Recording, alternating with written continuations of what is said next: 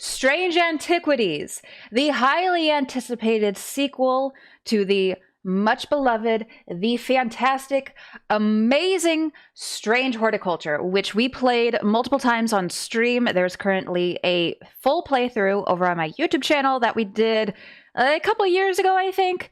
I love Strange Horticulture, and while I'm expecting to enjoy this game, I'm not gonna lie, the idea of Antiquities does not appeal to me as much as plants. I'm more of a plant girly than, you know, like cleaning out somebody's attic with like artifacts and all ancient stuff. But you know what? We're still probably going to have a good time here, and I'm very much looking forward to getting into this game. All right, we go. Ooh. As a thaumaturge's apprentice, there is a lot to learn. I'm probably mispronouncing that.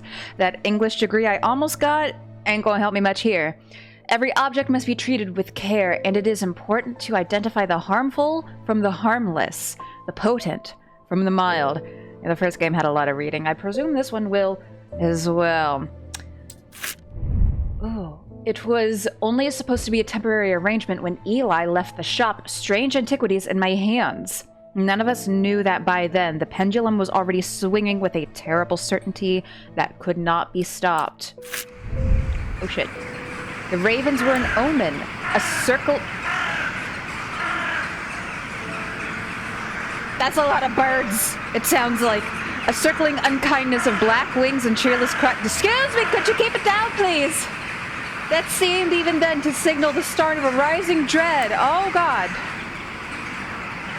Oh. Oh. How cheery. Day 1, Thursday. Kitty! You always go pet the cat. Go pet that kitty. Aww. Okay, so immediately right off the bat, I'm seeing we have a few things to start with, which I think we did in the first game as well. Ooh, all right, we gotta hit the bell. Ding! Oh, that's Eli. I've been called away to assist in an urgent matter in Ravenglass and must leave at once. Oh, I'm leaving the shop in your care with some reluctance, I might add. Well, I'm pretty heckin' reluctant. Make use of my reference materials. Here, take this. It's dangerous to go alone. There's an index in the back that may be useful to you. Oh, we just jumping right in. If in doubt, study it carefully. Remember that there are some powerful artifacts here. Yeah, there's some creepy looking things. This hand immediately, I have bad feelings about. Under no circumstances should you seek entry to any locked doors, drawers, or cupboards. You bet. In fact, safest not to touch anything at all. I should be back in a few days. We'll see about that. All right. Ooh. Use the arrow keys or WASD to navigate your shop. Oh, there's some locked things back here. I want to touch it. I want to touch all the things. Don't give me a metaphorical big red button that says don't press and expect me not to press it. Oh, the things swing around when I move. Oh, that's nifty. Ooh. Ooh! Weights? Okay. Gosh, there's so many things to explore here. Oh, we gotta...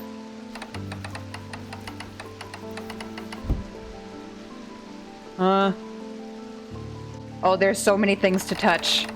Oh no, I'm in trouble. Good. Oh! What is this? Ooh. Ooh. On thaumic fields. All thaumic objects produce a field of sorts, although invisible to the naked eye. They can be observed by placing an object over a thaumic lens. A Diurnic? I'm trying my best here. Field pattern. These fields are not fully understood despite attempts to study them over the years. Okay. Oh! You can use shift to bring up a magnifying glass. And that just automatically goes in my pocket, it looks like. Okay. What is this? This little meter here? We're currently in the green. What? I have a growing fear deep within me. I cannot let it take hold. Oh, yeah.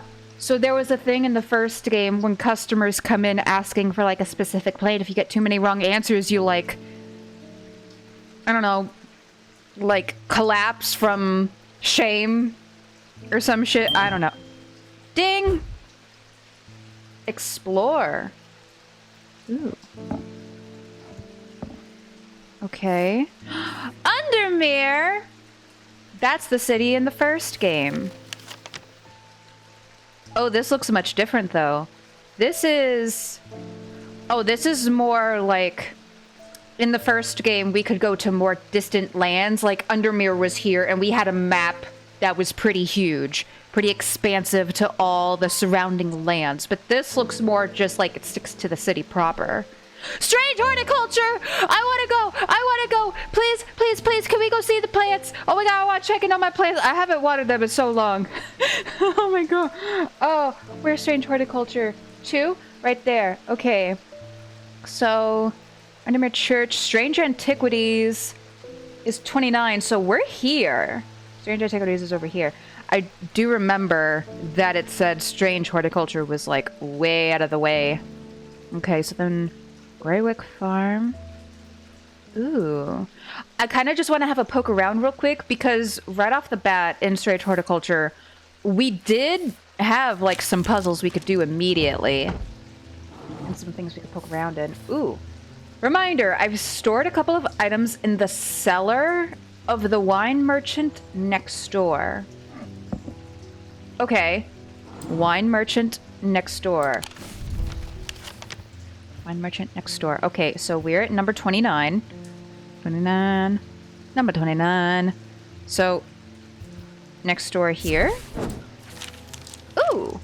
The proprietor, a Mrs. Cranmore, begrudgingly grants me access to the cellar when I explain that I'm from Strange Antiquities next door. Yes, well, take the lot of them out of here, would you? I can't say no to Eli after all. After all he's done for me.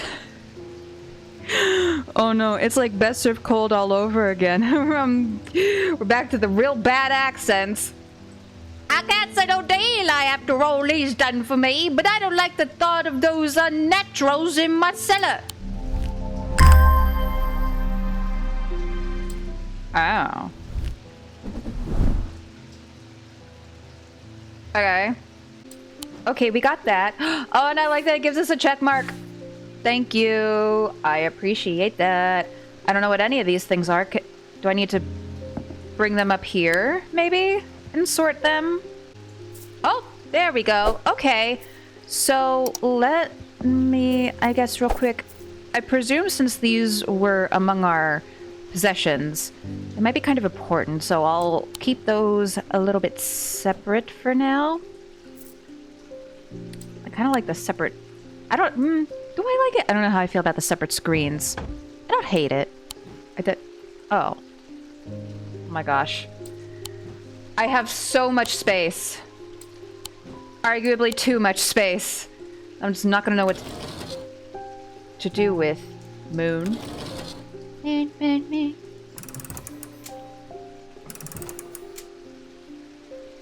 Oh no. Well. What the kitty name? We don't know the kitty name yet. Archive? Oh, should we put our, the check thingy? Yeah, let's put that in there because we're done with that and we don't need that anymore. We need to keep our workspace clean because I presume we're gonna have a fuckload of papers around that we're just not gonna know what to do with. Speaking of, I don't know what to do with these. Have a peek in here. Can we identify anything yet? Strange artifacts. A guide to occult objects. We were dealing with some occult gobbledygook in the first game. That was real fun. Contents, horn shackle. Oh. Memento Mori, a reminder of death. Okay. I guess theoretically there might be some items we could go ahead and identify. But usually, if it's going to be like the first game, we might be able to hopefully identify things as we go. That's my hope. So I don't want to get ahead of myself and accidentally, you know, do a whoopsie. Make a mistake somewhere. I don't even see any labels. Please tell me I have labels somewhere. Dear God, I'm not going to be able to function without labels. I'm just going to hit the bell. Let's continue. Thomas Pope. Congratulations! Today is the day you meet the great Thomas Pope. I don't like you already. That's me. I'm a man of two loves, fresh mountain air and a little white dog called Hamish. Oh, okay. Maybe you're not so bad after all. But I reserve some room for laughter among friends and shops with cats, and I got one of those. Yeah. If you would be so kind, I'm looking for a replacement for my hunter's boon. Okay. These are to inspect items. Okay, where's my book? Where's my book? Hunter's boon? Hunter's boon. Hunter's boon is a primitive item. They grant the power of the predator, enhancing perception and agility. They are made from trophies taken from slain beasts, with those from the deadliest predators being the most prized. They are simple items without embellishment. Trophies from slain beasts. Well, maybe this. That looks like a claw or tooth of some kind, so I presume I'm looking for something with animal parts. The closest thing I can really find is this. But I don't know. I feel like I'm gonna be second guessing myself literally every single time. The deadliest predators being the most prized. Simple items without embellishment. I mean, I don't know. Maybe I should just trust my gut.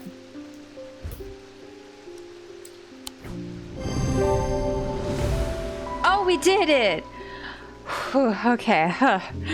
Gosh, I'm gonna be going through a crisis literally every single time. This is a tiger's tooth, a trophy from a predator. On closer inspection, it gives a sensation of power. Ew. And then we get more entries. Book content discovered. These carved totems, commonly... Selenic totem. Okay. Swell. We handled our first customer. You can add labels while inspecting items using the blah blah blah. Okay. Color and composition, a sense of touch, scent, and sound. Okay, so this is... we'll go with that one, yeah, I guess. So we want Hunter's Boon. Yeah. Shape? Oh! Oh, we can get real specific with our labelings. Oh god. I don't know about none of that. I'm just we'll go with white maybe. We'll put that for now. Color and composition? Move the cursor over different parts of the object to inspect it. Yellowy brown. It's a yellowy white color. Oh. Oh no, wait, I wasn't done. A sense of touch. Ooh, smooth but with hard ridges. Oh, this is interesting. We can get real inspecty. Scent and sound. We're gonna smell the tooth. Nothing to remark. Okay. That's probably for the best. Okay. Gives me a sensation of power. Okay. Fascinating. Well, one down. Oh gosh, okay. Jack Hungerford. The nights are drawing in again. Dark shadows hide dark deeds, or so my father always used to say. Oh. Seems like the shadows have grown darker since he passed 2 winters gone. Oh. A creeping dark has set up in my house. I'm told a shadow hold will draw it out. Okay, shadow hold. Shadow hold. Okay. Or oceanic vessel is a container of any kind, sometimes a jar or a bottle or some sort of box. It can be used to contain an oceanic spirit, a manifestation known as creeping dark, pulling it from shadows like poison from a wound. They are decorated with an elaborate design called a shadow catcher. Okay, container, shadow catcher. Do I have any containers? I don't know if I have any containers.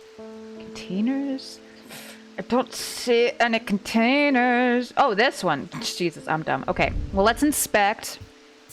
Inner perception. I have nothing to remark. Color and composition. Clay. And carved in. Pungent. Okay. Well, this is the only container I think we currently have, so let's go with this. Yeah. The container of some kind, design on the bottle, is the same as the sketch. Oh, wait, was it really? Oh, there's an auto-labeling option in the settings if adding labels by hand isn't your thing. You know what? We'll try that. Okay, next customer. David Chafer. What is all these ravens flying about Undermere today? Is this the same mailman as before? I can't remember ever seeing anything like it. It has been a hot minute since I played Strange Horticulture, so I'm not going to remember a lot of repeat characters, probably. Not a good day to be the sword who believes in dark omens. A letter for you. Mail time! We discovered some papers in the hidden desk drawer in the boatyard last night. Mr. Jones almost threw them in the fire pit, but I asked to take a look at them first. That man does like to burn things. They look old. Maybe there's nothing of much use here, but I thought of you when I came across an entry on the shin. Charlie Weathers. So does that mean I need to go to the boatyard? I presume. Let's see. Boatyard. Presume somewhere over here. Let's see. The boatyard is number 8. The yard has seen better days. A mess of broken and rotten timber covers most of the outdoor space that isn't taken up by upturned boats, slowly being claimed by the weeds. In the middle of all this, a man looks up from repairing a small rowing boat. You must be from Strange Antiquities, he says with a smile. He takes me to the dilapidated office where 2 metal buckets collect drips of brown water and a thin window pane rattles with every footstep. He pulls a sheaf of brown papers out of a desk drawer and places them gently in my hands. Thanks, buddy. Oh, more entries. Just what I needed. Apparently, as an afterthought, and somewhat reluctantly, the man gives me something else as I'm leaving. I have no use for it, he says. Don't even know what it's for. Oh. Okay. Well, let's see if maybe we can do a touch of organization here. Let's keep the stuff that we have already identified kind of gathered together, and then some of our newer stuff keep there. Maybe, I don't know. I'm probably going to change my organizational system like 8 times throughout this entire playthrough. It's fine, don't worry about it. Stanley Hume. I want an Osic ring. Osic. That's a pleasing word to hold on the tongue. Why are you talking like that? Okay. Osic ring. Oh, let's get our archives. Let's put that away. Great, thanks. Okay, Osic ring. Let's see. These somewhat macabre objects were originally made as offerings to the goddess Korchin, but the practice fell out of favor as belief waned. They are hard to come across now, but they are occasionally sought out for their ability to keep vermin at bay. Some say that they can hear Korchin's unearthly hiss when they hold an Osic ring up to their ear. Okay. So a ring that sounds hissing. This, maybe? Nothing to remark. I don't have anything else that looks ring-like, I think, as far as I can tell. Okay. Well, let's give this a try. Oh, no. Shitballs. Okay. Problem.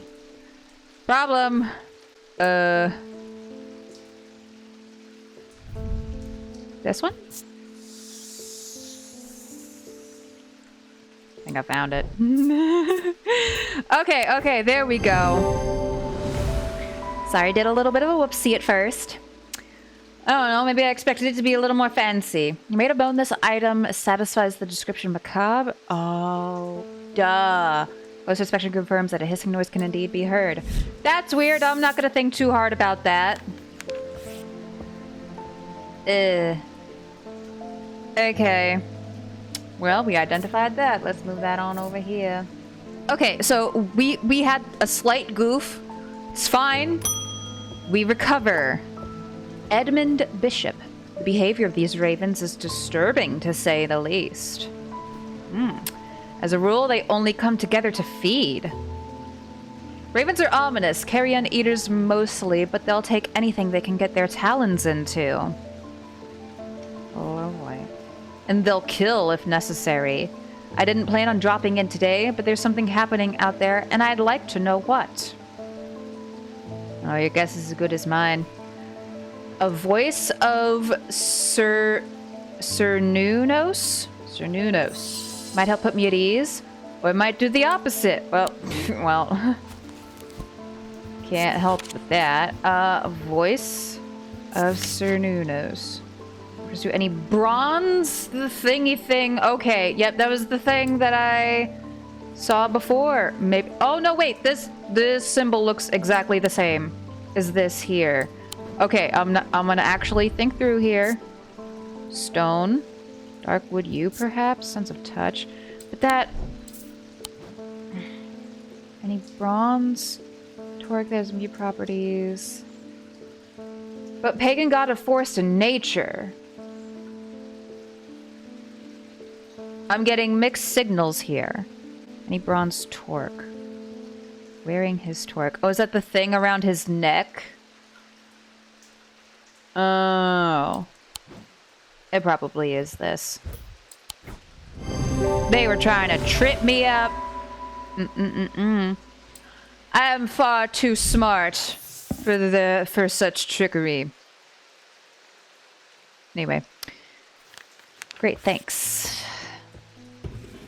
Oh, we're done for the day. Excellent. Ooh. A black mare thundered through the icy rain, shining wet in the silver moonlight.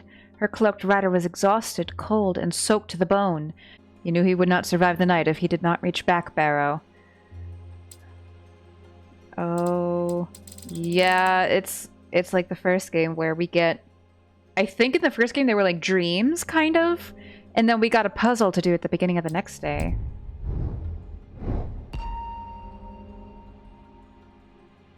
Ooh. Ooh. Oh. Oh. Oh, I'm doing that. Oh. What am I doing? I don't know what I'm doing. Help. I am unsure what's happening. Those look like handcuffs. Are we getting a little... Oh. An escaped prisoner ran northwest. He hid me in the first building he came to. I guess technically they are handcuffs, but you know. Okay. So, this I presume is our daily puzzle. Escaped prisoner ran northwest, hit me in the first building he came to. Okay. So I presume we're looking for a jail. That's here. And then ran northwest. Or southeast. Okay, I had to think about where west is. It's fine, don't worry about it.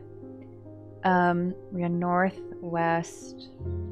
Hid me in the first building he came to. This one? Oh. Wait, that adds to my failure meter?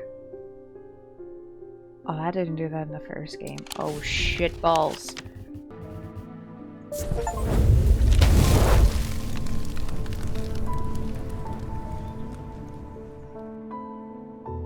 I don't want to talk about it. The dilapidated warehouse is dark. You know what? Maybe I do want to talk about it. I clicked so many buildings around there. Like, I went to the northwest. I did... I don't want... It's okay, it's fine. The dilapidated warehouse is dark and imposing, and the struggling flame of my lantern does little to pierce its depths. I slowly search through its contents, and with a sense of despair, wondering if I'm even in the right place at all. Silly me for thinking the dude escaped through, like, the front door or some shit. I don't know. I'm not upset about it. I'm not bitter at all. I swear. I swear I'm fine. Everything is great and swell and fine. Don't worry about it. Wondering if I'm even in the right place at all, when suddenly and unexpectedly, I uncover something of value. More relieved than elated, I take the trinket back to the shop for further study and a warm drink.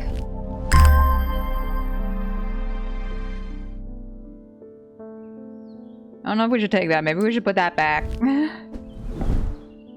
I don't know if I want to touch that, but okay. Verona! I know you! Oh, that's just perfect. Undermere fizzing with fear over these ravens, and the thaumaturge has left the apprentice in charge. Sorry, my dear, that was rude. She was in the first game. She helped us beat the giant monster thingy. Pay no attention to me. I'm an old lady who got out of the wrong side of the bed. These ravens have got under my skin, is all. Oh, please do let Eli know that I was looking for him next time you see him, and pass on my thanks for letting me borrow his copy of Hermetic Symbology. Oh, okay.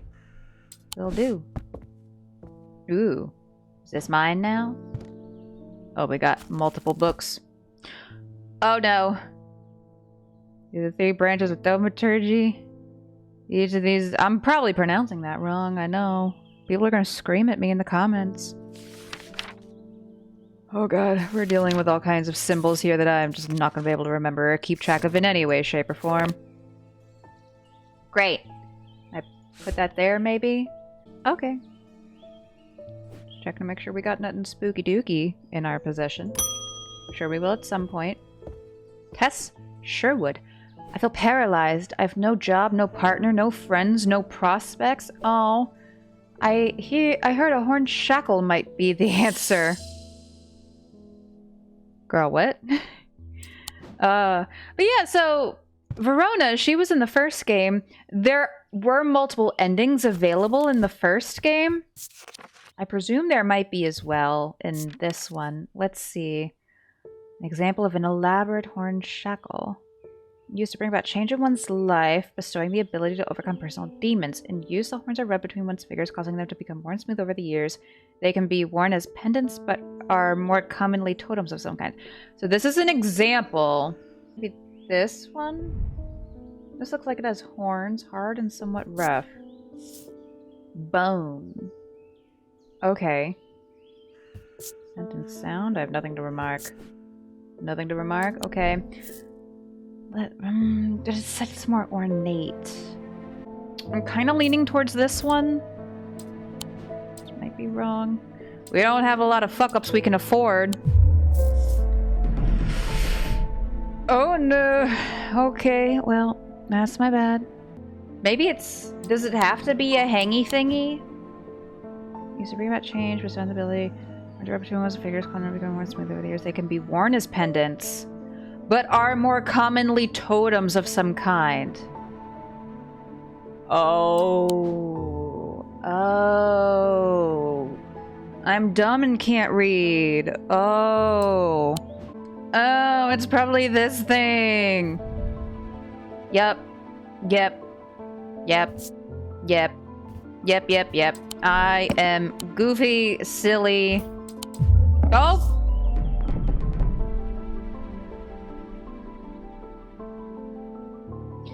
Still very goofy and silly, apparently. Wow, am I just, like, real bad at this? Because, see, like... I don't expect it would be this, because this is more, like, fancy. From the description, it sounds like it's supposed to be more, like, actual, real bone. Not something made entirely out of bronze? Sorry, ma'am. I'm real bad at my job. Don't worry about it. It's fine. I literally forget what I tried and what I didn't try. Did I try this already? Y'all help. I literally... ADHD go... Oh no. Deep fear has taken root over me. I must break the hold it has on me. Uh-oh! I done goofed. So, how do? Roll? Click a segment of the seal and bank the dice to break it.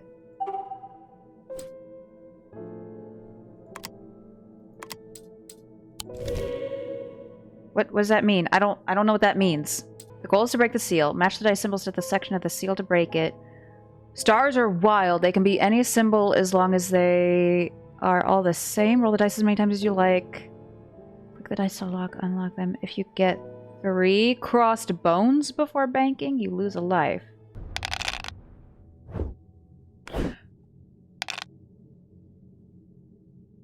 The cat has interfered? Is that good or bad? I'm not seeing any stars. Or is it like, can it be anything?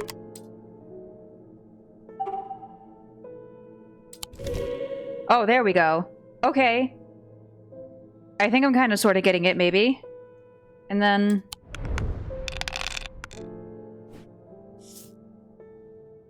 click a die to unlock it. Okay, so we need a snake, and we need 2 that are the same. And we need 1 more snake.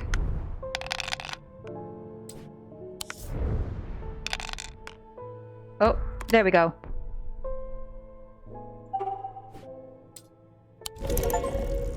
Ooh, okay.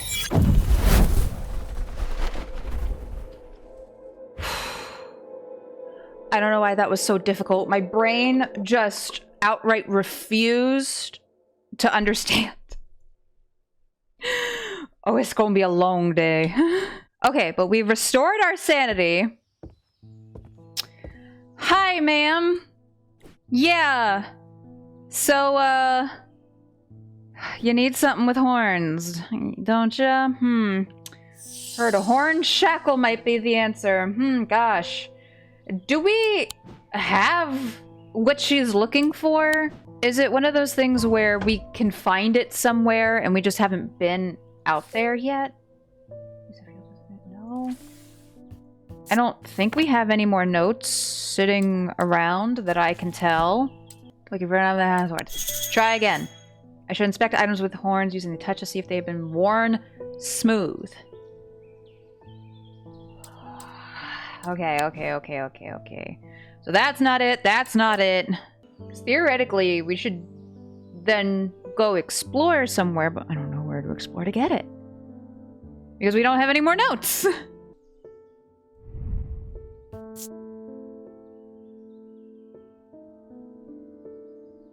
I hate it here. I hate it here. I don't want to talk about it.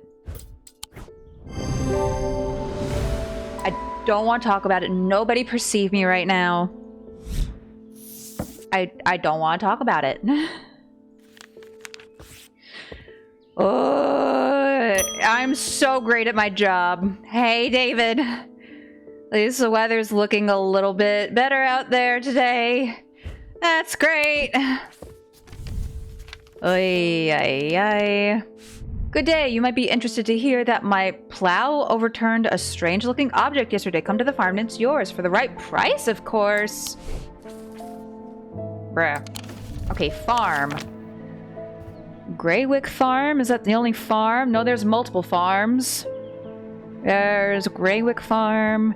There's Royston Farm. That's that right there. And Royston Farm is over that way, right behind the shop, so I'm gonna presume it's that one. John grins as I struggle to hide my obvious interest in the item he shows me. Any hope that he might not be fully aware of its value quickly evaporates, and after a lengthy negotiation, I reluctantly hand over the amount he originally asked for. Ooh. Nifty. Alright, we can put that away. Alright. Next customer. Julia Braddock. Ah, Jupiter! We meet again! Our paths crossed late last night on Princess Street, I'm presuming. She talking about the cat. We shared a moment before he slunk off into the darkness on important business, no doubt. Jupiter! Aw, I wonder if you can help me. I'm visiting my grandmother later, and I wanted to bring her something. Ooh. She lives all alone on the edge of town, out on Clanbrook Road, and I don't always manage to get out there as often as I'd like. Okay. I thought maybe a moon heart would bring her comfort. Moon heart. There's no item by the name of moon heart. There's an index in the back that might be helpful. Okay. Moon heart. I presume it's one of those, like, alternate names, perhaps? Moon heart. Selenic totem. Okay. These carved totems are more commonly known as moon hearts, can be imbued with a sentiment or feeling such as love or joy, and then held tightly to recall the same feeling. They sometimes feature crescent shapes, associated with both the Selenic and Noctic disciplines. Indeed, the form of the item itself will often have a connection to either the moon or the night. Okay. Let's maybe not fuck this up. Something with a crescent shape. This one? Nothing to remark. Really? Okay, so this one's a possibility. I'm gonna leave that here. Just as an option. I was hoping the inner perception would give us, like, some warm fuzzies. Like the thing said. Would you, I suspect? So there is a picture of a tree here.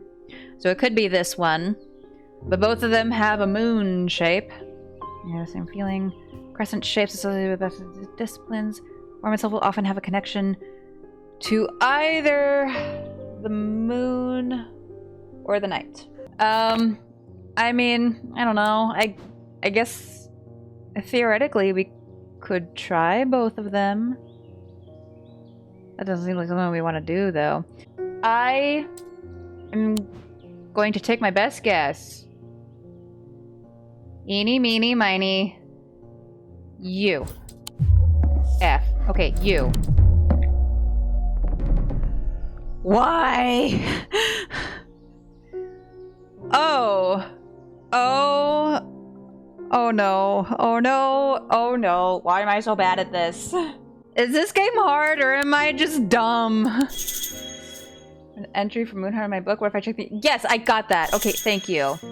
Looking for a carved totem? Like, the owl?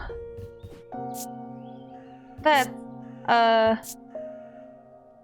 There it is. I'm overcome by a warm, loving emotion.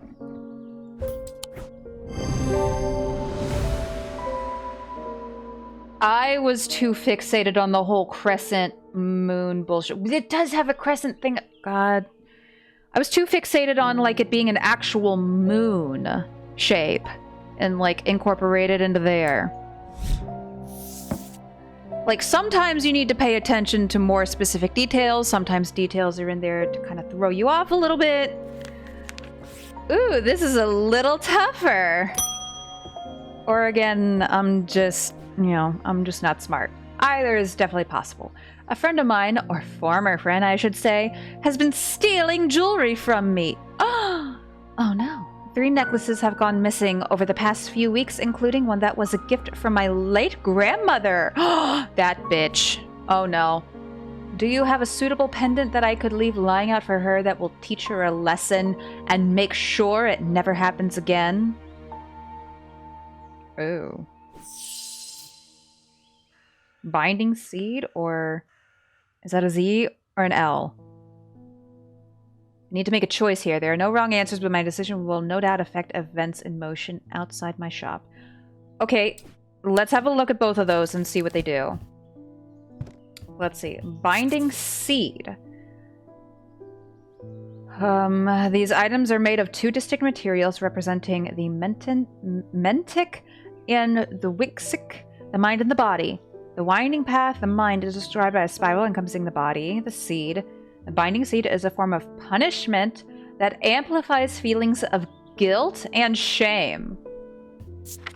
Well, and, oh, it is a Z. Okay, the Zaya, whatever. Worn about the neck to place them closer to the heart, these innocent-looking items instill a sense of fear and paranoia. They can be difficult to remove. Ooh. Yeah, listen, stealing is bad and all that, but I'm not sure we want to go for that necessarily. I think it would be better to instill shame. Shame! So, we need to find a binding seed. The winding path is spiral encompassing the body. Okay. So you're looking for a pendant, she said. Also, I don't like that this eye is following my cursor around. I could certainly do without that. Okay, what do we have that is spirally? There's this. Possibly. This is looking pretty spirally, but that's not a pendant. She specifically said she wanted a pendant. I think that might be all. Let's try this.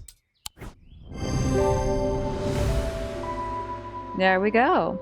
The item is made of 2 materials, wood and stone. It features a spiral surrounding a seed. Yeah, just make her feel bad. Because she should feel bad for stealing. Phew, okay, we're doing all right. We're doing all right, kind of, sort of. They've found a man just now in that house where all them ravens were. I wish I hadn't seen, but I did. He was sheet white, but it was his eyes that are going to give me nightmares. All black they were. It was like he weren't there anymore.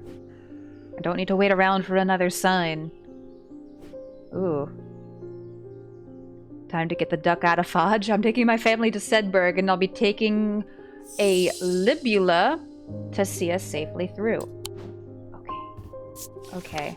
Don't get me wrong. I'm not necessarily, like, upset that this game is a bit more difficult than the first one. I think, you know, it is a puzzle game. There should be some element of challenge somewhere in there. Just, you know, if I'm not doing so well this early, it doesn't give me such good feelings for later games. Okay. Purported to offer reassurance in times of upheaval and change, but they are not held in high regard by most scholars of the occult. Being said, an imbuement of wisdom. Okay, there is power in symbology. Okay, imbuement of wisdom. So that's all it gives me. And maybe like this triangle circular doodad. So does that mean when I'm holding it I should feel like a real smarty pants? Crackling energy flickers in the depths of my mind. Maybe this one? Possibly. It's a slight out-of-body feeling like my hands belong to somebody else. I don't like that. I don't like that at all. Nothing remark. Okay, I am gonna guess this one. I hate it here. I guess that means I should look up the thing for wisdom. Oh. I'm dumb. I'm big dumb. But we knew that. There we go. Okay, listen. Puzzle games are for smart people, which I am not. I think we knew this. It's okay, it's fine. A deep pain radiated down the side of the rider's head where he had sliced himself with the diverging hook, and his thoughts were scattered and torn. He could not see out of his left eye. Oh. Whoa. Oh dear. Oh help. Oh help. Oh. Oh dear.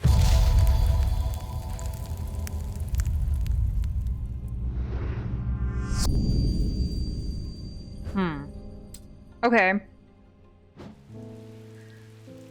Well, let's do our thingy. I presume that we're going to need to find something that lines up with this shape. Like a block of buildings, mayhaps? Oh, that might be it. Oh yeah, I think this is it, on Princess Street. Okay, yeah, because this section is like all here. Okay, and then just above the hook bit? Maybe? So... here? Oh! Let's go! I'm so good at the video game. High five. There's a narrow gap between the two houses, and I spy a small wooden chest wedged firmly inside. Slowly, I manage to work it loose, and when it finally comes free, it shoots out onto the hard ground and snaps open, revealing its long hidden treasures. I thought for sure I was going to be real wrong on that. Great. Wonderful. Very slowly getting the hang of things. I say that and I probably just jinxed myself. Francesca Robertson. Oh, good afternoon. No, good morning. Sorry, I'm a little distracted. I'm Francesca Robertson, a doctor of sorts. I assume you heard about Mr. Hungerford? It seems to be the talk of the town at Hungerford. I'm used to dealing with maladies of an occult nature, but black guys are certainly unusual. We talked to somebody named Hungerford. He was the guy that was found in the building with the ravens. I've heard of something like this before, but I don't see how it could be the same thing. Either way, I'm hopeful in Evocant will have the same effect. We talked to somebody named Hungerford. Or did we not? Dramaturge. We don't get profiles for everybody. So I don't remember what we gave to him. Alright. Evocant. Okay. These stone items weigh the same as a man's heart, according to popular myth. The truth is a little less dramatic, but the weight of these items is nevertheless important and should not stray more than a hair from precisely 1 pound. They are placed on the chest of those in a coma to draw them out. So I suppose this is where the scale comes in here. Alright, we got 1 pound. Okay, that's too heavy. That might be a little too heavy. Because it said it shouldn't weigh... What was the exact verbiage? Should not stray more than a hair from precisely 1 pound. Okay. I guess we're just gonna try everything until we find something that weighs a pound. I suppose. Nope. Everything's too heavy. Excuse me, pardon me. I'm just weighing every single item in my shop. That's gotta be it. Also, we have this floating object here that I don't know how to feel about that. Feels a little oogly spoogly, but that's fine. Yay! I made a stone. Weighing the item using my scales shows that it's exactly 1 pound. Yeah. We're so good at the video game. Until we aren't. Anyway, next customer. Temperance Parker.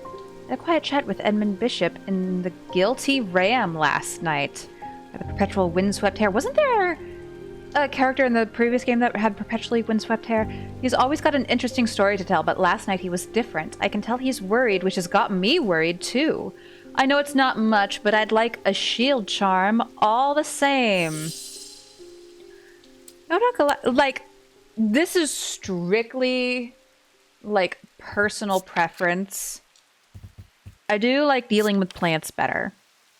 Personally. Generic charms of protection have little to offer the skilled thaumaturge, but can have some small effect. An oceanic spirit or a wandering shroud will not abide them, for example. Such charms make use of the art of the symbology and ancient, and some would say primitive components that can be made from various materials like rarely precious metals. Protection. Got them. Okay. I swear that looks familiar somewhere. Where? Oh, this one? Oh, please be correct. Please be correct. Yes. Oh, it feels so good to be correct. St. John's Anvil. Remember we had like a St. John's wart or something as a plant from the first game. Something like that. Okay. We're doing all right. Oh, hey, you cute. There's something I wanted to show you. I didn't like the look of it, so I left it where I found it. What if it's cursed? Sure, leave me to handle the potentially cursed thing. It was hanging behind an old ivy shed, all overgrown with ivy. Excuse me. Let me draw a quick map for you. There. Well, I guess we going exploring. Okay. Map. I'm the map. I'm the map. I'm the map. I'm the map. Looks like we got trees, perhaps a body of water. I mean, there's only so many trees around here. Let's be so for real. Potentially here. But the roads, they look similar-ish. I guess we'll give this a try. Oops. No. I see in the first game, if you went somewhere you weren't supposed to, you just had to wait for your will to explore to come back. So where else has a similar road path with trees and junk? You couldn't have just told me where to go, my guy. You had to make a cryptic drawing. I'm also not really finding any roads that look like this. It's kind of a big thing that's throwing me off. This was also a pretty big hang up in the first game as well, trying to find specific landmarks and shit, because I'm not great at that. At this point, I'm going to be clicking on every single location possibility. Process of elimination will get us eventually. Yeah, I think that's it. Which, none of the roads look like this, but okay, sure. This is fine. Everything is great as well and fine. Anyway, the shed is actually a wooden summer house that looks out over the pond, but it's clear that it hasn't been used in some time. Thick brambles claw their way up and over one side of the structure, and ivy covers the rest in a mottled green cloak. I find what I'm looking for to the rear. Parts of the ivy have been torn away recently, revealing an amulet hanging from a rusted nail. Something else catches my eye as I reach for it, and I notice there's another pendant hanging next to it, almost completely hidden by the ivy. Ooh. Nice. Okay, well, we're doing... Amarota! Hey, babes. Eli's picked a bad time to leave Undermere. Maybe he knows something. I've come from the Hungerford house where I've been helping Dr. Robertson and looking for any clues about what happened there. Alright. What you got for me? There wasn't much to go on. I did find a shattered Oceanic vessel. Whatever did this was no creeping dark. Oh, it was that guy! There was a strange black stain on the flagstone floor that I didn't like the look of. And the ravens, very unusual, but at least they seem to have dispersed. I don't know what to make of it. We gave him something. I'm going to take a trip to Gleaston Castle to see if Edmund Bishop can shed any light on their behavior. But first, I would like a vestiger. Whatever that is, whatever this is, we don't want it spreading. Okay. Yeah, we gave the guy a thingy, whatever it was. Was it this? Might have been... No, I don't remember. There's something... I remember vaguely some mention about, like, a creeping dark or whatever. Right? Vestiger. Let's see what we got. Vestiger can be used to prevent the spread of disease and pestilence. Among other oddities, flames burn pale blue in their presence. That doesn't help me a whole ton. I don't think I got a lighter. So are we looking for... I don't know, something for disease? Would be my guess. Okay, so nothing there helps me. Great. I don't have any pictures here. Among other oddities, flames burn pale blue in their presence. I don't... Oh. I can pick up my candles. That's cool as shit. So we're looking for the flame to turn pale blue. Oh, I got you, fam. I can pay attention to directions maybe sometimes. Great. Excellent. That's cool as shit, though. I didn't know I could pick up my candles and actually use it. I was literally like, I don't have a lighter. What the fuck you talking about? Yeah. Okay. Whew, we're only on to day 3. Holy balls. 2 days earlier, the writer and his fellow adventurer were deep underground exploring the tunnels below the Kirkhead Tower when they made a discovery. Their elation at their find would soon turn to horror. Yeah, in the first game, this was following a person who ultimately was responsible, or at least, I'm trying to remember. Like I said, it's been a hot minute since we played Strange Horticulture. But it was something like they were kind of responsible and very heavily involved in the rise of some demonic eldritch horror type deal. So I'm gonna guess that's what's going on here as well. Ooh. Oh, this looks like a key. There we go.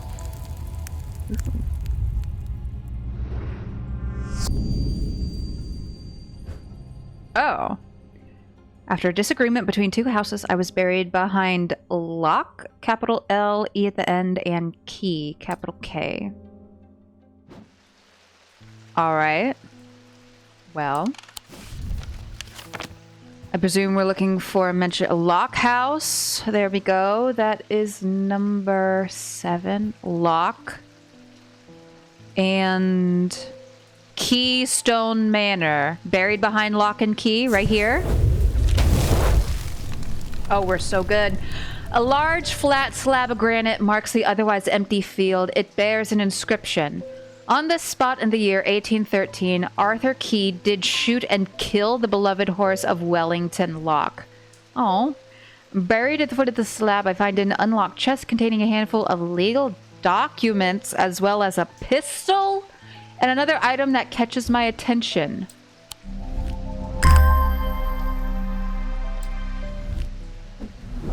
We're not going to take the gun with us. I feel like that mayhaps come in handy. Especially if we're dealing with some spooky dooky type things, but whatever. Anyway. Oh, Eli! Hey, buddy. Well, the shop is still standing. Barely. I kind of went insane a little bit once. That's something. Say what you will about Undermere, but this town is never quiet for long. Yeah, well, yeah. I leave for a few days and suddenly everyone's talking about ravens and curses. I'm going to need to find Verona to get up to speed on what's going on. Yeah, there's kind of some things happening. Dude may or may not be in a coma. At least I didn't come away from Ravenglass empty-handed. I can always rely on Quiet Susan to unearth an interesting trinket or two. So does this mean you're gonna take over the shop and this is no longer my problem? Please? Damn. Alright. Well. Edith Moore. Oh! I'm not a good person. I'm pushing away the only people I care about. It's the thing! The lady who was stealing the necklaces! Help me do better, please. I have to change, but I don't know how. What do you have that can help me banish my inner demons and make the changes stick this time? This is the lady that was stealing the necklaces from the other lady who was her friend. And we gave her the thing to make her feel guilty. We could have given her the thing that made her feel paranoid. But, okay, banish the inner demons and make the changes stick this time. So this is where it starts to get a little bit more vague, and we gotta use context clues within the descriptions of the items to maybe try to figure it out. It is also definitely possible that if we're going based off the first game, some items can repeat, even if we've already used them. Oh. You should bring about change in one's life. Do we need the horn shackle? Maybe. Overcome personal demons. She did say, banish my inner demons and make the changes stick. That was this one. Oh, we are getting repeat items. Alright, good luck to you, bestie. Maybe stop stealing things. It's not nice. Oh, it's the doctor lady. The evil can't didn't snap Mr. Hungerford out of it, unfortunately. No. Maybe go try a plant from across town. It's strange, at times he appears almost awake, but he is deep in some kind of trance, and I can't get anything out of him. He seems to be searching for something. I'm beginning to suspect this is beyond my skill set, but I'm not willing to give up so easily. Alright, I know it's a bad idea, but I'm going to need a sleep vessel to get me through this week. Hey, sometimes we need a little help sleeping now and then. Get yourself some melatonin, babes. Alright, sleep vessel. The 6 points of a sleep vessel are said to represent the 6 thaumic disciplines. Selenic, Draic, Noctic, Diurnic, Wixic, and Mentic. They help people stay awake beyond any natural limits by storing their fatigue. Over time and repeated use, they become more and more difficult to handle, as though the undreamed nightmares within are beginning to seep out. Oh, so it's like you take all your fatigue and you put it in there, but it doesn't just like go away. Okay, so set to represent the 6 disciplines, which are all these. Are we looking for something with all of these symbols on it, maybe? I'm just realizing there is a protection symbol carved right here into our counter. We probably gonna need that. With all the bullshit we're dealing with. Okay, that's nice.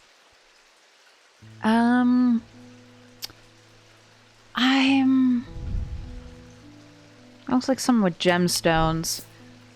I don't really see anything immediately with a whole bunch of symbols on it.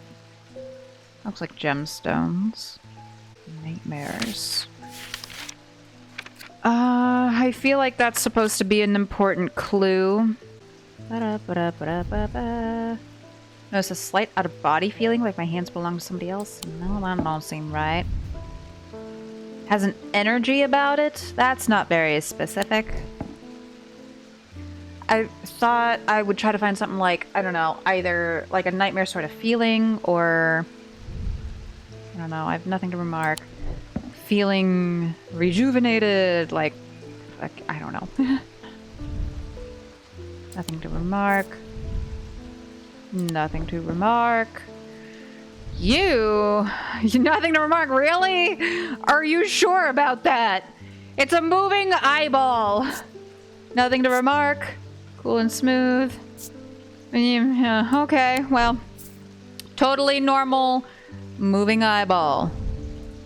Great. Nothing to remark. There's darkness to it, as if it holds untold fears inside. Maybe. That seems kind of nightmare adjacent. Maybe. Nothing to remark. I don't think it'll be this thing we just found.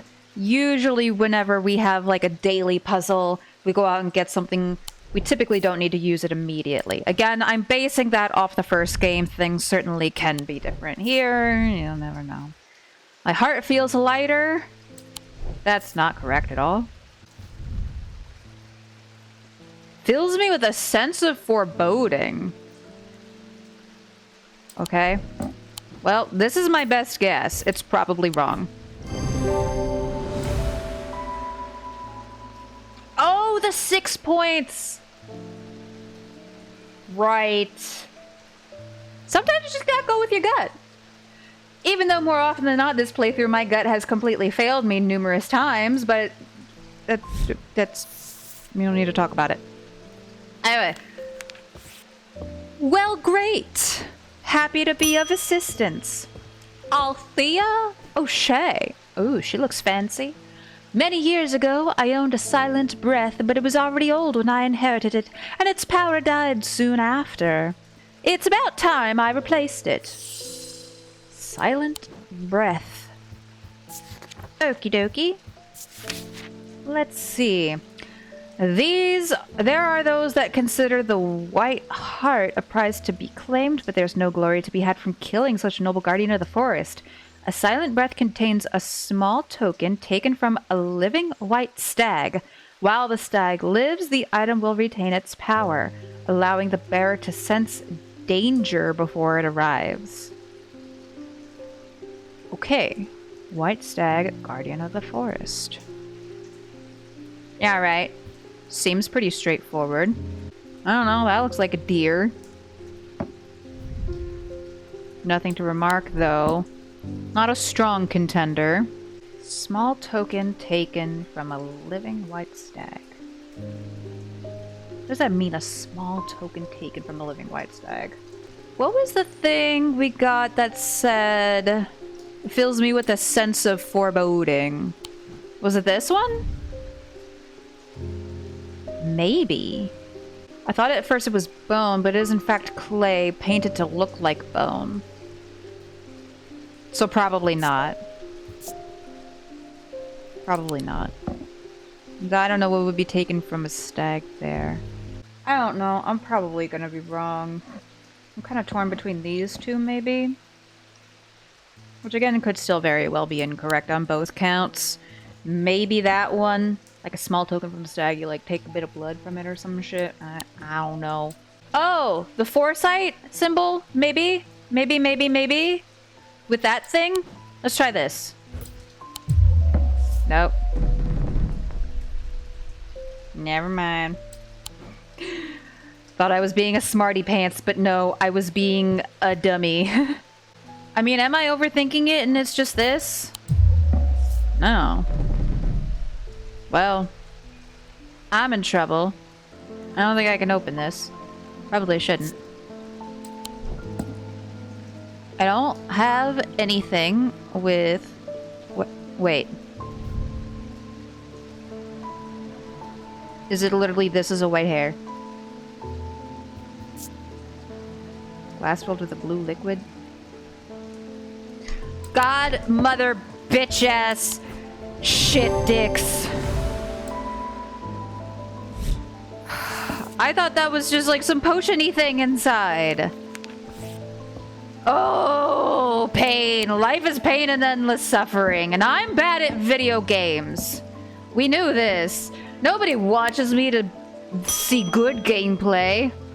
People only want to watch me fail and flounder. Oh. I've always wanted to try to Daedalus Link. Daedalus? We playing Hades again? I have a personal interest in the celestial branch, so I'm not completely new to such things, nor am I ignorant of the risks. And now I have a good reason for it.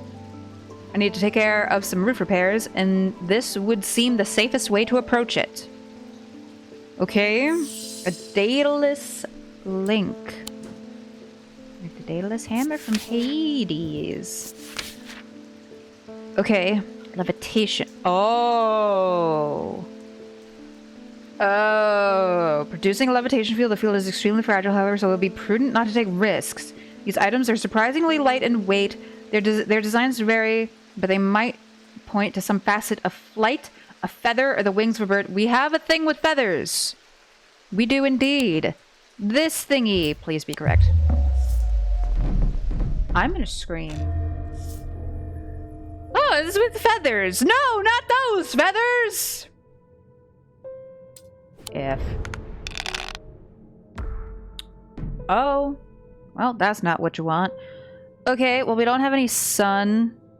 We have a snake. I guess. Do I need to select first? Maybe I might need to select first. Ooh! There we go. Got that one. Alright. We go again. Oh! Kitty, no! Bad kitty! Kitty! You got me the crossbones! How could you do this to me? Alright, I'll take the sun. We roll. What we got? Okay, we have a sun and kitty cats. Because the stars can be any symbol. Which is nice. Ooh, there we go. Easy breezy, beautiful cover girl! I'm so good at restoring my sanity in a video game. If only I could do that in real life. Anyway, we're not gonna think too hard about that. Anyway, so dataless link. Right. Something with a feather that evokes flight. Is it the bird? It's probably the bird. Yeah, I know. Good luck. There we go. The bird as a motif is a connection to flight. Using my weighted scales, I can confirm it is very lightweight. Oh, I didn't do that. Maybe I should have done that. Like, so many things to cross-reference. Okay, it's fine. Edmund Bishop, hello. The ravens are back, I see. Uh-oh, looks like it's going to be worse this time. Oh. After speaking to Verona, I've come to extend an open invitation to visit Gleaston Castle. Oh. My family has lived there for generations, and I know there are artifacts that would be of use to you, gathering dust in hidden corners. Oh, well, that's nice. Give me more things to hoard. All I ask is that you stay out of the South Tower and the master bedroom. And run anything you find by me first, of course. Oh. We taking a field trip? Something to get you started. Walk past the main staircase and turn left. Follow that corridor. Down the end and go through the door to the left. There's a small plinth in the corner of the room with an item on it that you are welcome to. I never did like it anyway. Do I have to remember those directions? Oh no. I gotta remember the directions, don't I? F. Alright, well, let's get this over with. Use the buttons on the left to change maps. Oh! Oh no. I'm in trouble. My sense of direction is doo-doo water. You said don't go to the master bedroom. But what if I wanna? Okay. Grand hallway. Past the main stairs. Turn left. Follow that corridor down to the end and go through the door to the left. The conservatory? Potted plants line the edges, Wren, Jacobsworth, and Camphor among them. I remember those. It's peaceful, save for the distant bird, chirp of the birds, but it's time to move on. Damn it! I was incorrect. We try again. Follow that corridor down to the end. Oh, first door to the left. Oh, that's this one. Whoopsies. The plinth is not hard to spot in the corner of the room next to a small writing desk. A glass jar houses the object mentioned in Edmund's note. As I gather the item and turn to leave, my eye is drawn to a green book on the desk. The author's name is of particular interest. I pick it up and find Edmund on my way out, who encourages me to take it with me. I try to insist on paying for it at least, but he won't entertain the idea. Oh, look, another book. Oh, by Eli! Great, we got more moon bullshit. Great. I love it here. I'm just amassing a whole ass library here. At the end of a long passageway, after days spent clearing away dangerous rock falls, the duo came upon a chamber. In it they found a small stone tomb, too small to contain human remains. Alright. La la la la la. Oh, that teeny tiny.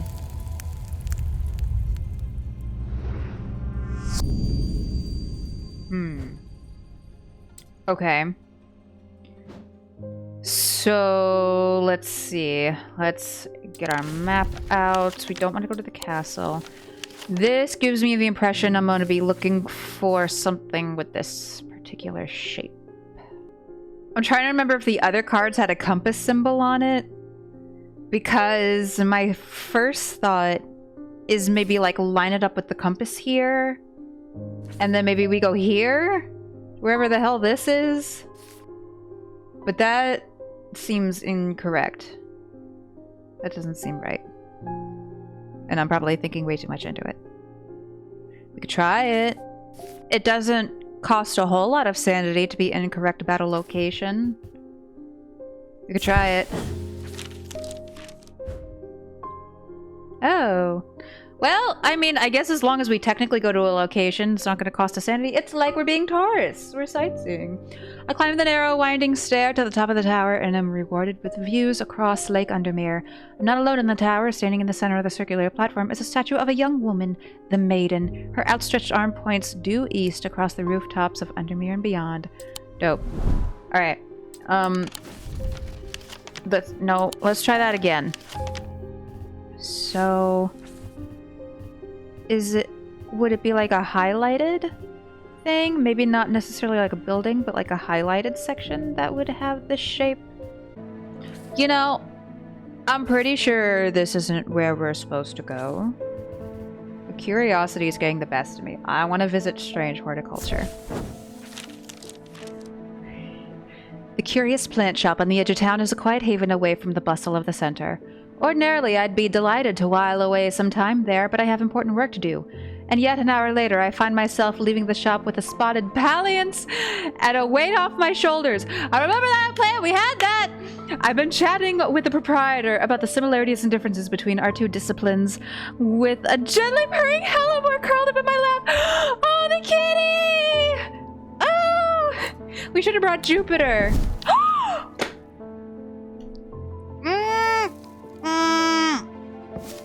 Oh, we got a plant. We got the plant. We got the plant. Oh, that gives me warm fuzzies. I'm so happy about that. Oh, that's so neat. Oh, I love that. I'm getting daily puzzles that send me over to the goddamn castle now. Oh, balls. Okay, so... What? Oh, is it? Oh... This is some bullshit. I don't like that. I mean, it's clever, but I don't like it. A portrait of some dead lord eyes me suspiciously as I enter the room and start absent-mindedly opening drawers. I thought I just had to stick to town, damn it. The room is cold and austere, and I'm about to leave when I spot a crate under the chest of drawers. This could be something. Ew. Well then. I'll have that. Mail time! Not sure about this fog today. It's an eerie atmosphere out there, especially with those damn ravens back again. Who's gonna get got this time? It's usually fierce black dogs I have to worry about, not big black birds. Better off inside, I reckon. What do we got? What do we got? The triangle has intrigued me ever since I first heard about it as a young boy. What caused the pine trees to grow like that? Did someone plant them? Triangle? I know you have at least heard of it. But did you know this? I calculated the exact center point and there's a small clearing there. It can't be a coincidence. What's more, there's a certain energy about it, not entirely welcoming either. I wonder if you might take a look for yourself. Thomas Pope and Hamish. Oh, is that the guy that came in and was like, oh, what a good day for you. You've gotten to meet me, and I have a dog, and I like cats. It's Hamish, the name of the dog. Oh, that's cute. Okay, so... Frickin' triangle? Triangle? I ain't ever heard of no triangle. I mean, I presume it has to be in town, right? And not... at the... castle? Because it said something about a clearing. Where else did the guy say not to go to? The master bedroom and... where else? He said don't go somewhere else, but I completely forgot. Oh no. I'm gonna accidentally stumble into somewhere I'm not supposed to be and I'm gonna get in trouble. Oh no. Okay, triangle? I ain't heard of no triangle, my guy. Oh, the triangle there! Jesus balls! You know, I think, I'm gonna be honest, on my first playthrough of Strange Horticulture, I also struggled a good bit. Puzzle games are just not my strong suit. I like them, though. Sure enough, as I approach the center of the curious triangular copse at the heart of Heath Wood, I come across a clearing. A tree that has been split in two stands in the center. Sunlight breaks through and I take a deep breath of cleansing pine and earth. Almost immediately, I am struck by a sense of ominous power. My intuition tells me that there is something unusual here at the heart of the wood. I examine the broken tree and notice some strange markings carved into the trunk. Heart beating faster, I spot something else embedded in the wood. 3 pendants arranged in a triangle shape. Ooh. Creepy.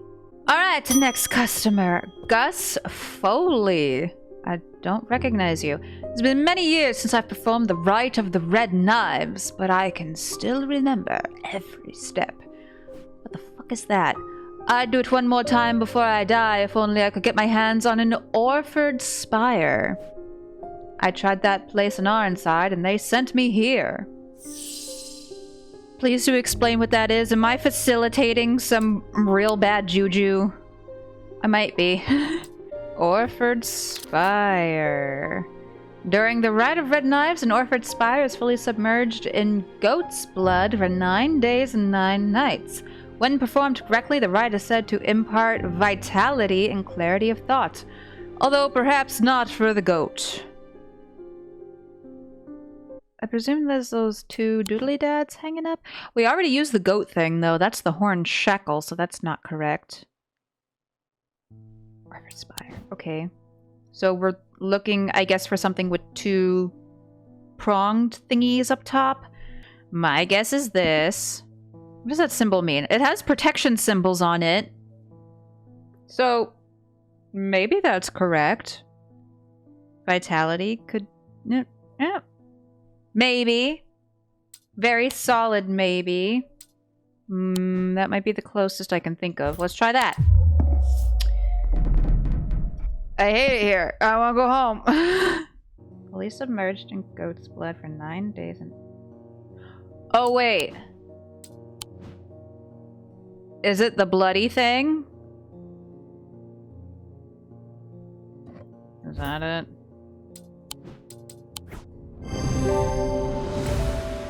Ew. Ew. Ew. Ew. Gross. Ew, and I touched it. Ew, get out of here. Go do your weird shit. Yeah. Hi, Eli. Are you ready to take over the shop again? I need a vacation. I need to go away for a few days again. God damn it. The Order of the Black Veil will have the information I'm looking for. They seek to understand the world beyond death, drinking an elixir that sinks them into a deep trance. That's kind of sus. If I'm right, they may be able to shed some light on these events. The only problem is I burned that bridge long ago. Oh, I'll go. In your place. Like, I don't want to run the shop. Could you hand me that Guise of Lillian?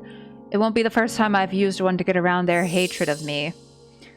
Ooh. Guise of Lillian. This item can allow the bearer to pass unrecognized. If used for any length of time, the wielder can begin to lose their sense of self.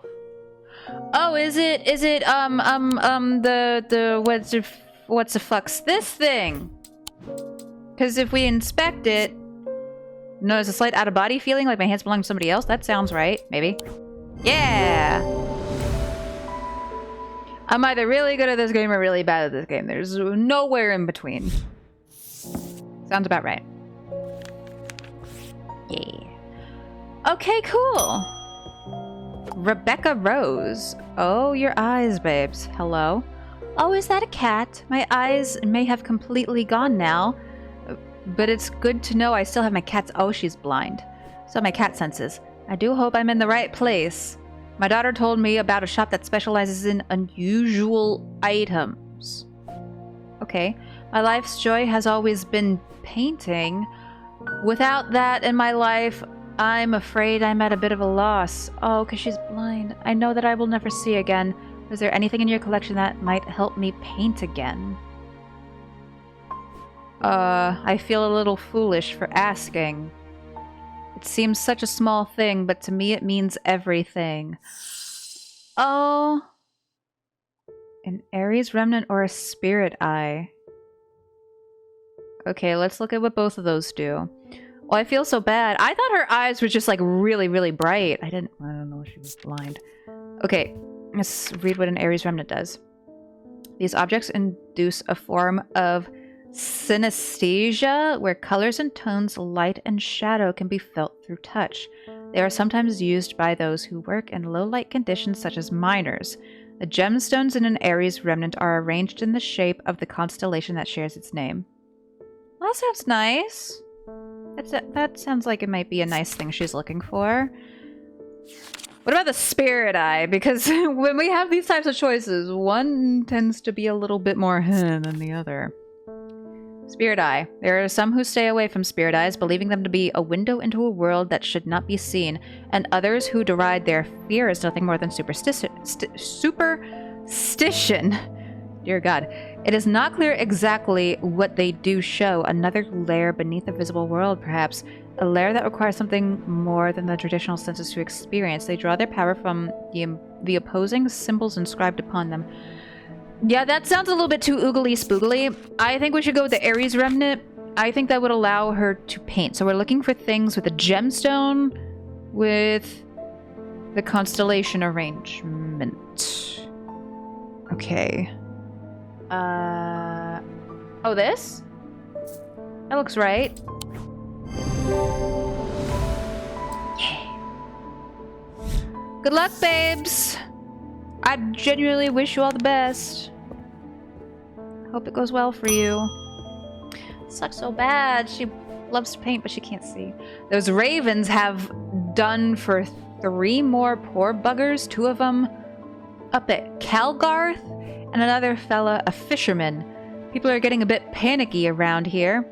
Nothing natural about folk turning up with eyes all black like that. And now this fog, too. With the nights drawing in and me working late, I refuse to walk down Holbrook Road without so much as a lantern. Oh, okay. I had something nice and bright in mind. Sun bond? Okay. Sun bond. A sun bond is small and lightweight, designed to be carried discreetly and made of non-precious metal of some kind, housing a gemstone of light. They carry the warmth and the light of the sun, a brightness that can pierce through the darkness. We're gonna need our gemstone book, probably. Gemstone of light. Probably that one. Okay, so we're looking for something, I think, with an amber that is lightweight. This thing, maybe? Let's have a look. Nothing to remark. Sounds are muffled in its presence? That doesn't seem correct. Doesn't say nothing about no sound. What about this one? Sense of touch feels a little warmer. Warmer than I would expect? Sound, nothing to remark. Nothing to remark. Okay, non-precious metal. I don't think bronze is a precious metal. At least I think... Did it say something about non-precious metal? Yeah, non-precious metal sometimes has a gemstone of light. Okay, I think it's this. Let's double check with the scales, because that's a thing we should be doing that I'm consistently forgetting to do. Yeah, that thing's pretty darn light. We'll go with that. Yeah! This is an item, has an amber gemstone. A stone of light is made of bronze and non-precious metal. Closer inspection reveals that it is strangely warm. There you go, buddy. I'm slowly getting the hang of it. Very slowly, but surely. Audrey Bell? Bend your ear to the trees, hold out your palm to... Oh no, this is some cult shit!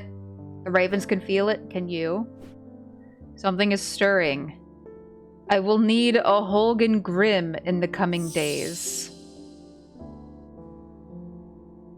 I don't know if I want to help you. I'm gonna be so for real. You look like you're up to some culty shit. Holgan Grim. Okay. Let's see. These eerie creations are worn by priests of Holgar in various rituals relating to death and the afterlife. The sacrament to ask for his protection. Wolfsong's truth to seek his judgment. Path of the warrior to help the dead find their way. What? Oh, The picture there. Is it the fuck, where did I put it? This thing. Is it this? The mask thing? I feel like that's probably it. Dark blue-green gemstone? What does a dark blue-green gemstone mean? Probably something bad. Dark blue-green. Stone of death and decay. Yeah. Okay, well. Okay. Please don't use that culty shit on me, please. Please. I would appreciate it. The mask is an eerie item that can be worn. The sketch shows a priest wearing the mask with their back to us. Using the index, we can find a sketch of Holgar. I don't even look. To whom the mask bears a striking resemblance. The gemstone is Vivianite, a stone of death. Please don't kill anybody. Please don't. I don't want to be an accomplice to your culty murder shenanigans. I would very much like to not do that. Inside was the reason they had toiled so hard. A small black casket. A very valuable small black casket. They knew enough not to open it, but perhaps too little to fully understand the danger it posed. Well. There's some weird things afoot. Ooh. Stairs? You're gonna send me back to the castle, aren't ya? Up the stairs, left, then left again. Second on the right is where I spend each night. Okay. Tuesday. Oh, it's raining. That's one of the things I love most about the first game and now this game. Just the ambient sounds and the music. It's just so, like, even though these games, like, they deal with some very, like, culty, murdery type things, it's still so cozy and it just feels so nice to just hang out and chill. That's good. Alright, let's go to the castle map. Up the stairs, left, then left again. I don't remember the other part where the guy said to stay away, other than the master bedroom. And I don't want to get in trouble just clicking around willy-nilly. Let's try that. Okay. The bedroom looks like it hasn't been used for some time. A thin layer of dust coats the furnishings and cobwebs decorate every corner. Pulling back the thin curtains lets some light in, but more importantly, they reveal a macabre item that has been hiding on the windowsill all this time. Oh no. Oh no. Yeah, let's leave that there. Ew, I don't even want to touch that. Okay, well. Helena Appleton. I can never get any peace in my house.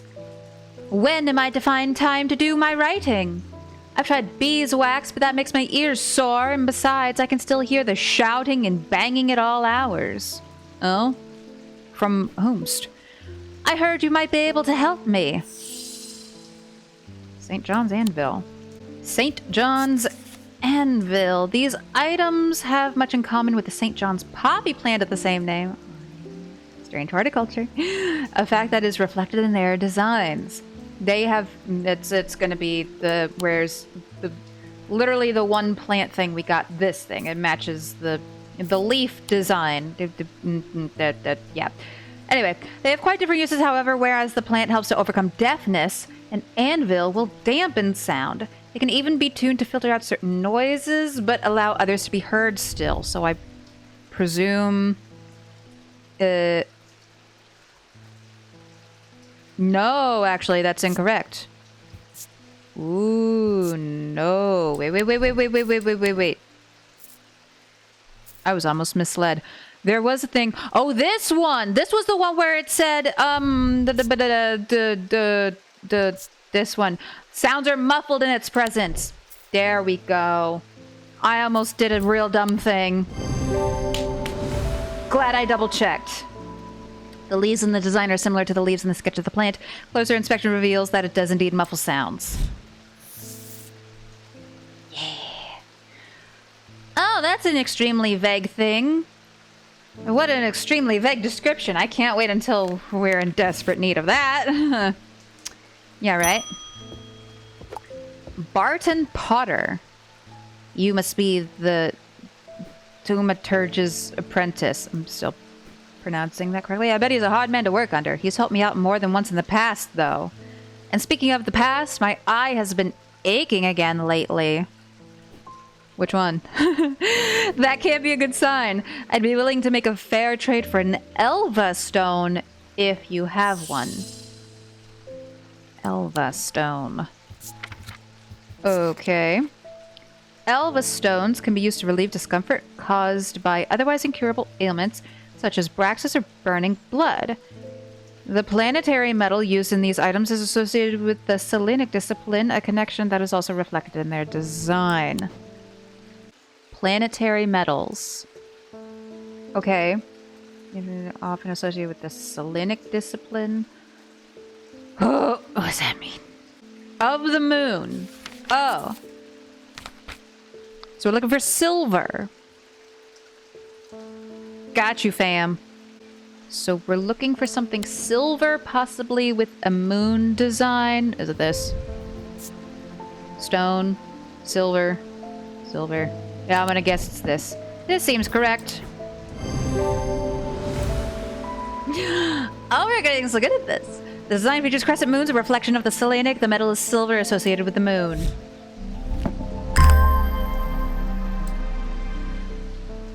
Oh. Thanks.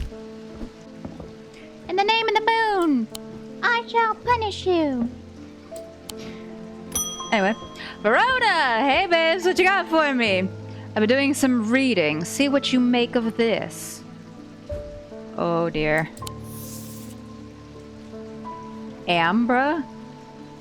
Oh. That fisherman they found yesterday had been up at Wyatt Beck, so I'm going to see if I can find anything out there. Am I supposed to be going to these places? Here I go again, sticking my nose into trouble because I don't seem to be able to listen to that part of me that says go put the kettle on and let someone else deal with it for a change. I mean, so fair. So fair and valid. You did help us get the big monster thing last time. It's bloody-minded arrogance to follow that thought up with, but there isn't anyone else. But here we are, and here I am. They'd do it all wrong anyway. Oh, wow. Thanks for the vote of confidence. I mean, I definitely couldn't pull it off myself, that's for damn sure, but, you know, still. Frances Mason. Oh, she pretty. I have been wearing a pendant that I found in the library, and it does something to me. Maybe don't wear strange pendants. It gives me an appetite for reading that I cannot control. Oh. I was lost in the library for 3 days. Oh, without eating or sleeping before I managed to take the pendant off and escape. Yeah, that seems not good. It is rather pretty, though. Someone told me I need a Cusick purifier, and that this is the place to get one. Well, let's see what I can do for you. Cusick purifier, Cusick, whatever. Small topaz gemstone, known as the Eye, is placed in a strong-smelling liquid, usually some potent barley spirit or vinegar. Small tokens such as rings or amulets, perhaps submerged in the liquid and left for a full cycle of the moon, are cleansed of simple imbued curses or hexes. Of course, there's a limit to the effectiveness of this process. Okay. Small topaz gemstone known as the Eye. Topaz. My goodness, this is in alphabetical order. Okay. Pale yellow. Gotcha. So we're looking for something with a topaz. Do we have anything with a topaz? Got this thing. Maybe a topaz. A yellowy orange gemstone, but this has multiple gemstones. That seems entirely incorrect. So, let me go back to my book here. For a full cycle of the moon.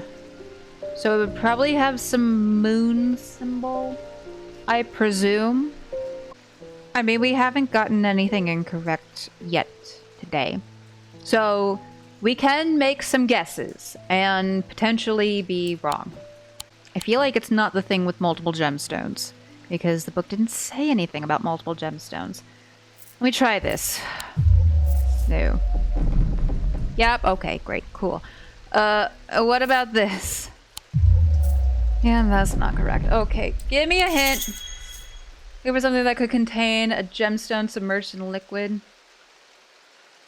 So this, but it's got other gemstones and feathers and shit on it. What do you mean? Or this? Nothing to remark. You fucker. You mother bitch. Shit dicks. I was looking for something with like a physical topaz on it. Ah! Okay, fine. That's okay. I went in the wrong direction with that. That's my bad, I guess. Simone! Hi, Simone. I've been working on something that you might find interesting. She was our big helper in the first game. Oh, did you know that nobody knows who built Strange Antiquities? Hey, I know you like cats. I have a cat here. You want to pet my cat? It's very old. Perhaps the oldest building in Undermere, according to some accounts. Ooh. Even Eli doesn't know all of its secrets. Ew. I've been decoding a journal that he found. It's slow work, but I've made a bit of a breakthrough recently. Oh? Have you discovered the plinths below the counter? I think I did, yeah. I've learned that they can be used to access the shop's hidden depths, and this journal holds some of the keys. Here's something I discovered late last night. See what you make use of it. I've been moving so much stuff around, literally, I don't even remember what specific items were found under the desk. I'm gonna be so honest. Alcove key, horn shackle, evocant, and then a moon something. The writing is dense and spidery. That's not always easy to decipher. Okay, alright, okay. I think we got this. I think we got it. The horn shackle, and then, what did it say? Evocant. Where is that? Where is that? Where is that? We have it somewhere. There we go. Evocant. And then moon something. There was the thing that said the moon something, but it went by a different name. Let me check the book. We need the index. It was moon, some whatever. Moonheart, the Selenic totem. Where was that? Where was that? Selenic totem.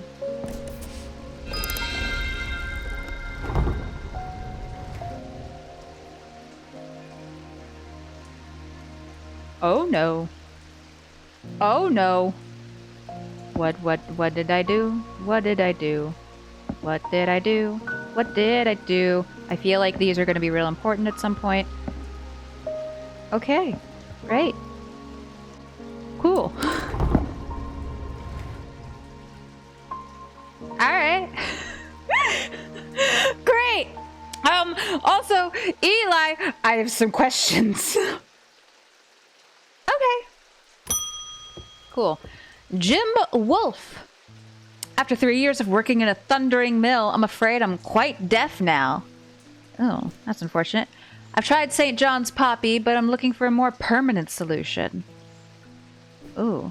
I would love to be able to hear my niece's laughter. Oh. Hearing charm. Oh, that's sad. Hearing charm.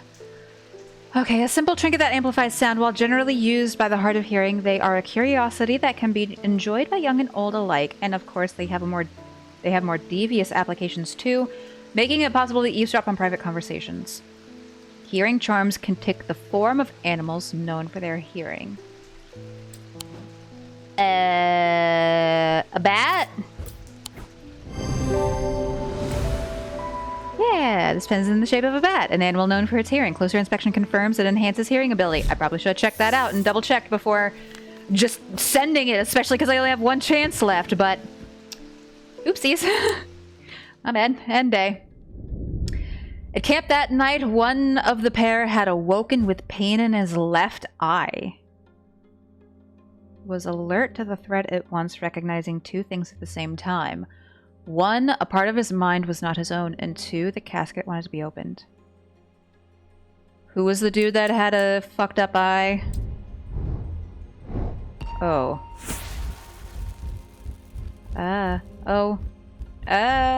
What the hell is this? Oh, this looks like a... Nope, wrong way. It's like a person, maybe? Or a statue. Oh, it's the lady! The fucking... The maiden points in the tower points the way. We were there! I am buried among the trees. Oh, I know this, maybe, kinda, sorta. Okay, so the Gallery's tower where we accidentally went before, I'm buried among the trees. There. I want to talk about it. I said buried among the trees! What do you mean? Buried among the trees. Here? What? Trees. There's only so many trees here, babes. Okay, let's go back here. Where does she point? Not alone in the tower. Points due east. Okay. Due east. So... buried among the trees. So directly east, all the way over here? Really? Okay, I thought it would have been closer to where the actual statue is, but silly me, I guess. I find what I'm looking for in a small cavity carved into a sturdy oak tree. I look around, half expecting to see someone, but there's nobody there. I take my prize and leave, feeling my mood lifted by the smell of damp moss and the gentle rush of wind through the treetops. Cool. We're getting a lot of stuff with gemstones. I'm gonna have to keep track of all this bullshit. We go. Verona. Hey girl, hey. I walked up the beck a mile or so in the cold and wet yesterday and found a section with a handful of dead fish floating in it, belly up, and blackened they were.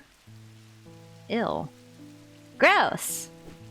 I'm not sure what to make of it, but I don't like it. Yeah, that's, good. I'm on my way to Calgarth Hall now. I spoke to Dr. Robertson earlier, and she said the two women they found there are still in the same state as the others, in a trance and eyes all black. Calgarth Hall? Maybe we should try going there, maybe. Before I go, Anna Bryant asked me to drop this off. Is that a name I'm supposed to know? I'm real bad with names. What do we got? When we were kids, we used to explore an abandoned house on the lakefront. We'd take a boat to the northern tip of Naylor Island and row across from there. You know the one I'm talking about, second from the left in the row of 4. I found myself outside its door 3 days ago and I went inside for old time's sake. I wish I hadn't. It always had an ominous feel to it. It has taken me the last 3 days to summon the courage to write this letter, but I think it's better you see for yourself what's out there. Yours in faith, Anna Bryant. Okay, well, first I don't know if it's gonna get me anything. I want to try going to Calgarth Hall. Calgarth, whatever the hell. Stands stately and pristine, its grand architecture a testament to the Calgarth family legacy. Inside, generations of wealth and influence are on display at every turn, but with the girls taken ill, no visitors are welcome. Alright, I figured I might as well just check. Alright, so... let's see. Naylor Island, that's here. Northern tip of Naylor Island and row across from there. Second from the left in the row of 4. I don't know what exactly I was expecting to find. Anna's letter was quite vague after all, but I certainly wasn't prepared for this.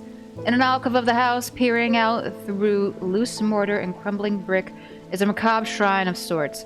The skull of a stag is mounted above the opening, its antlers smeared with a dark red substance, and large melted candles pool out onto the wooden floor on either side. Ew! Uh-oh, in the center of the altar there is a small iron chest, rusted and fused to the floor.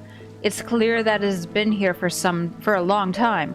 I do not see any hinge or keyhole or any way of opening it at all. But after a while, I notice an inscription that simply says, I open to the voice.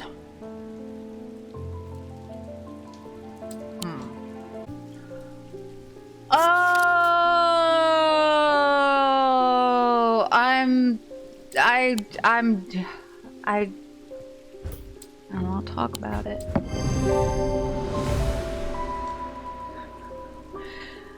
The chest opens to reveal a golden totem. I can't imagine who would have snatched it here or why. It doesn't like they'll be coming back for it anytime soon. Just. Oh, a kitty! A kitty. Ah. Yeah, we don't need to talk about it. Nope. Lester Crowley. I apologize if this inquisition is an imposition to your dispositions. It is not my intention to bring your attention a matter of contention. Dude, I have an inclination to perform an incantation of flirtation.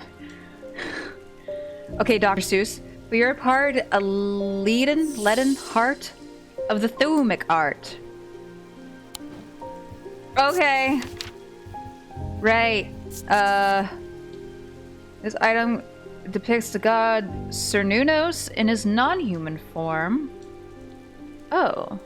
They are said to kindle romantic interest. Is that literally the dude we just saw? Fucking Cernunnos. Is that a deer guy? So then, does that mean we're looking for... Where is it? This thing?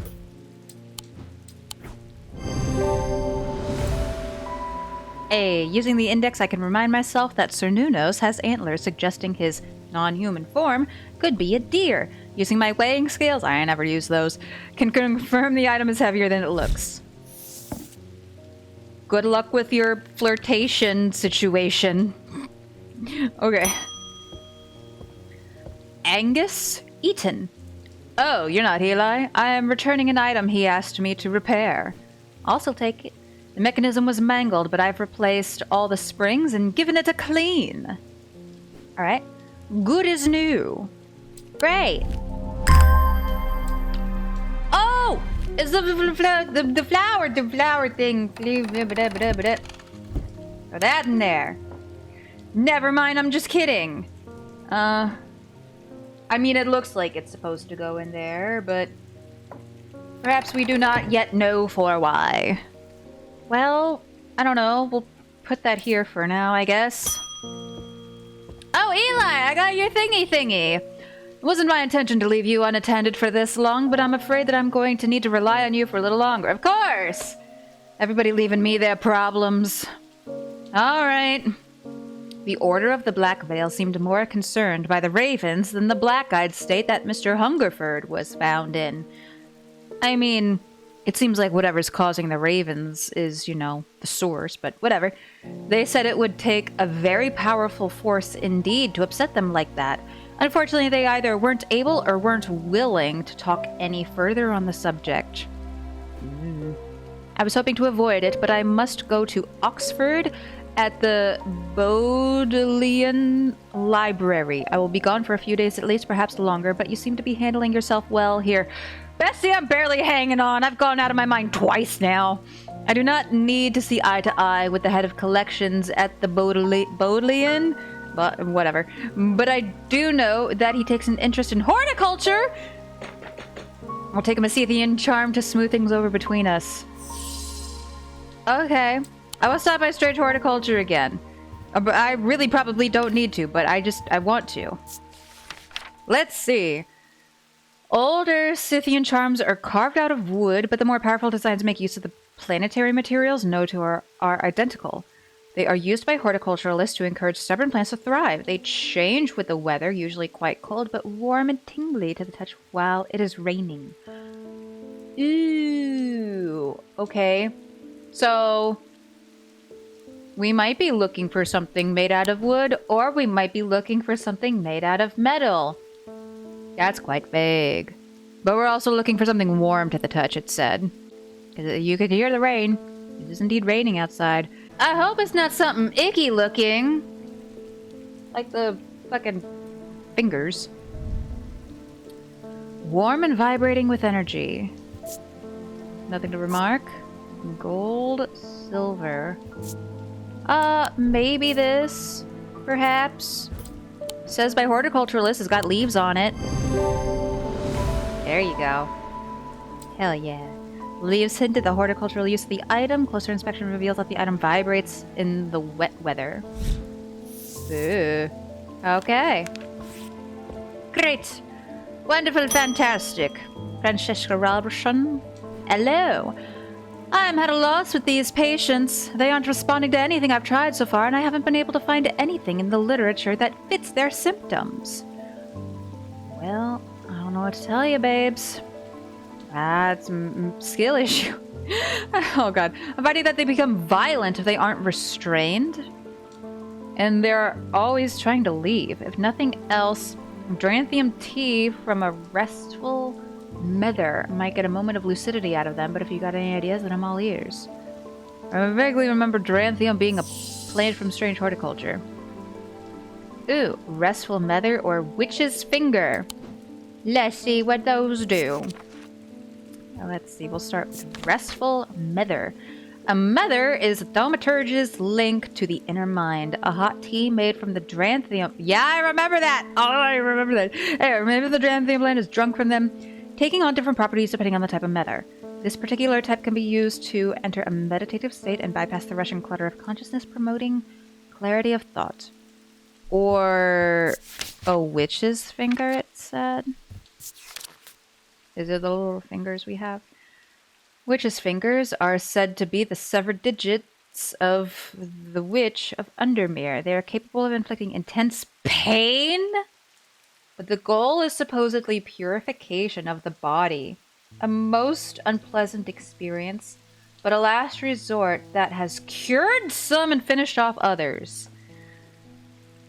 Ooh! Ooh! I don't know about that. I don't know about that. Oh, that sounds extremely risky. So we could potentially cure the person with the witch's finger, or they might die.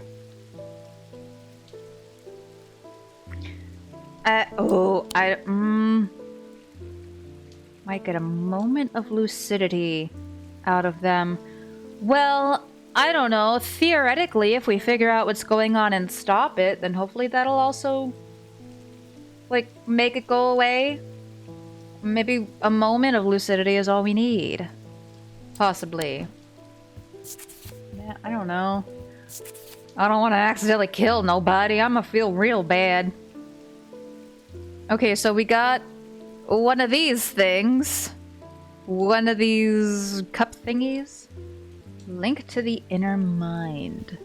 So, has a sharp aroma. Nothing to remark.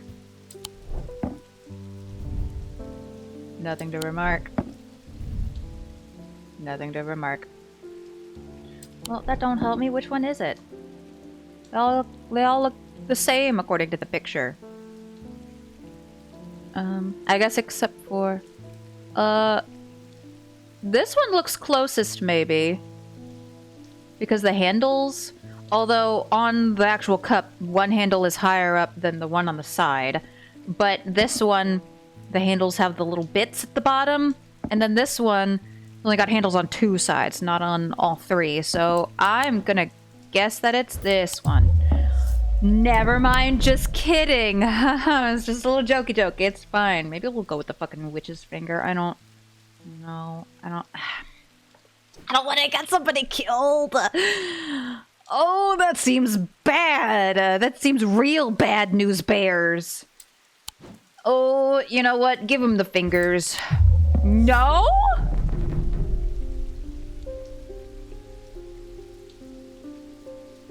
What are the fingers? Okay. Apparently, I don't know nothing. Which, you know, that's not new. Wood. Dark purple gemstone? Is that a hint? Does that mean some bad juju?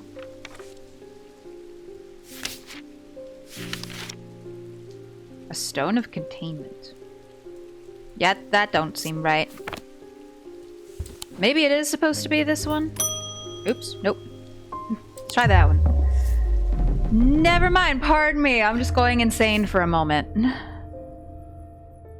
Ooh, these are getting more difficult as we go on. Oh, uh-oh. That's no good.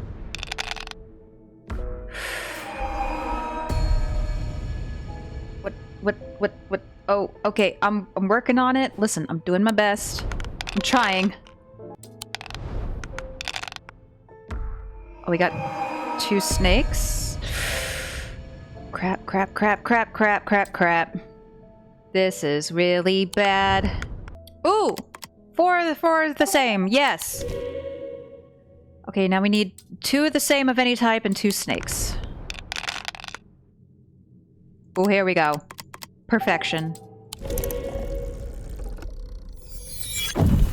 We gotta stop losing our marbles. It's not good. Surprise, surprise. Okay, so, yeah, at a loss with the patients. Great, I'm totally paying attention. Yeah, for sure. I tried all of these. This is the only cup I didn't try.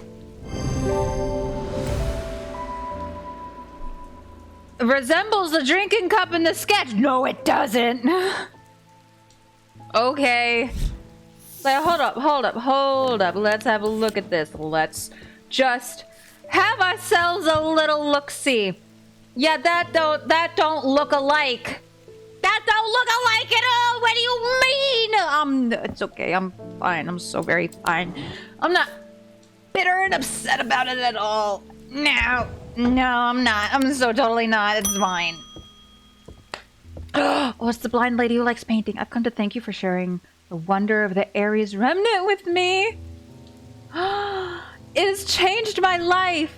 I'm still getting to grips with it, but I'm feeling my way back to painting again. Stop. I'm gonna get emotional. Oh, that's so sweet. Oh, that's so nice. We did a good thing.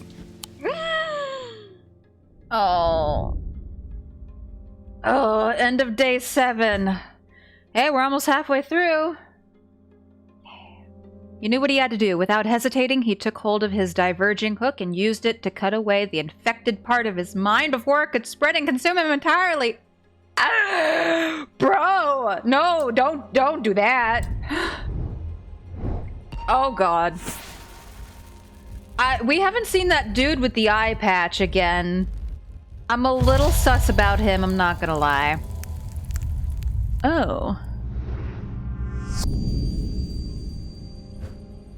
I'm closest to the sunset, but furthest from the sunrise.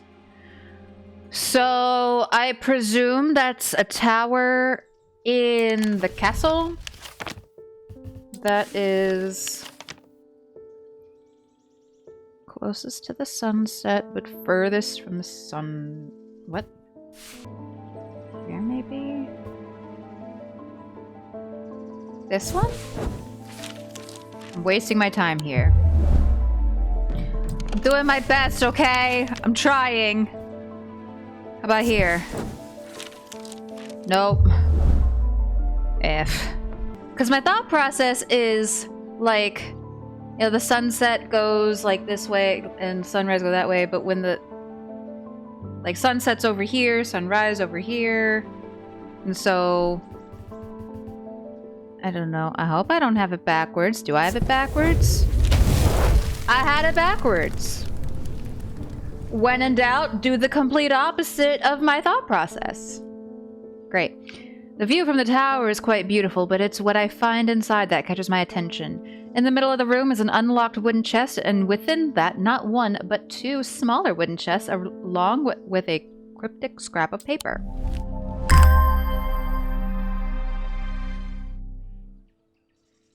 As submitted by Diurnic seal, object made from silver, a Diurnic field.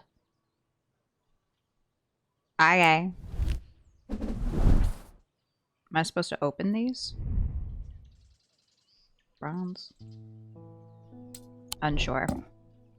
Well, let's go on, put that down here. Don't know what to do with that. Move these here, I guess. Alrighty then. So how'd it go? As if I didn't have enough on my plate right now. My sister Bonnie has been acting strange lately. Uh-oh. That's no good. She never got over the death of our father. She's always blamed Mr. Potter for his role in it, and now with all this happening, she's got it in her head that he's behind it somehow. Huh. I'm worried she's going to do something stupid. If she comes in here, whatever you do, do not give her anything dangerous. Okay, we gotta keep an eye out for Bonnie. I want to give her a keepsake to let her know that she is still loved. I've seen people gifting one another wooden totems, but I don't know what they're called. Wooden totems. Oh, it was the, the lady came in before who was visiting her grandmother. Said she wanted something to show her she was loved. Okay, I remember that. It's something we've used before. But for the life of me, I don't remember what. Selenic totem. This was it. Yeah. Okay, Selenic totem. There it is. Yeah. Very nice. Thank you. Unfortunately, I have some bad news to share. God damn it. Jack Hungerford has not responded well to the Dranthium tea. If anything, he appears to have sunk deeper into the trance. Should have given the witch's fingers. I daren't try anything else in case I make things worse. Shit! Oh. So we tried to avoid the extreme option, one way or the other. We just went for the mid one. We half-assed it! Should have learned from Parks and Rec! Don't half-ass anything, whole-ass. Well, I'm mixing up my Ron Swanson quotes. It's fine. Anyway, Verona, please help me. Those silly sods at Calgarth Hall won't let me in to look around. It seems I've upset the little lord who lives there at some point in the past. Oh? Allegedly, I refused to perform an exorcism on his haunted house. Oh, he didn't like my suggestion that it might be the local kids playing pranks on him because he's a mean old git. I remember I liked her. She's spunky. I'm not so easily put off, though. Do you have a Tenebran cloak I could use this evening? I've got some snooping to do. Upon activation, a Tenebran cloak can create a sphere of enshrouding darkness that will cloak all within its reach. A single stone set in bronze gives power to these totems. Bronze? Pinkish gemstone? Let's have a look. Pinkish gemstone. Stone of protection and enveloping night. Oh, yep, I think that do be it. Yeah. We're so good. Alright. Whew, well, good luck, bestie. Better you than me. Barton Potter. Oh, you! Oh, this is the guy that Bonnie thinks is responsible for the stuff, and I also said he's probably responsible. Anyway, I bumped into Eli at the station yesterday before he left for Oxford. His train was late, so he had a brief chat, and he suddenly remembered something he wanted to tell you. I told him I'd pass on the message. Yeah, I also thought he had something to do with it. Oops, that's my bad. Another news, I've got a little something for you if you're interested. Uh-huh. It's going to cost you, but it's worth it. A map of the catacombs. No, thanks. Don't want it. Very rare. Worth a lot to someone in your line of work, I imagine. Nope, you can keep it. Don't want it. I don't want to go down there. And all I'm asking for return is a Valant. I don't know if we have that. Or at least we haven't discovered it yet. I keep forgetting to mention it would be helpful for you to read Dr. Robertson's booklet on curses. What? You'll find it in the cupboard hidden in the counter. What the hell did you want? Valant. Okay. Valant. The holes in a Valant are roughly equal size in spacing. They are used by the adventurous to help them find their way. A curious pulse can be felt where its power concentrates. Okay, something with similar holes in it that's pulsing. Is it this thing? I mean, my first thought would be this, but it's not. Oh! It vibrates with energy. Freaking, I wasn't feeling the right part. Dang it. Oh. Catacombs. This isn't at all what I wanted. I don't want to go. You can't make me. Alright, in the cupboards hidden in the counter. What do you mean? What? Hello?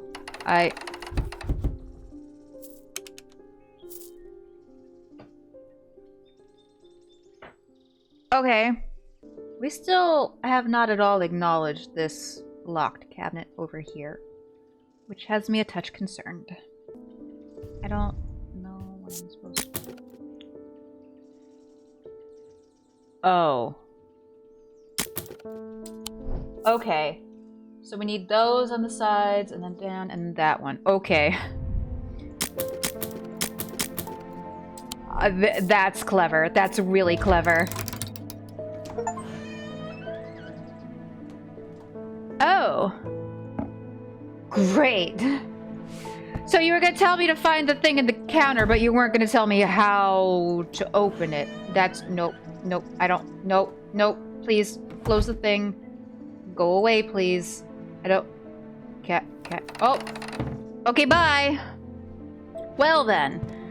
On curses and their effects. Oh, great. Lovely. Oh, this is... I don't like that. Alright, well, we did the thing. That was clever. I didn't know we had to push the flower petals. Bonnie! I feel like I'm going crazy here. I know who's behind this madness. All these people with the pitch black eyes. But nobody is listening to me. I've seen it happen before. 7 years ago, my father died the same way. Well, since nobody will listen, I'm going to take care of it myself. Ooh, girl. A Corvin's might, please, and I'll be on my way.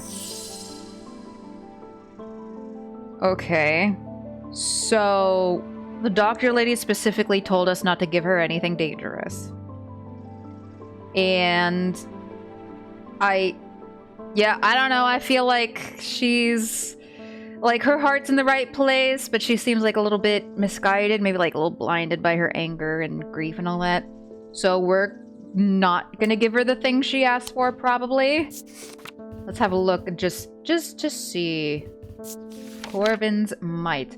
Sometimes called an eagle's gift, is an assassin's tool that makes use of Wixic power. When the warrior queen Corvin was surrounded and close to defeat, a gift came to her from an unlikely source. With it, she turned the tide of the battle, and the legend of the Bloody Queen was reborn.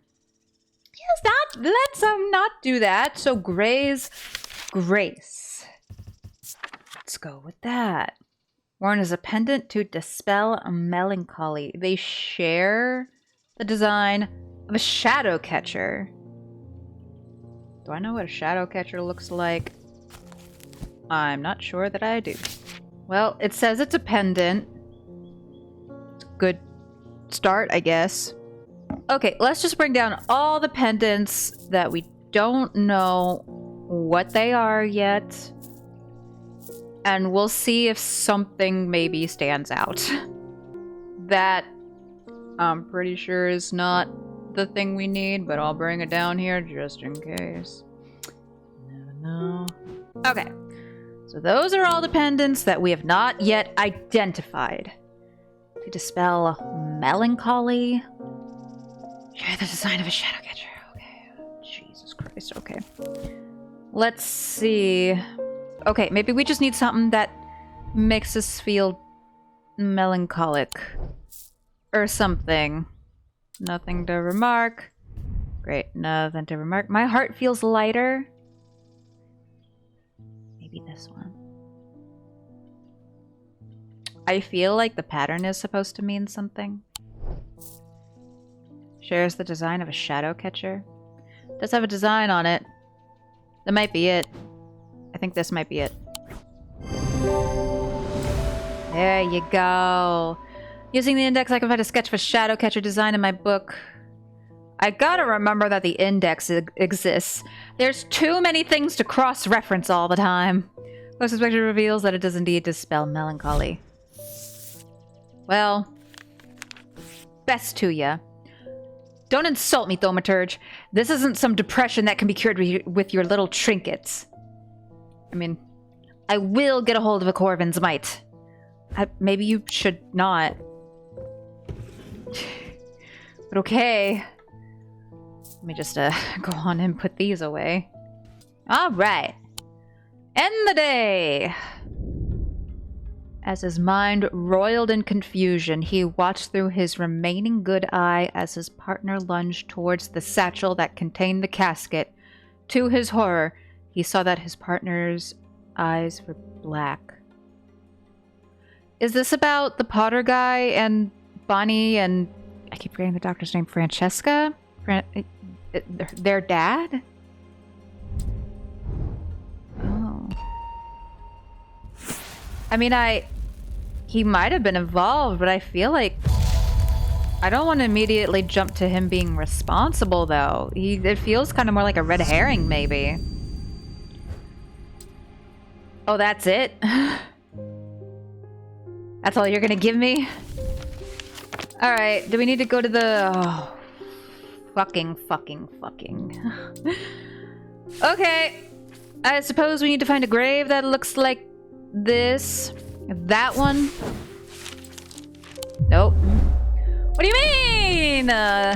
It's totally the same. Kinda. Okay, maybe I was a little off on that one. Just slightly. This one?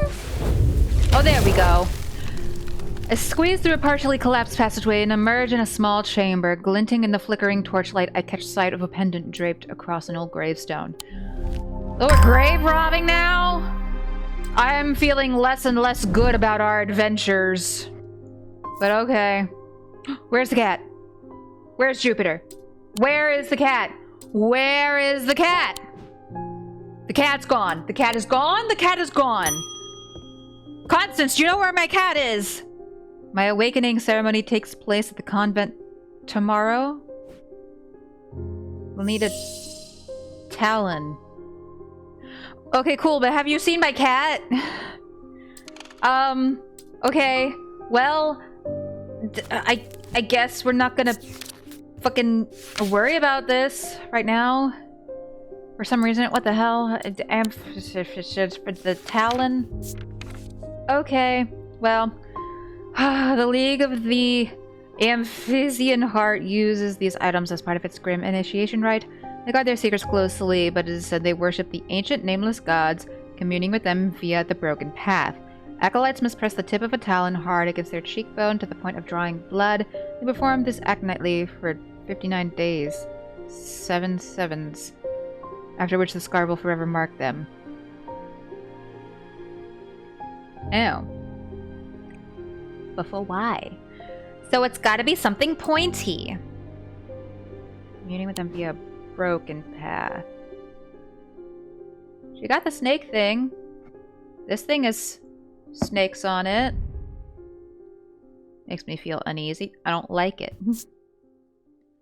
Hard and worryingly sharp. Oh yeah. Because it's got the 2 points. Yep. Ew. Ew. Maybe, like, don't. Where the hell is my cat? Simone, do you have my cat? Oh, where's Jupiter today? I don't know. I always look forward to coming to say hello to him. I don't know. I've been working my way through the journal, but it's heavy going. I swear to God, if something happened to the cat, I will rage quit immediately. I keep coming back to this series of sketches. Does this mean anything to you? Could it relate to the plinths? I don't know, babes. I'll be so for real and honest. I don't know. I also kind of don't care. I just want to know where my cat is. What? Where's the cat? Where's the kitty? Oh, I'm really worried. Oh, Bonnie. Come back for that corn Vegemite, and I'm not taking no for an answer this time. What do you mean? Want a corn Vegemite. She took Jupiter!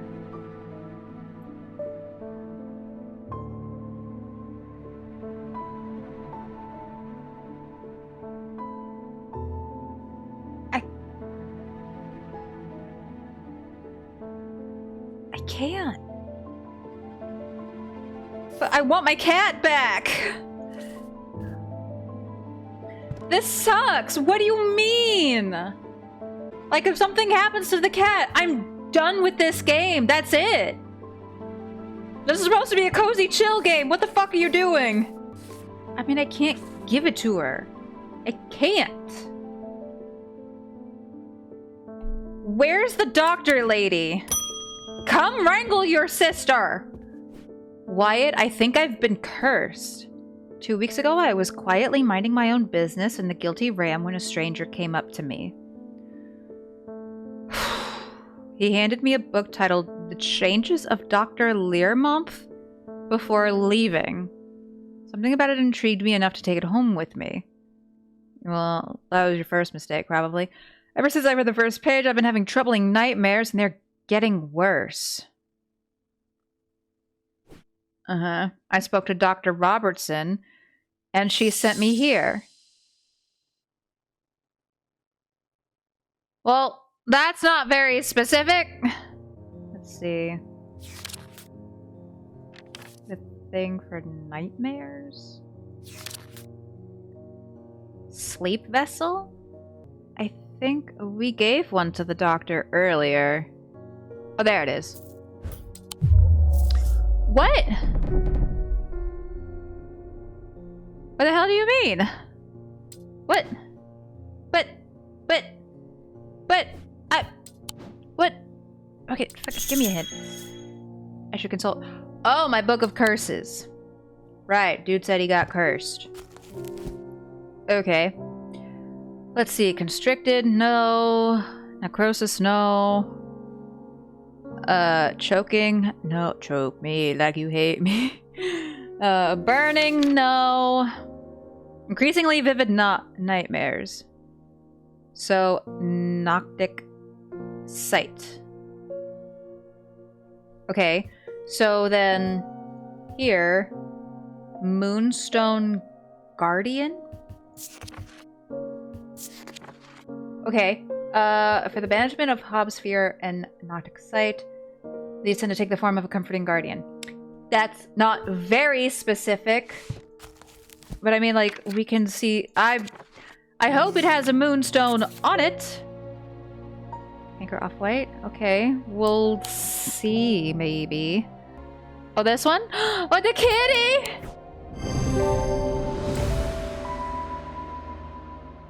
Oh, I'm gonna kill Bonnie. Lift a curse? Oh, we did it. Verona, can you help me get my cat? There's not much that can unsettle me these days, but I found something at Calgarth Hall that I'd rather I hadn't. In the cellar where they found those two poor girls, I came across a bubbling black mess that was oozing from the rock itself. Ew. Seems there's a sickness in Undermere. It's in the earth and the water, and it's spreading. I suppose it falls to me to find out where it's coming from. Okay. If it's underground, then underground's where I'll start. See if I can find anything in the catacombs. Maybe I shouldn't go down there anymore. That seems like a thing I should not do. I realize now that I've been a little careless. Really, I've been getting headaches. I won't go into the catacombs without a sextrum. Okay. La la la la la la. protects against insanity in all its forms. These items, like the mind itself, are not well understood. These descriptions are getting more and more vague. Insanity?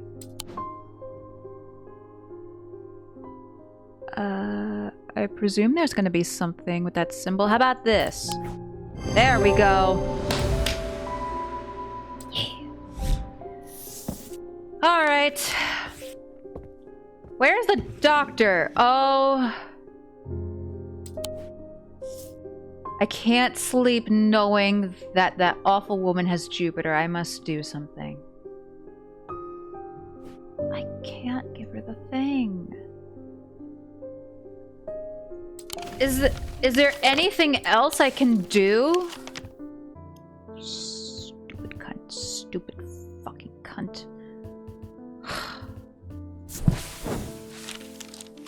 That's close enough, says a voice from the shadows. Give me the Corvin's might and I'll return your cat.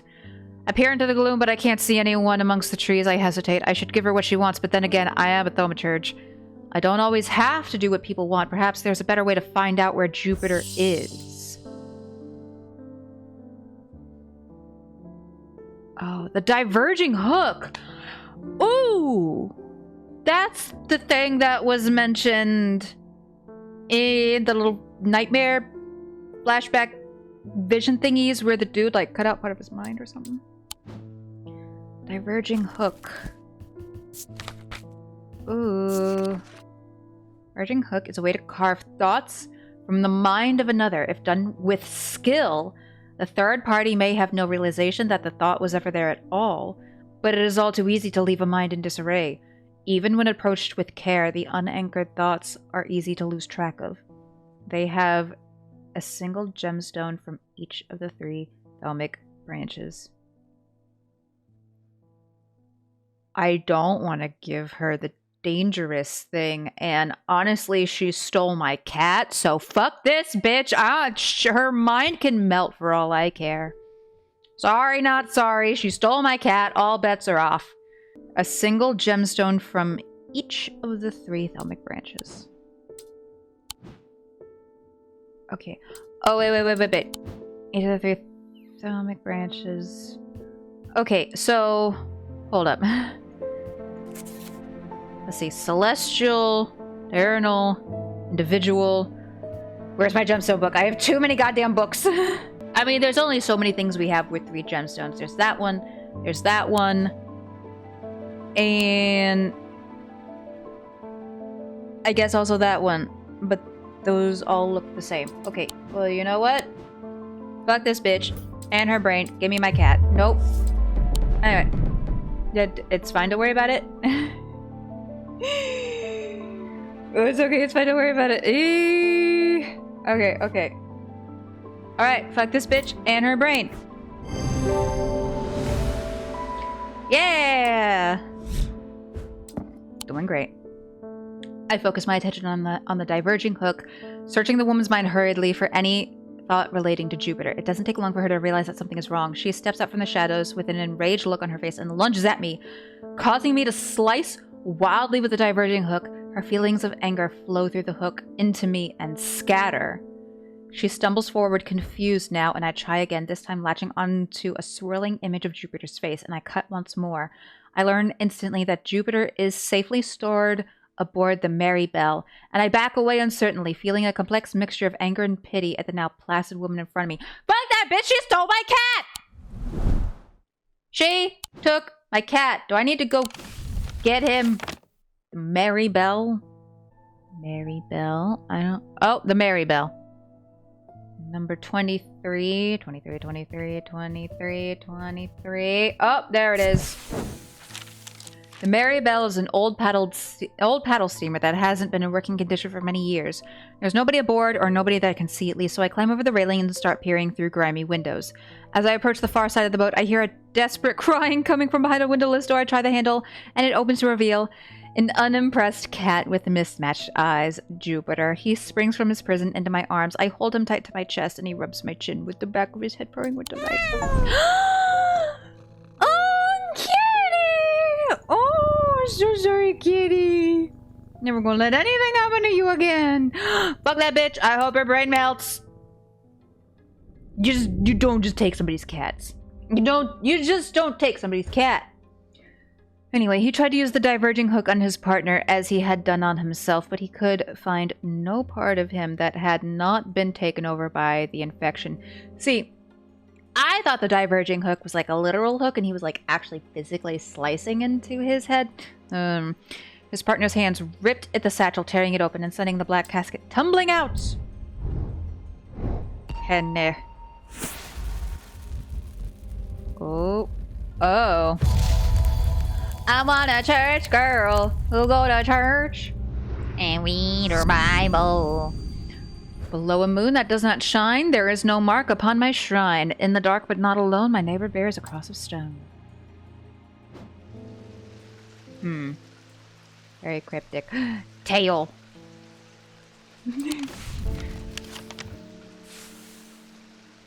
Okay, I presume that's the catacombs. I'll be here. Below a moon that does not shine, there is no mark upon my shrine. In the dark, but not alone, my neighbor bears a cross of stone. Below a moon. No mark. In the dark, but not alone, neighbor bears a cross of stone. Has to be this one. I find the blank tombstone without too much trouble, but there is nothing else here. Feeling foolish, I begin to make my way back to the surface when I suddenly see it, tucked away in a natural crack in the rock wall. A stone totem. This is what I came for. Ow. Lovely.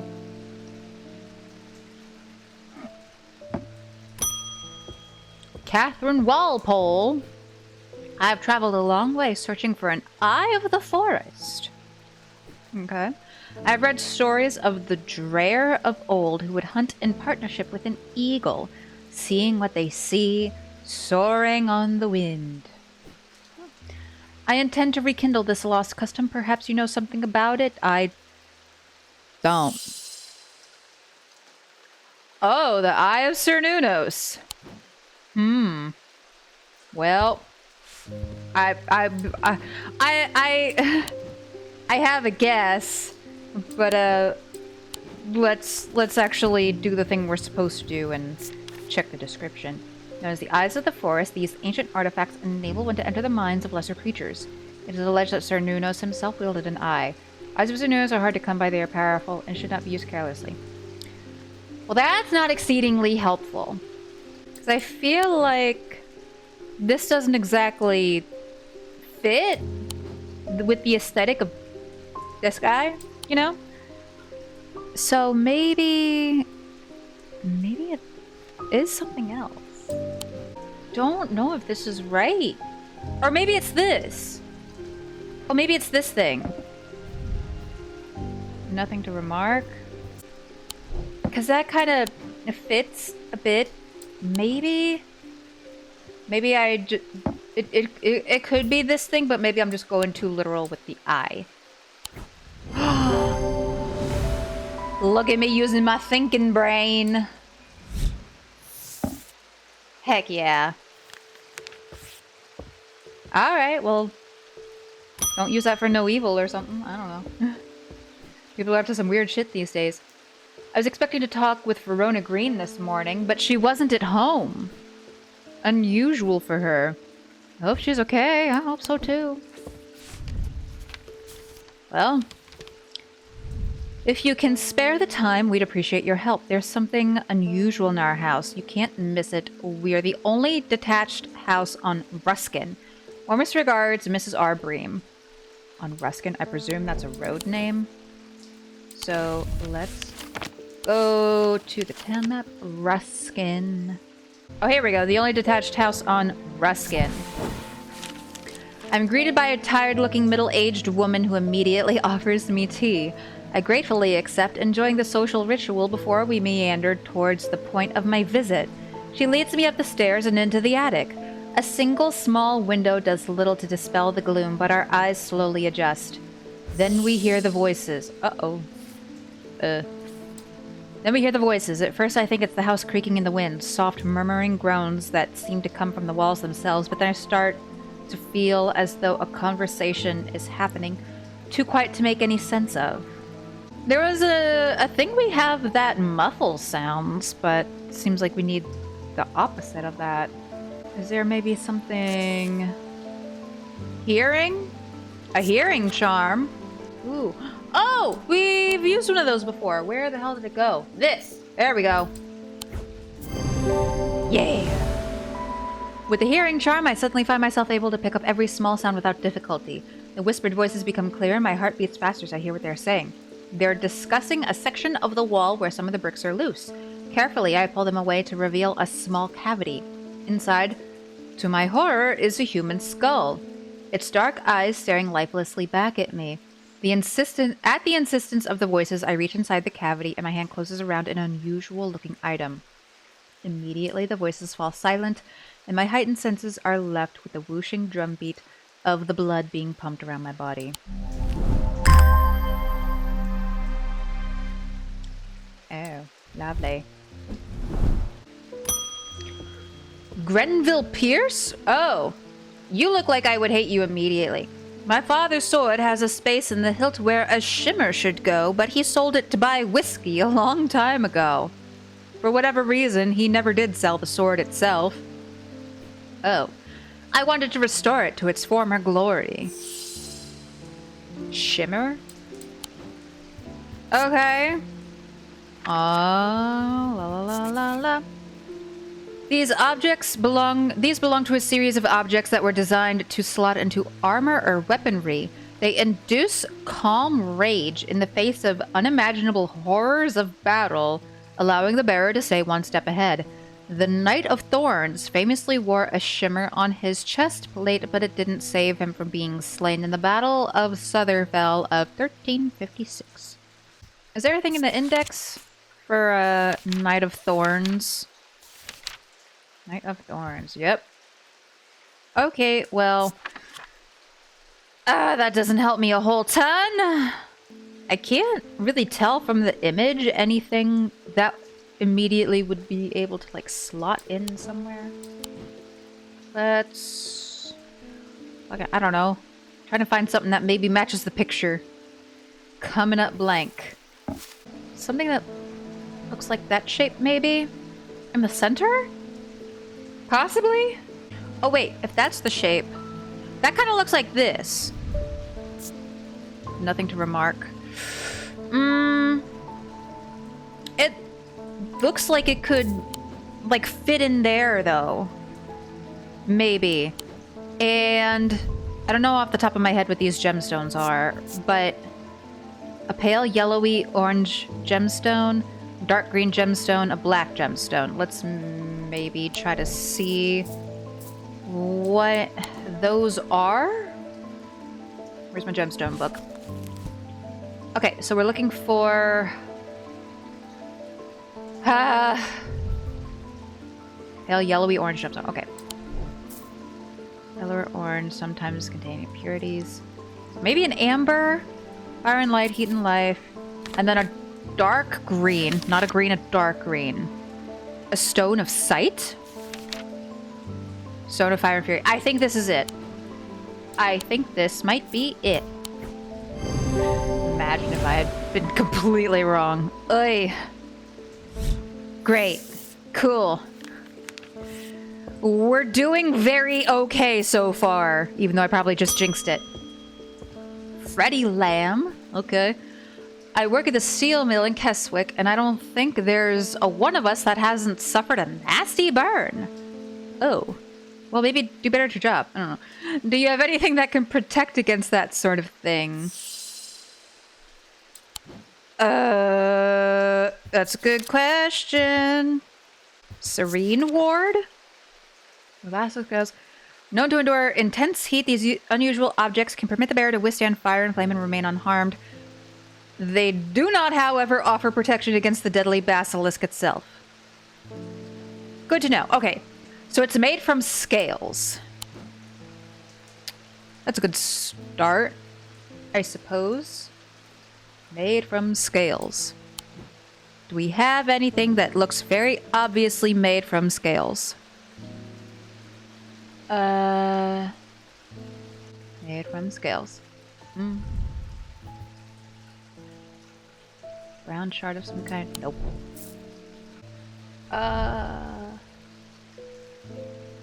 This doesn't look very scaly.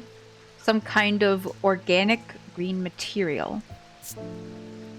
Hard and delicate. Does it smell?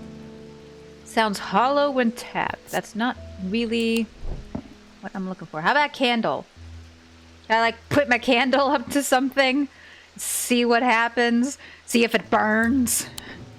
I guess let's give this thing a try. Because everything else I have that's not marked yet is like made of rock and shit.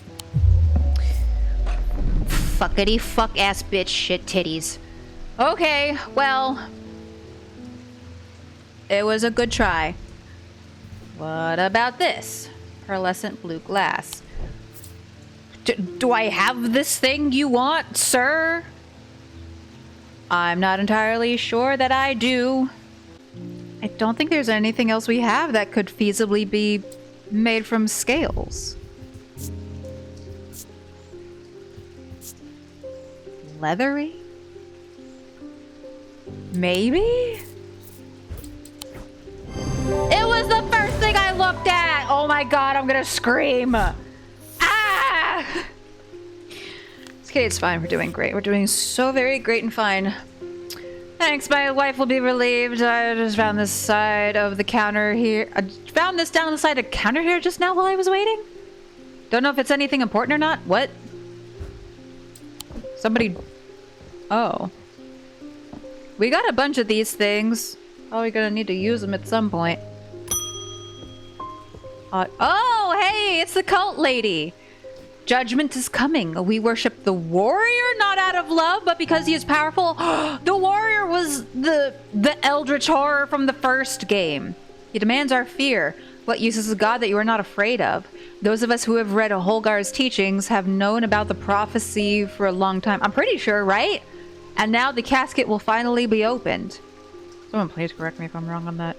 It contains his final lesson for those who will not kneel. It contains his retribution against the sinful. It contains his divine rage. My preparations are underway to celebrate his wrath and prove our devotion. Yeah, maybe we shouldn't give you the things you ask for. For now, a veiled fen is all I require. Yeah, how about we not? Maybe? That seems like a bad thing to help you. Because I'm pretty sure the warrior she mentioned is literally the giant eldritch horror monster from the first game. Yeah, methinks maybe I shouldn't be helping you, but it doesn't seem like I have much of a choice. A veiled fen is brightly colored in the light, but it clouds over after a short period in total darkness. They can be used to command attention from individuals or small groups of people. Public speakers sometimes use them as a substitute for charisma. Is there any way we could put items in total darkness? My first thought is that cabinet that's behind here. I don't know if that counts, though. I mean, this thing is producing light. So that seems like my guess. No. What do you mean? It's literally lit up. What do you mean? There's nothing else that really stands out immediately as like brightly colored that we haven't already marked, you know? Oh, this is difficult, and I don't like it. I don't know how to put it in the dark. Wait, could I put something in a drawer, maybe? Let me see. Brightly colored.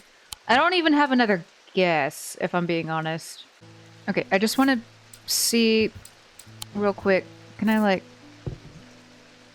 I can put things in the drawer. Ooh, okay. So... interesting. Let me try this. Let me just throw a bunch of shit in the drawer and see if anything happens. There we go. This will be great. Maybe. Probably not. Is it this? Is it this thing? Streaked with red. That was a stone mentioned, I think, in my gemstone book that has something to do with death. Which is, you know, not great. But it seems like something she would look for. Obsidian. Oh yeah, here we go. Bloodstone. Dark, green, or black with flecks of red. A dark stone for dark purposes. Yeah, that sounds like the thing she wants, maybe. Okay, I'm just loading things up into the fucking drawer. We'll start with that, I guess. They can be used.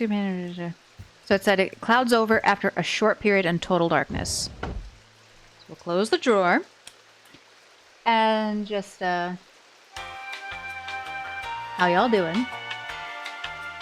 Having a good day? Weather's nice lately. Yeah, it's, anyway, none of these really look more cloudy, do they?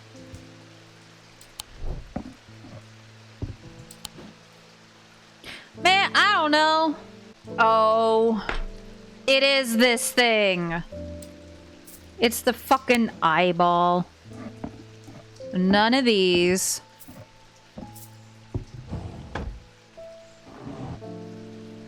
I hate it here. Alright, have your goddamn eye.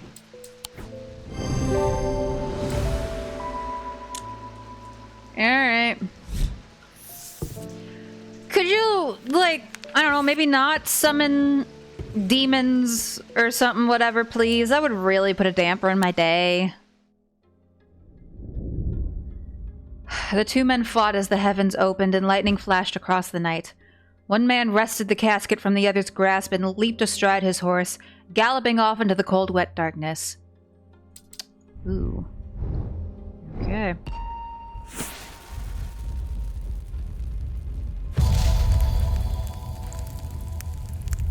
Oh.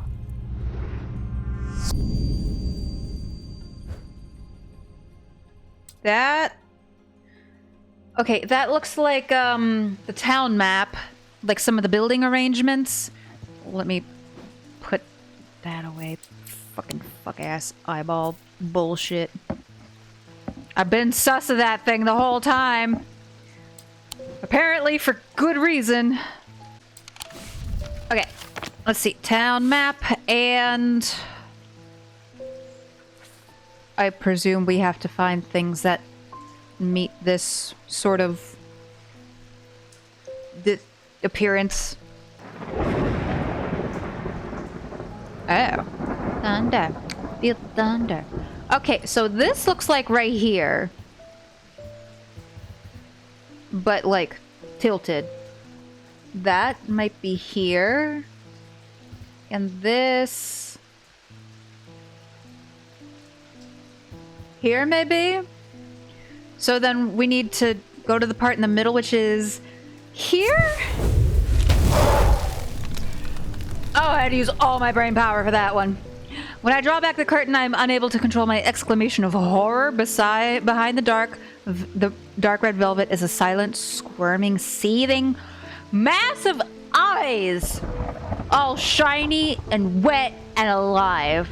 Fear takes hold before my mind catches up and I understand what I am looking at. And when I do, I realize that it is looking right back at me. The object I am looking for sits on a small shelf below, and the eyes watch as I snatch it and get out of there as fast as I can. Don't like that. I don't like that. I don't like that. As I mentioned before, the first game had a variety of endings, and some of them could potentially be pretty bad if you make some bad choices. So I hope we're not currently on track for a bad ending. But as this is my first playthrough, if that's where we end up, then unfortunately that's where we shall be. Sarah Barrington. We think we finally located the wreck of the Orion out in the lake. Oh. Sadly, our funding has run out and we can't afford expensive diving equipment. Do you need something? So you like hold your breath. We put our heads together and wondered if there was another way. You're our last hope. Well, that's extraordinarily vague and unhelpful, but we'll do what I can. Breathe. Oh, here we go. An ascus allows the bearer to breathe underwater. The sensation is said to be most unusual since it requires one not to breathe at all. Those that use an ascus for extended periods sometimes forget to breathe once they are back on land and subsequently pass out.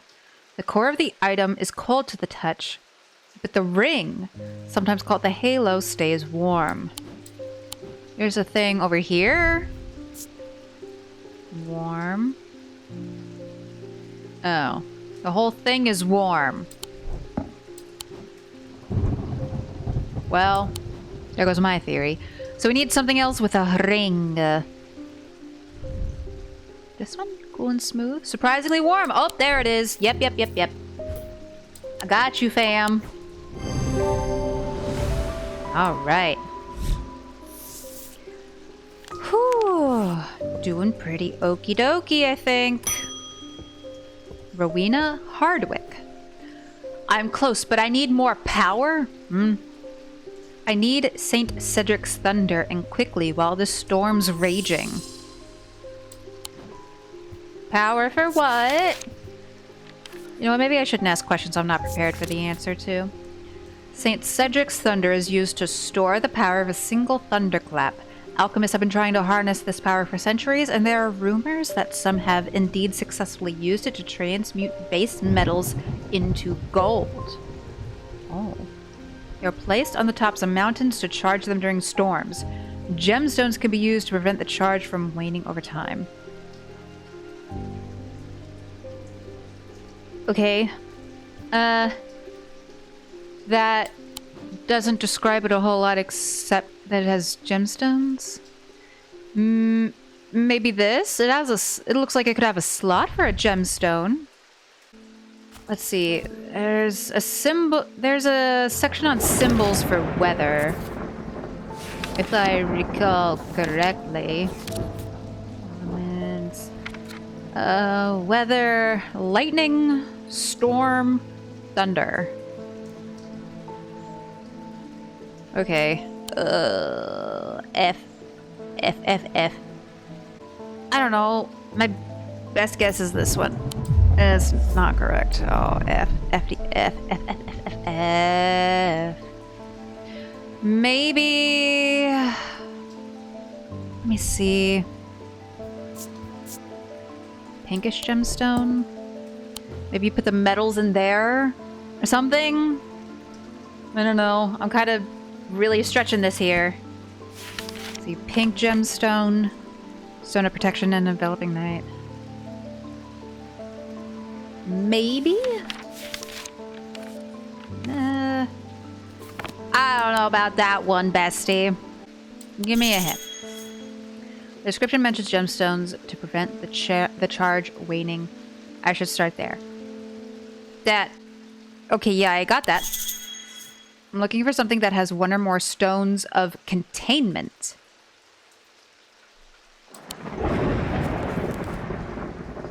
Oh. Oopsies. Okay, so something with purple stones? Oh, and that's got the thunder symbol! Oh my gosh, I'm dumb! I wasn't even thinking about the boxes because for some reason I thought I still had to open that. Okay.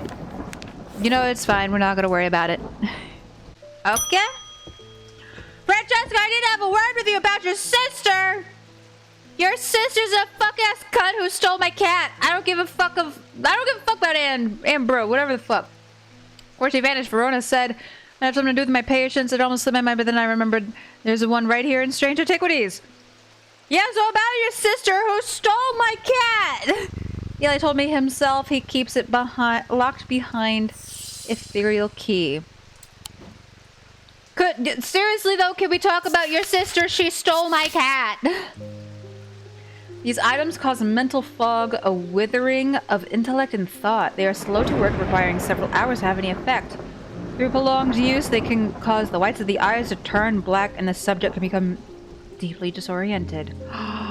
They produce a knock-off. That sounds like the stuff that's happening to the people. Oh! Oh no! Oh no, no, no! That's not good. In fact, I dare say that's kind of bad. Let's see. Noctic of the night. Because the night belongs to lovers. Because the night belongs to us. Keeps it locked behind. Ethereal key. Wait. Wait. Yeah, we still haven't figured out how to open this yet. It literally hasn't even been mentioned yet. Ethereal key? Is that an item?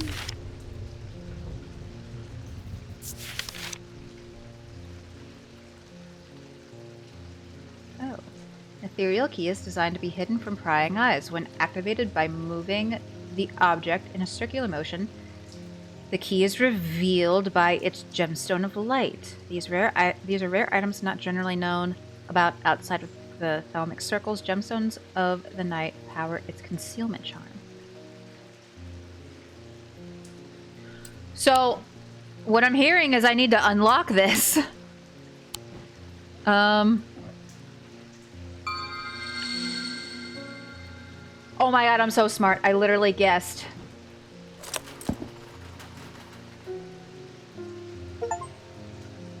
Uh-oh, Spaghetti-O. Well, we opened up the closet. Maybe we shouldn't have. Okay, so it's something in here. That's good to know, I guess. So, what the hell are we looking for? An Ambra? I thought that was a person. Sounded like a name. That's my bad. So it'll work. Prolonged use. They produce a Noctic field. I presume whatever we're looking for is gonna... with the inner perception is gonna be like, I don't feel so good, Mr. Stark, or whatever. Nothing to remark. What do you mean? Nothing to remark. Oh. Okay, can I do that with other things here? Nope. Okay. Nothing to remark. Boring, SpongeBob, boring. Nothing to remark. Nothing to remark. What do you mean? What about this? That looks I mean, it's got to be one of these. I don't know what these symbols do. I'm gonna be so for real. How?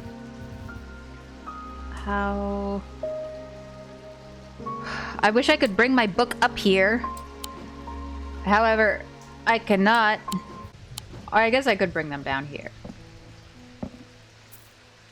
There. We'll figure out what these symbols are. Maybe that will help us. Oh. Oh, that's interesting. So the little compassy looky-doo points to wherever that thing is. Okay. Good to know. Maybe. Probably gonna be important later. Let's see. Okay, so this is the thing for paralysis. Yikes. I'm not sure that's what we're looking for. Let's see. That symbol. This one is weakness. This one's confusion. Maybe confusion? Perhaps? State of mental fog. Try that. There we go. Item has a symbol of confusion across its face, which matches the description of causing mental fog. It produces a Noctic field when viewed in the thalamic lens. Oh, right. I forgot I can do that. Literally haven't used that this whole time. Back up here in the cabinet where you belong. I feel like I shouldn't be messing with this. My boss is gonna be real mad at me. Bonnie! You. I know you from somewhere. I don't remember why, but the shop was important somehow. You stay away from my cat. I'm sorry, I know I'm not making much sense. I haven't been myself. I'll leave you be. Okay, well, fucking... Bye, bitch! Don't let the door hit you on the way out. Peter Leland. They've found some poor soul washed up on the lake shore. An older lady by the sounds of it. Poor unfortunate soul. Drowned, but that's not the worst of it. Her eyes were all black just like those others. Oh. I'm not taking any chances with the water around here. I'll take a bones guard. Okay. Bones guard. Let's see. A small item known as a bones guard can be placed in any liquid to render it safe to drink. Oh, that's right, because Verona did say it was getting through like the waterways and crap. Okay. Cedric the Meek was well known to be terrified of being poisoned, so he always drank from the same goblet and always placed a bones guard inside. He was stabbed to death in 1203. These objects bear the mark of the antidote. Okay. Mark of the antidote. Mark of the antidote. There's no symbol in there for antidote. Am I supposed to... Antidote? What does the mark of the antidote look like? How am I supposed to know what the mark of the antidote looks like? Ah! Okay. That's fine. This is great and smells fine. Ooh. So it's something you can put into a container.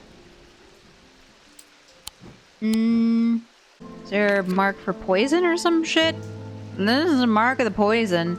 But it said to bear the object of the mark of the antidote. Oh. Mark of the antidote sounds like a symbol of some kind. Gosh, really? I don't know what that is. There's no symbol for antidote in my book, but could it be related to the symbol for poison?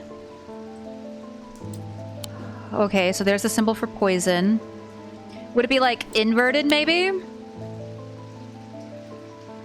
Like the opposite? Something like that? Could it be this? Maybe? I'd have a shot in the dark. Definitely shot in the dark. Oh, how about this? Yeah! Symbol resembles the symbol for poison rendered upside down, and with a line under it can be inferred that this is the mark of the antidote. Okay, cool. I'm afraid I can't pay you, but I can offer a trade if you'll accept it. Yeah, give me something good. Never mind, I don't want it. Take it back. You can have the thing for free. Just don't give me this weird hand. No, no, no! God damn it! The rider was lucky. He made it to Back Barrow and found refuge there and was nursed back to health. He would later discover his left eye was permanently blackened like his partner's eyes had been. We had to talk to that Potter guy. Now remember, Back Barrow in Strange Horticulture was like where we found... Was that where we found one of the like super dangerous, like no good, very bad plants? That sounds right.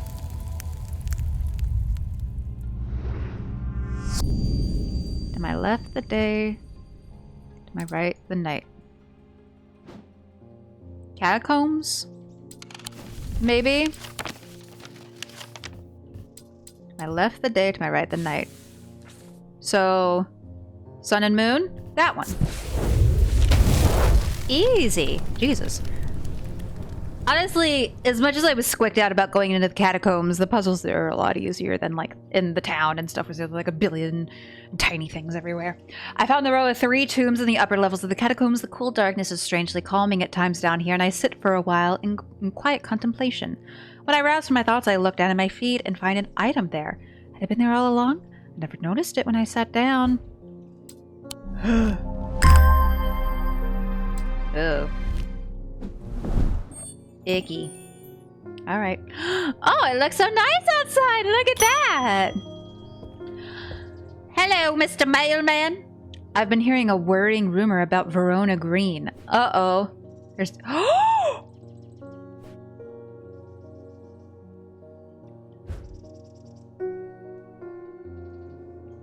Oh my god, I literally just got chills. Is it actually Verona that drowned? Nobody answered that. I really hope not. I mean, I don't want anybody to drown, but if there's some random old lady drowning, I really don't want it to be Verona. We know her. We like her. She helped us in the first game. According to family legend, an ancestor of mine hid an item of thematic significance in his burial chamber. It has never been found, but not for lack of trying. I was tempted to search for it myself until I learned that it was in the catacombs in a place known as the Hall of Shields. Perhaps it's better to leave it to those who know what they're doing. Well, that ain't me, bestie. I gotta be so honest and for real. Hall of the Shields. Oh. That one? As I descend further into the catacombs, a strange sensation comes over me. It is not fear, although fear is mixed in with it. With cold clarity, I know at once what it is. I have entered an area known as the Depths, a place where few have been and fewer have returned from. Not even Beliance can clear the air here and render it safe to breathe, but there is a way. Slate miners inhale the vapors produced by a spirit called a wandering shroud. They say it invigorates their senses and stays the mind rot that would otherwise consume them. It would be dangerous to continue exploring down here without following their lead. I don't think we know what that is yet.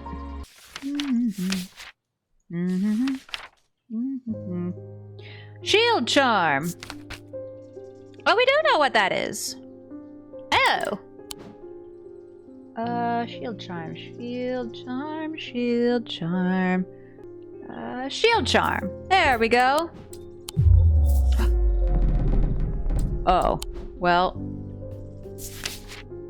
Maybe the other thing on the list. Oops.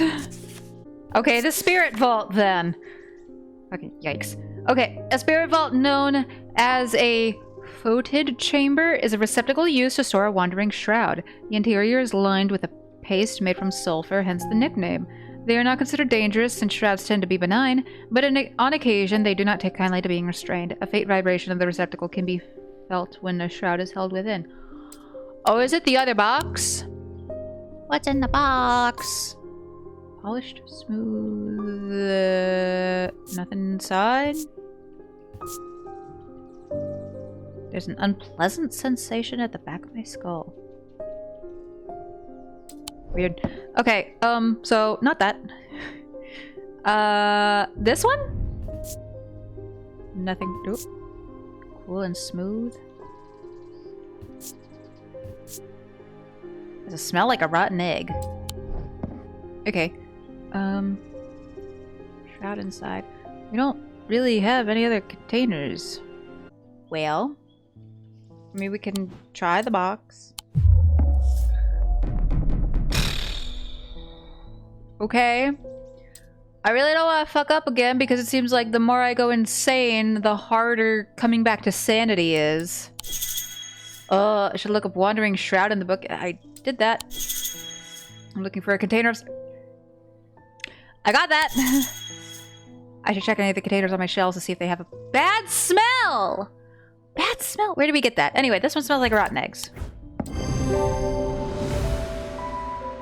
I try to breathe in the vapors from the Wandering Shroud, but to my horror I realize that the spirit vault is empty. My vision starts to... Oh! Oh! That's why it threw me off, because it wasn't rattling! My vision starts to blur as the cloying air of the depths fill my lungs and I stagger away in a daze. When at last I reach the surface, I take deep breaths of the fresh air, but my lungs ache for some time after. I need to be more careful. I've written to Barton Potter. He will know where to find a Wandering Shroud. Okay. So it seems like we're not done with that yet. Okay, cool, great. Love that for me. Oh, I've done something quite stupid. I went exploring in Heath Wood and came across a grave.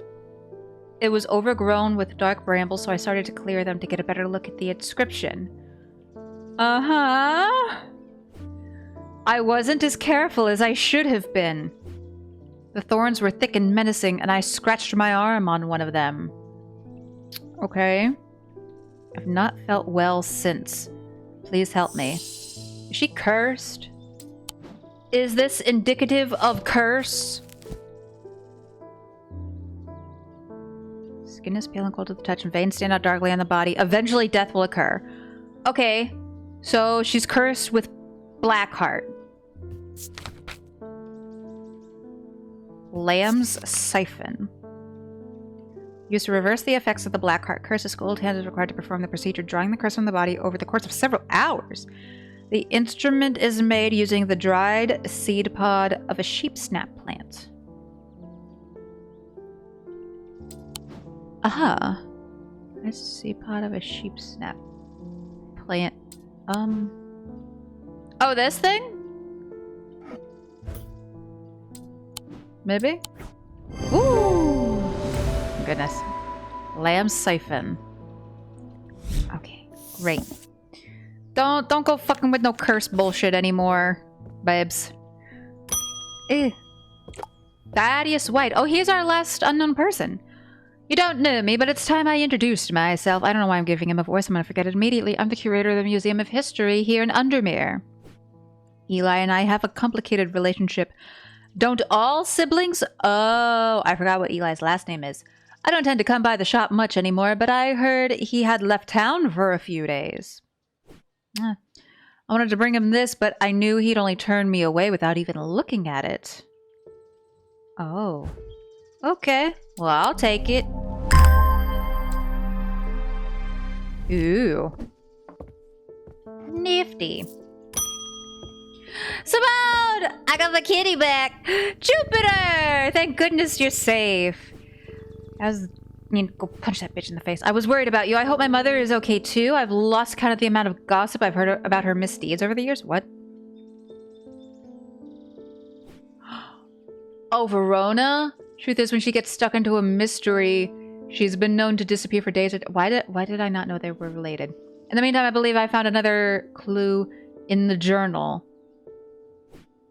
The text directly before this is largely illegible, but I was able to make out a reference to a vault of some kind. There's a vault in the castle. Haha. Okay. 3 resonant objects, lightest first, heaviest last. Okay. Francesca, we still need to talk about your sister, babes. I got a fright when they brought the body of that poor drowned woman to me with those lifeless black eyes. Please tell me it's not Verona. Please tell me it's not Verona. I thought for sure it was Verona first, but it's not. Yes, she does look like her, but we're quite certain it's a lady from Hawkshed. Hawkshed? Yeah, who went missing a few days ago. Oh, thank fuck it's not Verona. There's one thing I can't get out of my head, though. Why would she try and swim across the lake? Fuck if I know. Old people do weird things sometimes. In the meantime, Verona is still missing. Yeah. I don't like to use thalamic needles as a rule, but the circumstances are beyond the rule book. We need answers. Ooh.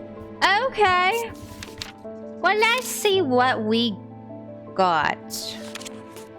Thalamic needles are controversial items that are rarely used. They can reach into the mind of the recently deceased to give an impression of their thoughts before they died. Curiously, the weight of these tall items decreases when heated. Decreases when heated? Tall? I wanna be tall. I wanna tower over the people. So what do we have that is tall? That has not yet been marked yet. This is pretty tall. No. Walls. Okay. How about that?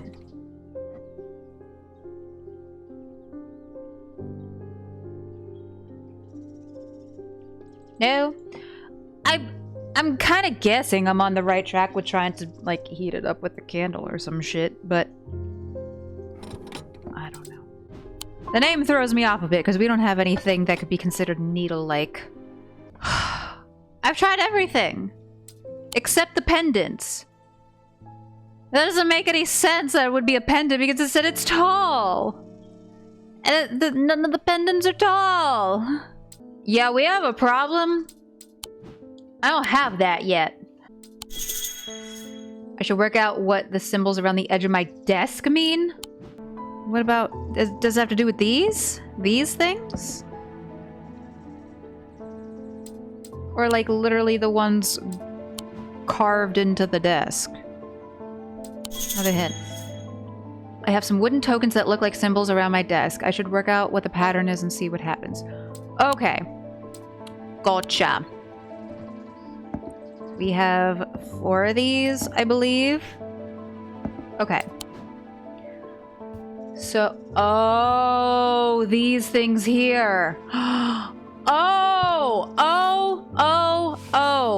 Around here, the border here. I thought that was just decorative. I should have known better.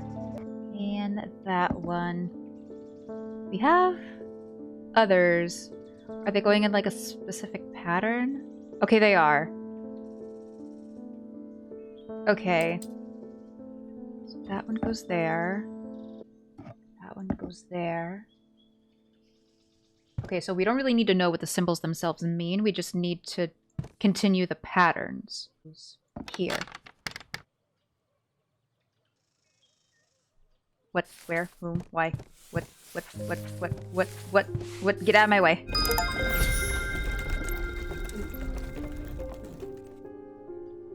Oh, that's the thalamic lens.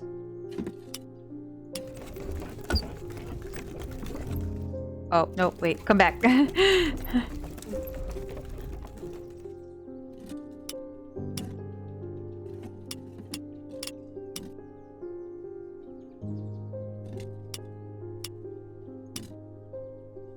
have no idea what I'm doing.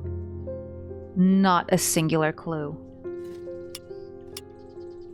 Okay, so these I know. We're making the symbols from the... what's it fucks? Not that. These symbols. The thalamic disciplines. Okay? So... use these to make all of those, I guess. So... do we need to then make all of these symbols? Is that what we need to do? I have too much crap on my desk. I need to organize better. Let me put those in here. Blah, blah, blah, blah, blah. Okay. So... I have a clue that tells me which items I need to put on the plinths below the counter. Okay, yeah. The drawings on that note I have... must be thalamic field patterns? What? You can use a thalamic lens on the desk to find items that have field patterns matching the note. This thing?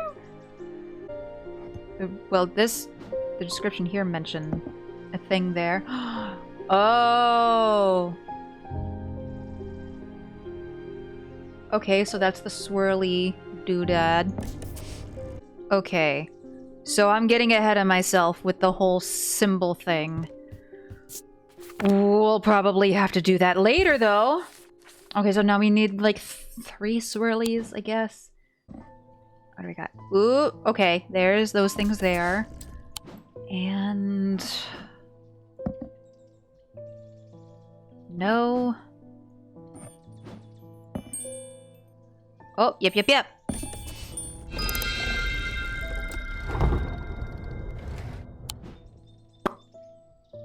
Here's the thing we're looking for. Great. Sorry about that, Francesca. Here's your thing that you asked for. Sorry it took a little while. It is a tall item. Using my weighing scale and a candle, I can confirm that its weight does indeed reduce when heated. I want to see. That sounds cool as fuck. Hold up. Put that away. Ooh.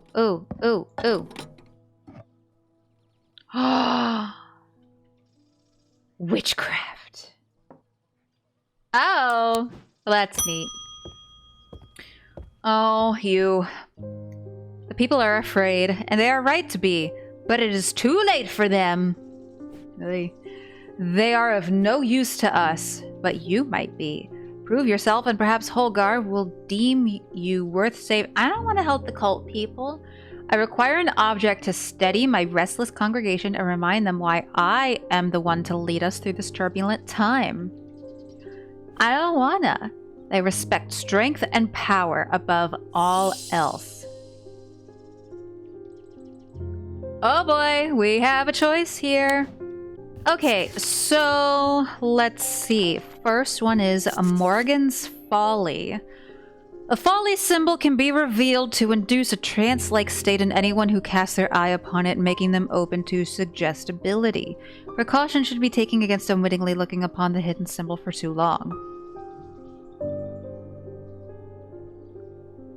Okay. What's our other option? Fortinance. Fortinance. Let's see. Fortinance can enhance physical strength or restore strength that has been sapped, whether by exertion or by hex. They are made of stone or iron and usually take the form of a small totem. I don't know what I want to do. Because I don't want to help her. I feel like we shouldn't help her. But the thing with the Morgan's Folly, making them open to suggestibility, does that make her open to suggestibility? Or will she use that to make others open to suggestibility? I don't know. And that's a pickle. I don't trust you, babes, if I'm being honest. I don't. You're doing some weird culty bullshit that I don't like and want zero part of. Oh, this might be bad. This might be bad. Also, I don't know what the hell either of these things are in the first place. So, you know, that's a whole thing. Okay, I should first decide what I want to give her. I don't think I want to give her the thing she wants. Because that seems bad, right? That seems like facilitating cult activities. Especially with the warrior thing involved, which we don't like that. I'm trying an engrave symbol. Staring at the symbol makes my head swim. Oh, is this it? Is this literally it? Oh, maybe I should close that then. Okay, actually, you know what? Open that. And give her the thingy. Yeah. I don't know if this is correct. This seems like maybe a thing I shouldn't have done. I'm suddenly regretting all my choices.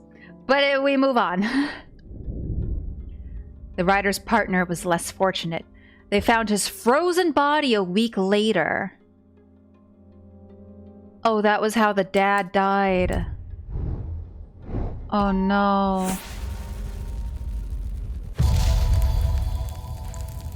Ew. Okay. I'm marked by Jupiter! The cat? Hey Jupiter! You got something to do with this? You know what's on the up and up?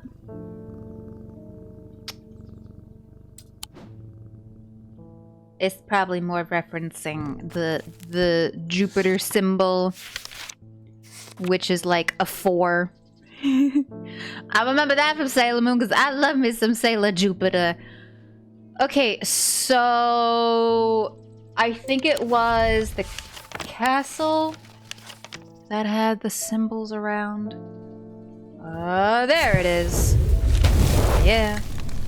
The mark of Jupiter on my map leads me to a square room on the ground floor. Other than an intriguing torn note, there doesn't seem to be anything of interest until I notice that the bookshelf is mounted on a runner and can slide to one side.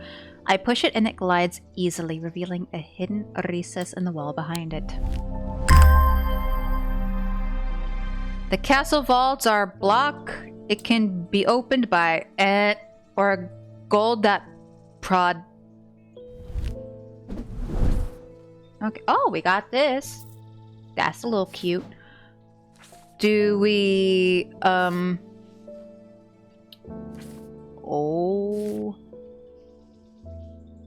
Oh.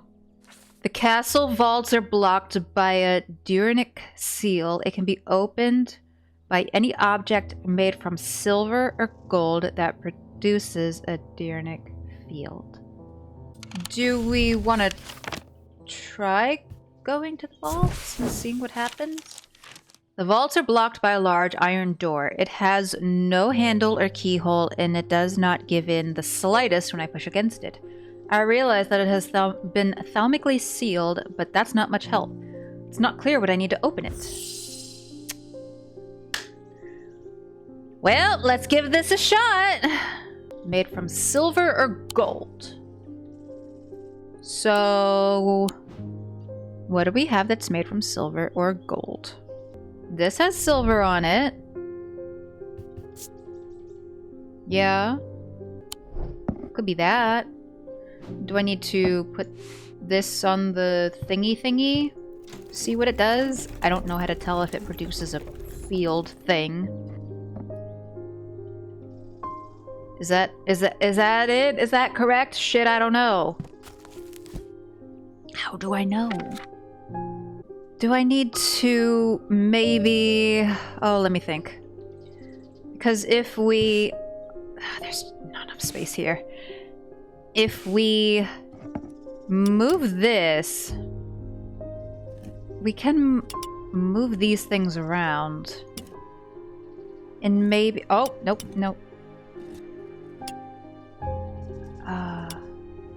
Okay, we want that one. Maybe we want to make this symbol? Possibly? I don't know if that'll get us in the direction we want to go, but it's worth a try, maybe. No, I want to move you over. Okay, Oh! So that's what it looks like, I presume. Which then means this thing is not correct. Because that's not the field it produces. It does that. Okay. We're on the right track. It's, it takes a while to get there. Bronze? Nope. Incorrect. Looking for gold? Let's try this. Not correct. Gold. Oh, is that it? I think that might be right. That might be correct, maybe. Okay. Let's give this a try. Damn it, I hope this works. I'm gonna feel real smart if it is correct. No! Oh! I thought I was being so smart. Damn it. I mean, it's not fully made of gold. I guess it needs to be mostly made of gold or silver. F. Maybe we just don't have what we need yet. That's very possible. I am just gonna presume we don't have the thing we need yet. 'Cause I think the rest of what we have is like stone, bronze, wood, clay, whatever. So we might just not have the correct thing yet. Which kinda sucks. Well, let's go on leave, I guess, but I'll be back! James Herschel. I can't say too much, but it has fallen to me to carry a secret that people would kill for. That people have killed for. Ooh, the drama. Wait, then don't tell me! Oh no. It's a lot of weight to carry around in my head, and it's getting harder to bear around certain family members. Oh, do you need the diverging hook? Do you need me to just yank that memory out? It occurred to me that it would be safer in an acumensial? I don't know what that means, but okay. Let's see. Acumensial is a receptacle commonly featuring a memento mori that acts as an aid to recollection. A memory cannot reside in both the mind and the acumensial at the same time, and it cannot be stored indefinitely. When a memory has been left for long periods, it can begin to emit unpleasant vapors. An empty acumensial, on the other hand, has an ominous presence pulling at the threads of one's mind. That's this. Yep. Had the hourglass on it. Well, good luck. Also, now I'm nosy. Could you tell me what your secret was? It's getting dire out there. Hey, at least Verona's not dead. They found the body of that priest last night? She was torn to shreds by her own congregation and left to rot outside town hall. Such horrific violence. It has no place in our town. What the fuck is happening? Oh, goddamn.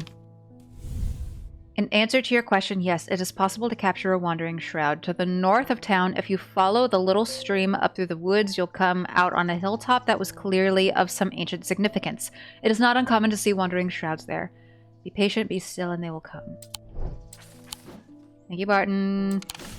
I'm glad I didn't give the lady the thing to kill you.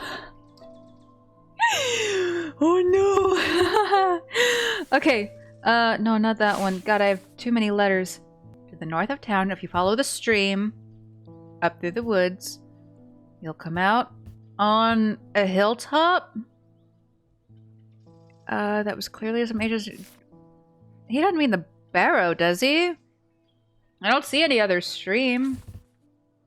Follow stream through the woods. I'm gonna guess here. Nope. Mistake. F. Here? Oh. I was right the first time! Shit. After a pleasant walk along the beck, I reach a series of grassy mounds, the barrows. Whoever is buried in them must have been important in their time. If I am to collect what I have come for, I will need to be prepared. Do I need the thingy, the spirit vault? Yep. Ooh, got a wandering shroud. I sit and wait, quietly and patiently, not certain exactly what I'm looking for. For some time, nothing happens. And then, long after my mind has drifted towards a warm fire and a hearty supper, I notice a movement in the corner of my eye. A strange, thin mist has formed near one of the barrows. It seems to produce a sort of dark light, a contradiction that my eyes have trouble perceiving clearly. The ethereal creature, for surely this is a creature of some kind, ambles towards the vault that I have left out for this purpose, and I daren't breathe as it slowly nestles itself within the receptacle. Alright. Well, I think I needed that for the catacombs. Yes. To go here. And then I need the thingy. There we go. I breathe deeply from the spirit vault and it clears my mind. I don't care to linger too long down here, but I forge on until I reach the unmistakable Hall of Shields. I need another thing. A stone sarcophagus sits on a raised portion of rock in the center of the cavern. I hold the torch close to better see the inscription on the side of the tomb. It reads, "The sun's light will reveal my gift." Mystified, I cast my eyes up to the walls of the cavern and search the shields for some other clue, but nothing stands out. One of the very first things we needed to give out was something related to sunlight, wasn't it? Something like that. Sun's light will reveal my gift. Okay, sun. Sun bond? Was it a sun bond that we gave somebody? I don't remember. That feels like 1,000 years ago. A non-precious metal having a gemstone of some kind carry the warmth and light of the sun. Okay. I want to say that's it. That sounds right, at least. Sun bond. Oh, here it is. Please be correct. Please be correct. Oh, thank fuck. Jesus. The sun bond banishes the darkness in an instant, half blinding my gloom-adjusted eyes and bringing summer's warmth to the cold cavern. Blinking and squinting, I notice that one of the shields in particular is glowing in the bright light. I reach up and pull the shield down to reveal a small cavity hewn into the rock behind it. Inside is a blood-red urn. No, I don't think I should take that. That seems like some real bad juju. Oh no. Red clay. The eyes appear to be small green gemstones. Warm and smooth. I find it unsettling. The eyes seem to pierce my soul. Oh no. Oh, it's James Herschel again. I got to thinking after I left earlier. Transferring the secret to an Agumenial only adds an extra step. Yeah. Yes, it's safer than walking around with it in my head, but I would know where to find it. You want the diverging hook, don't you? You want me to cut it out. What I really need is a truth conduit so that I can deceive them into thinking I know nothing at all. What is this secret you're going to so much trouble for? He's gonna come back later being like, never mind, I actually want something else instead. I'm calling it right now. He's the indecisive asshole that can't make up their mind. And I would know that because I am also an indecisive asshole who can never make up my own mind. Anyway, these items are used by tricksters and swindlers to distort and deceive. They do not warrant the designation of dark article that some want to apply to them, but they can be and have been used maliciously. The gentle sound they produce anchors the mind as the spell is woven, combining symbiology with deeper, more primitive power. The gentle sound they produce. That sounds a little like this. Makes a soft tinkling sound when it moves. What does that symbol mean, though? I want to know what that symbol means. That's probably something I would want to know. It was deception? Yep, that is definitely it. Yeah. Alright, please don't come back later and try to get something else. I mean, as long as you're paying me for it, I guess. I don't know. Evelyn Bennett. I have never felt more tired or more devoid of life. An apathy has settled in my bones that I do not seem able to shift. But while I still have breath in my lungs, I will not succumb without a fight. That sounds like depression. By the grace of Grey, I will find a way forward. Are you cursed, maybe? With depression? Poison in the mind, nightmares, blue tint of the eyes. No, no curse. Just good old-fashioned depression. That kind of helps me none, though. Because that's extremely vague, and I don't know what to do about that. By the grace of Grey. Apathy, maybe? She mentioned apathy. I don't know what to do for you, babes. I mean, this sounds like it's set up to cure a curse.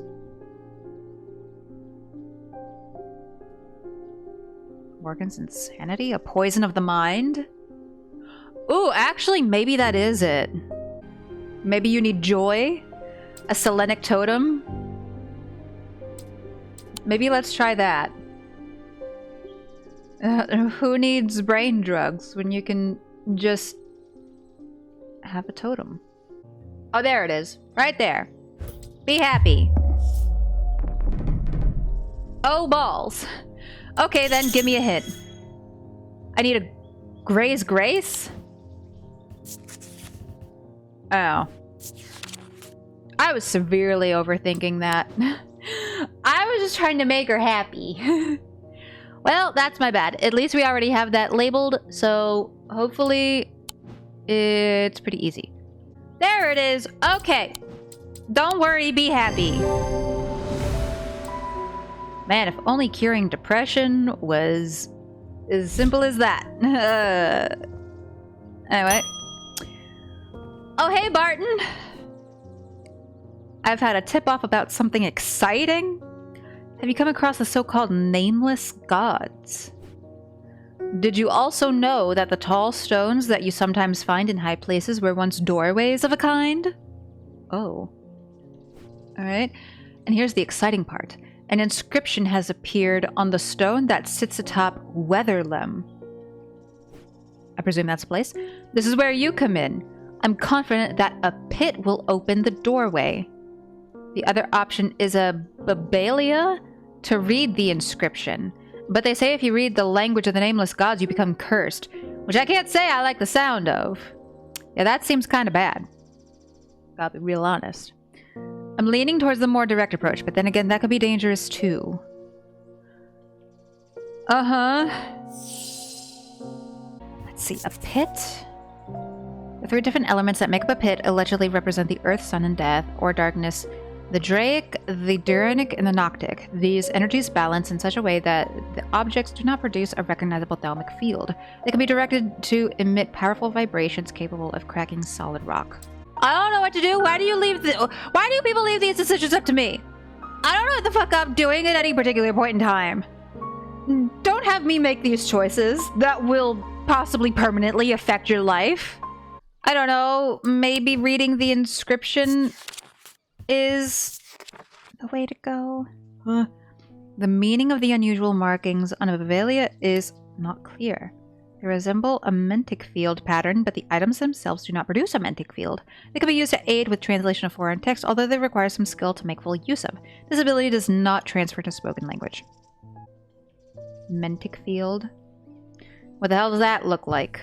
Where's my thingy thing? Okay, we want to reproduce a mentic field. Alright. We want that up there.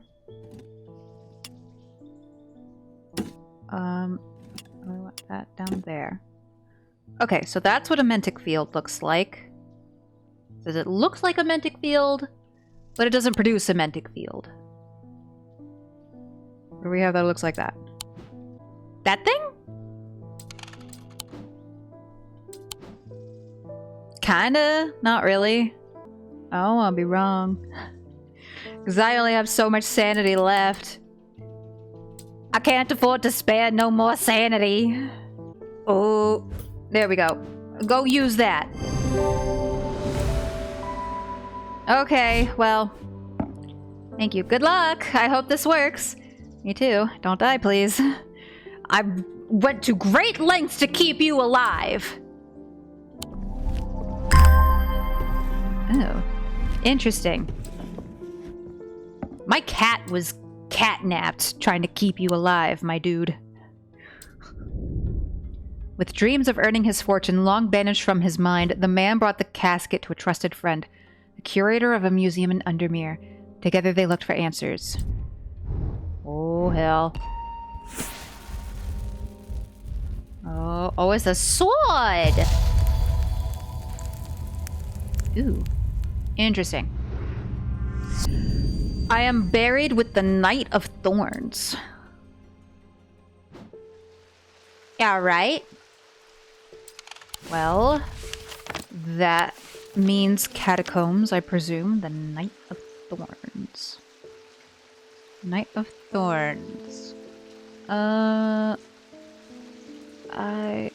This one? With the flowers, maybe? That's kind of my best guess. Nope. Knight of Thorns. I mean, there's only one other knight. So, you know, I guess process of elimination. Anyway, the Tomb of the Knight of Thorns resides alongside an ossuary filled with the unknown dead from the Battle of Sutherfell. It is an unpleasant place that I do not plan to linger in. Happily, I am able to find the item I came for without any difficulty, and I quickly leave and don't look back until I am out in the bright of day once more. Oh. Swell. Oh, it's the dog guy. I've noticed that some people claim not to fear death. They say that dying scares them, but not death itself. Not me. Not the great Thomas Pope. Give me pain, give me fear. If I can feel, then I know I'm alive. Going back to nothingness, that's what I fear. Oh. I'm going to do my best to live forever, starting today with a loam. Okay. Let's see here. Sometimes called a hand of Jupiter or a fire palm, a loam is an item with enticing power. They can reverse the signs of aging, but anyone who has played that game knows that it can only last so long before time catches up. And when it does, it often hits harder. My dude? No. simply don't. Do I even have something like that? Maybe... Or fire palm. Do I... No, I want my symbol book. Maybe fire? Fire symbol? Which is just a triangle. Oh. This thing, maybe? It said palm of fire. Yeah? Yeah, fire palm.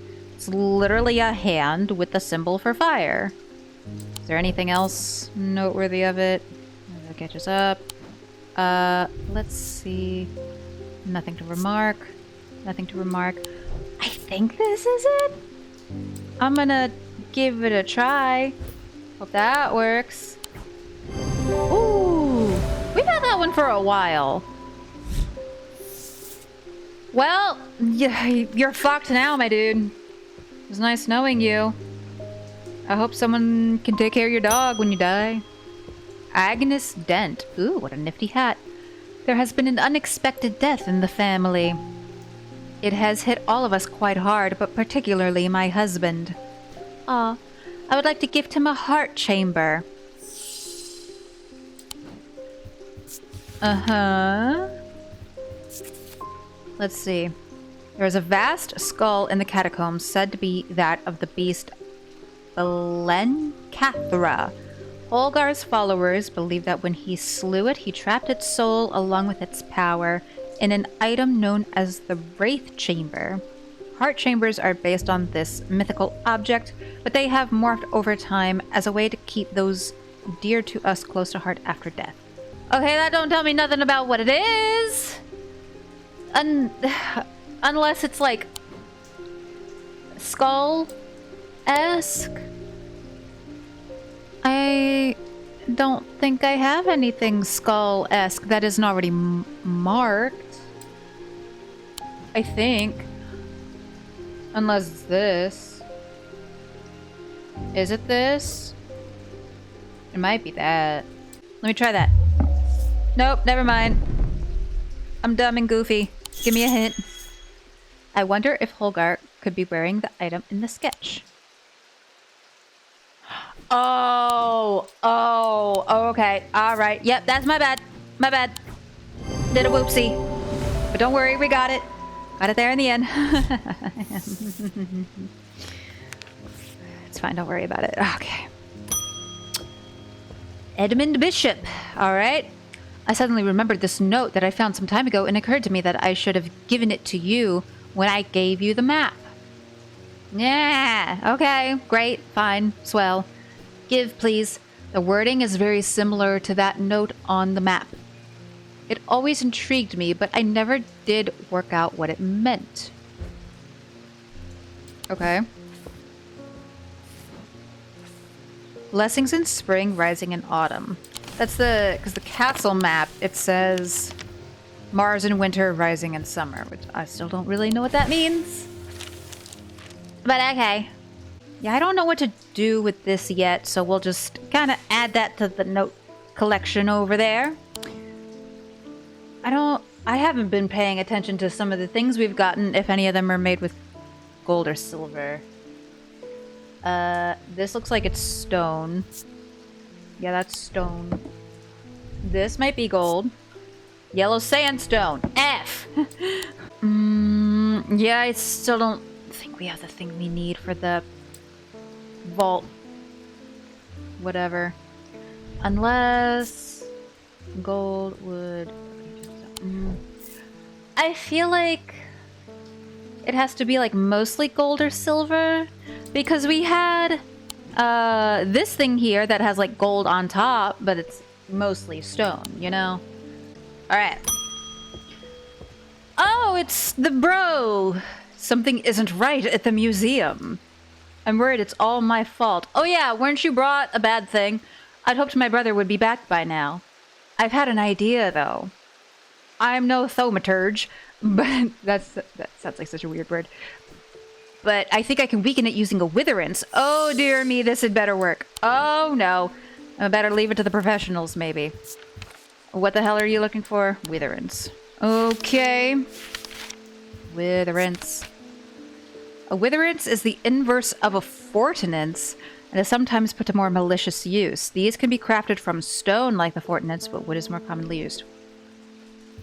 What the fuck is a fortinance? I vaguely remember the... Oh. We never figured out what the fortinance was. That might have been one of those things where we had an either or option. Well... F. That doesn't help me! We're just gonna enhance physical strength or restore strength. Oh yeah, that was one of the things... That was the thing the cult lady wanted, but I gave her the other thing.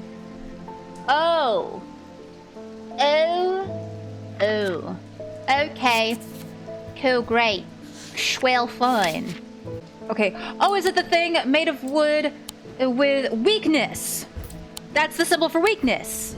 Yeah, I remember things sometimes. Maybe. Usually not. But okay. Great. Great, swell, awesome, amazing. Jacob Priestley. My mind is severed. Need mether. Okay. Mether. There was a thing, a mether, solemn mether? Is that it? Or there's multiple methers. Oh, balls. Okay. My mind is severed. So... This is a thing for curses? A poison of the mind, maybe? Morgan's insanity? Perhaps. There's multiple methods, and I don't know which one to pick. No. Solemn mether? Three types of method. The solemn one is considered the most powerful. It permits the drinker to forge pathways in the mind to recall what has been forgotten or to repair what has been broken. Maybe? Fuck, I don't know, man. I just work here. Restful method. Used to enter a meditative state. I bypass the rush of clutter of consciousness, promoting clarity of thought. Shit. I don't know, man. I don't know. I mean, we only have so many methods to work with. Nope. Wasn't the item I was looking for. There's the other mysteries. See if there are any clues there. What do I want? A new look that gives us a strong thalamic field. Okay. Well. Okay. Alright. Okay. Fine. I'll do the other thingy thing. There's, no, wait. I don't need that. I'm losing my mind here. Okay. I need that. I need my cups. Bring forth the cups. I need one that produces a field. That produces a field. That also produces a field. What am I supposed to do with that? Ah! Produces a noticeably stronger thalamic field. So which one is stronger? I don't know which of these is supposed to be. Oh, this one. Okay, I got it. Because the lines are bolder. I got it. So then this other one is the abrasive one. Has to be. Okay, cool. Great. We're doing kind of okay. We're one small mistake away from insanity, but we're fine. Francesco, we still need to have a little chit-chat about his sister! I discovered something via the thalamic needle. The woman who tried to swim across the lake was compelled to do so by some invisible force. Uh-huh. She was looking for something, and whatever it is, it's right here in Undermere. Uh-huh. That's not all. I decided to experiment with the Ambra. When I was under its spell, I heard whispers. Something was calling me, and it left me feeling terribly afraid. This must be what's keeping my patients in their trance-like state. I've never used a Gaudian siren before, but it occurred to me that I might be able to use it to drown out the whispers. Okay. Gaudian siren. Okay. Although these are similar in form to thalamic needles, Gaudian sirens serve a very different purpose. They create a strong compulsion like a siren's call that can be used to divert attention. A display of Gaudian objects.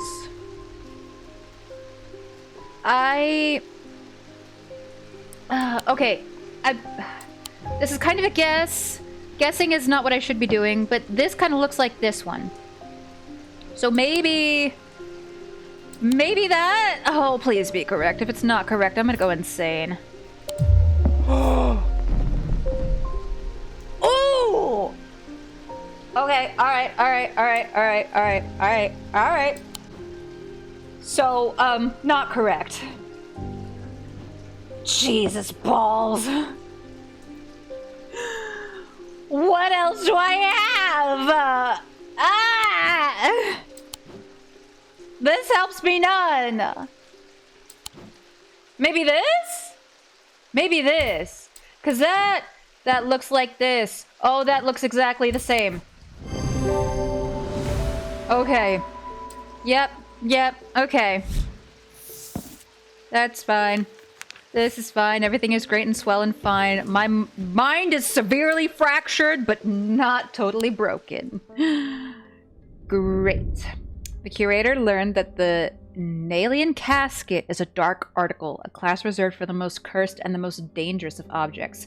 He locked it away deep within the museum's archives, along with other such artifacts that are best kept from public eyes. So the museum dude is up to some shady business, along with the Potter guy whose name I keep forgetting. Something like that. I am under the barn where the axe meets the tree. That's exceptionally cryptic. Under the barn where the axe meets the tree. So, I presume one of the farms? Maybe. Okay, you could chill out with the thunder, please. Anyway, so we have Royce. I mean, one of the farms is. That's my first guess. It could be wrong. Maybe how many farms are there? There's Greywick Farm and Royston Farm, and that's it. Okay, well, let's try them both. Royston Farm is as warm and welcoming as its owner, John. He greets me with a grin and a handshake, always eager to share a story or two about the land. I ask him to let me know if he ever finds anything unusual, leave him to his business. Oh yeah, we were there before. Okay, so maybe let's try the other farm. The scent of damp hay lingers in the air as crows pick at the muddy ground between weathered stone barns. The farmer lifts his gaze briefly, offering little more than a nod before turning back to his work. I don't think I'll find anything useful here. Well, there goes my theory. Axe means a tree. What do you mean? I don't understand. Hey. Where the axe meets the tree. Woodcutter's Lane and Pine Road? Oh!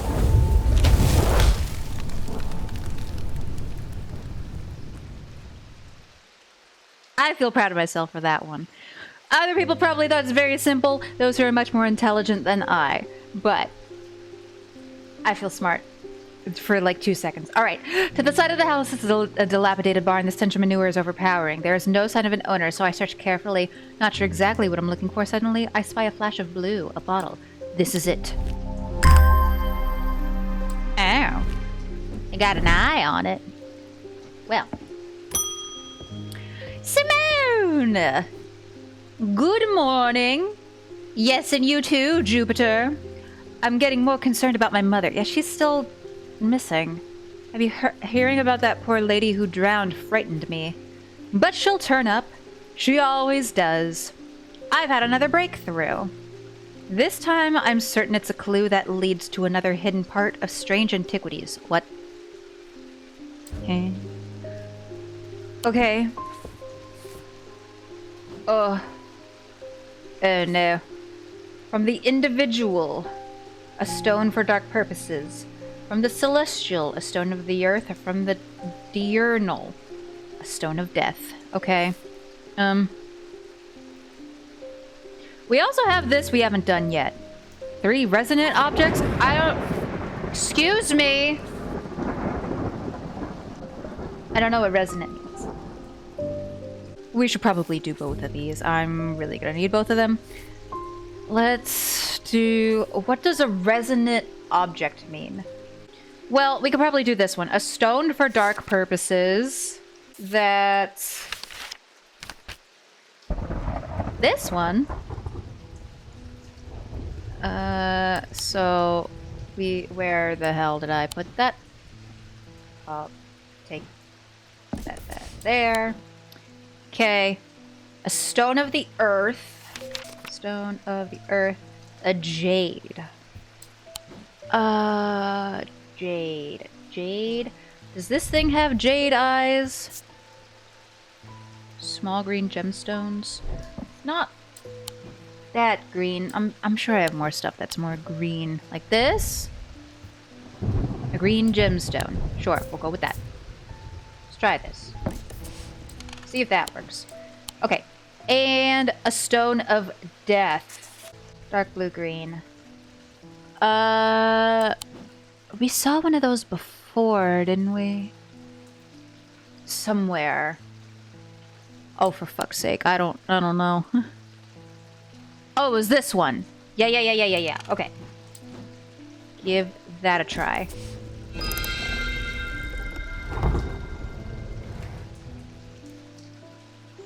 Oh. Hello?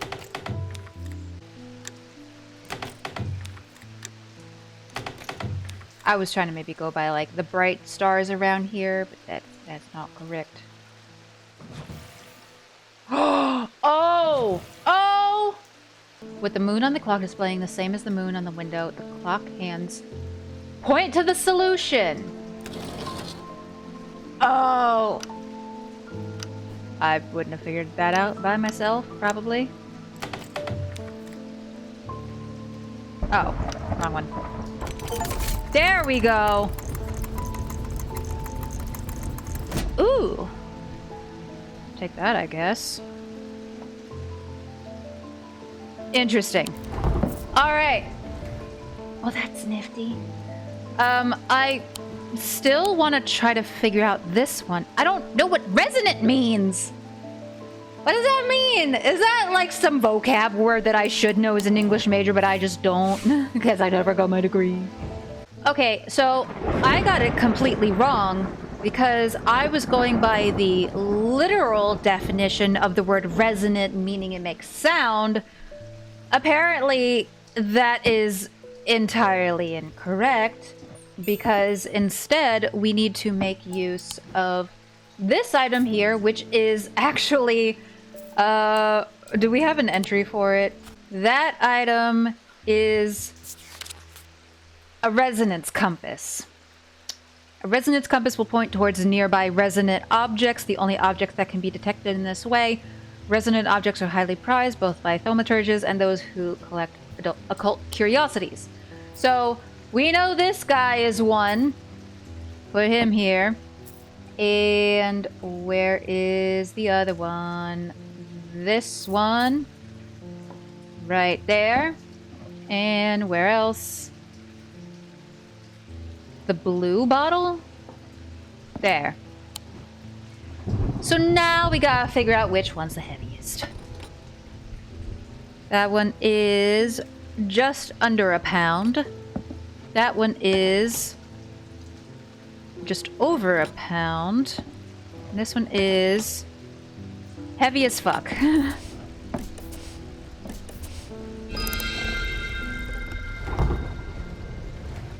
Whoopsie daisies. Okay, we're doing another thing with the moon bullshit. Okay. Okay. I think that's it. Maybe, possibly. And so, let's do you, you, and you.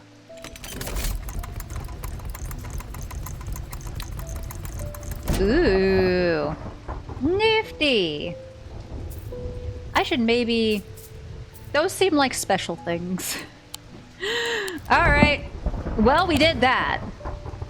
Very proud of myself for that. totally not at all reliant on Google. Anyway. That there, that there.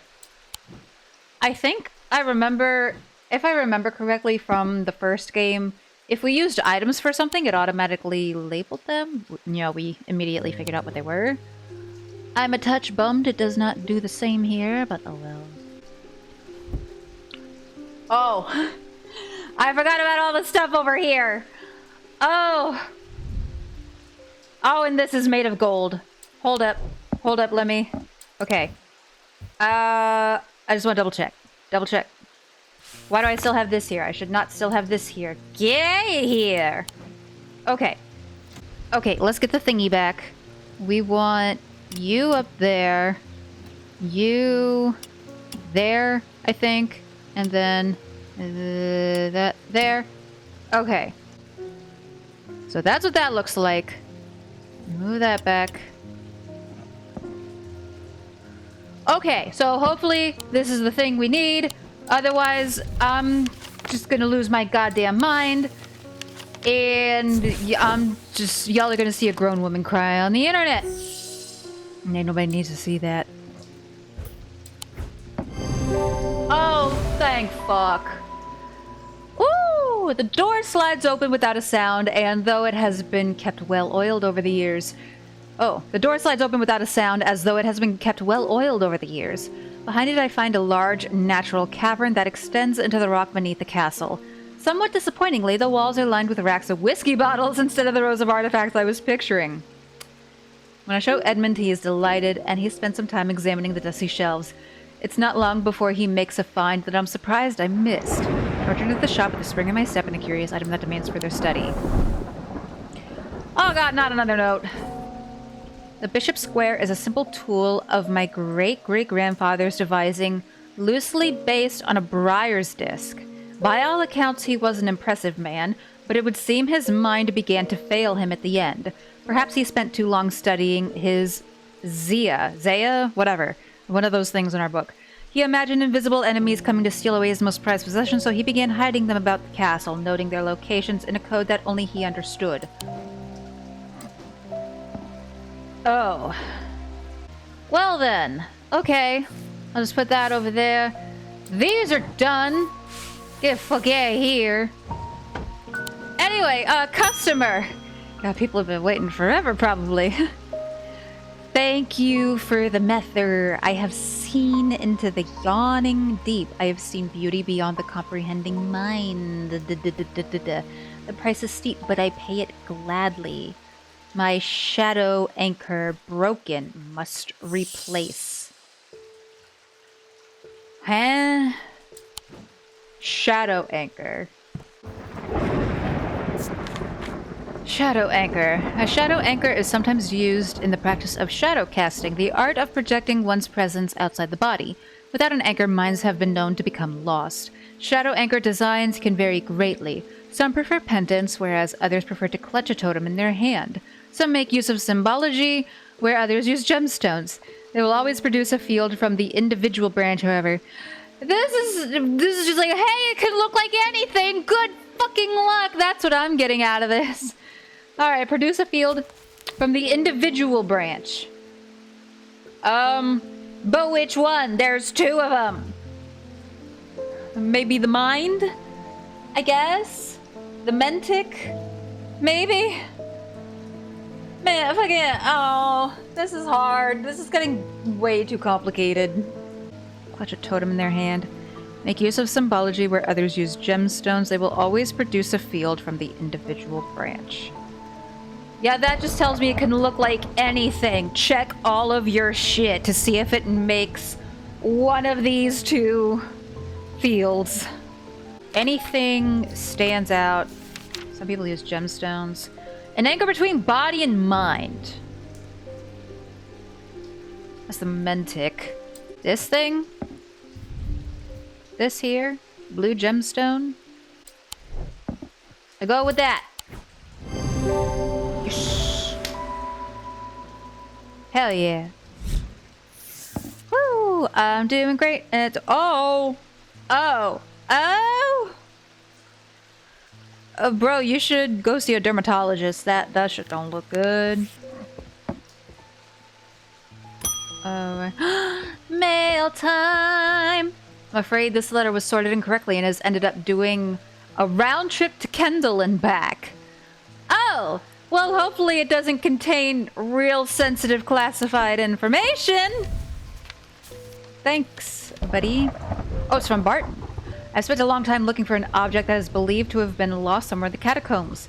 The adventurer and thaumaturge Marwyn left a trail to her hidden stash, or so the story goes. I followed it as far as the Ossuary of the Damned, a chilling, bone-filled alcove carved into a natural chamber in the upper levels, but it seems her markings have been worn away by time after that. I pass on this story to you in the hope that you can succeed where I have failed. Ossuary? That word sounds familiar. I think we've been there. Maybe. Oh, not that one. Oh, where's my letter? I got too many letters. Let's see. Ossuary of the Damned. Was that this? Maybe. A chilling bone-filled alcove carved into a natural chamber in the upper levels. Or here? Maybe? I'm able to follow Marwyn's trail for a while, but the carved markings are faded and worn by centuries of weathering. By the time I reach the ossuary, I can no longer make them out at all. Fortunately, I've always wanted an excuse to use a Carrick's candle. These items produce an invisible light that peels back the years, allowing a glimpse into the past. The effect is often murky and blurred, but it works passably on stationary objects. They are marked by a depiction of a candle upon their surface.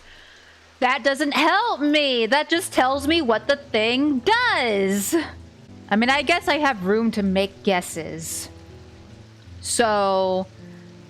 hell, I don't know. Could be this. Maybe. It could be... I don't know, what looks candle-like? Most stuff over here is labeled. Maybe that. I'm gonna presume it's not a pendant. And that it's more totem-like. Maybe. So, an invisible light. So, let's check our symbol book and see if any of these symbols can match, maybe. Light. Okay. And neither of those have the right symbol.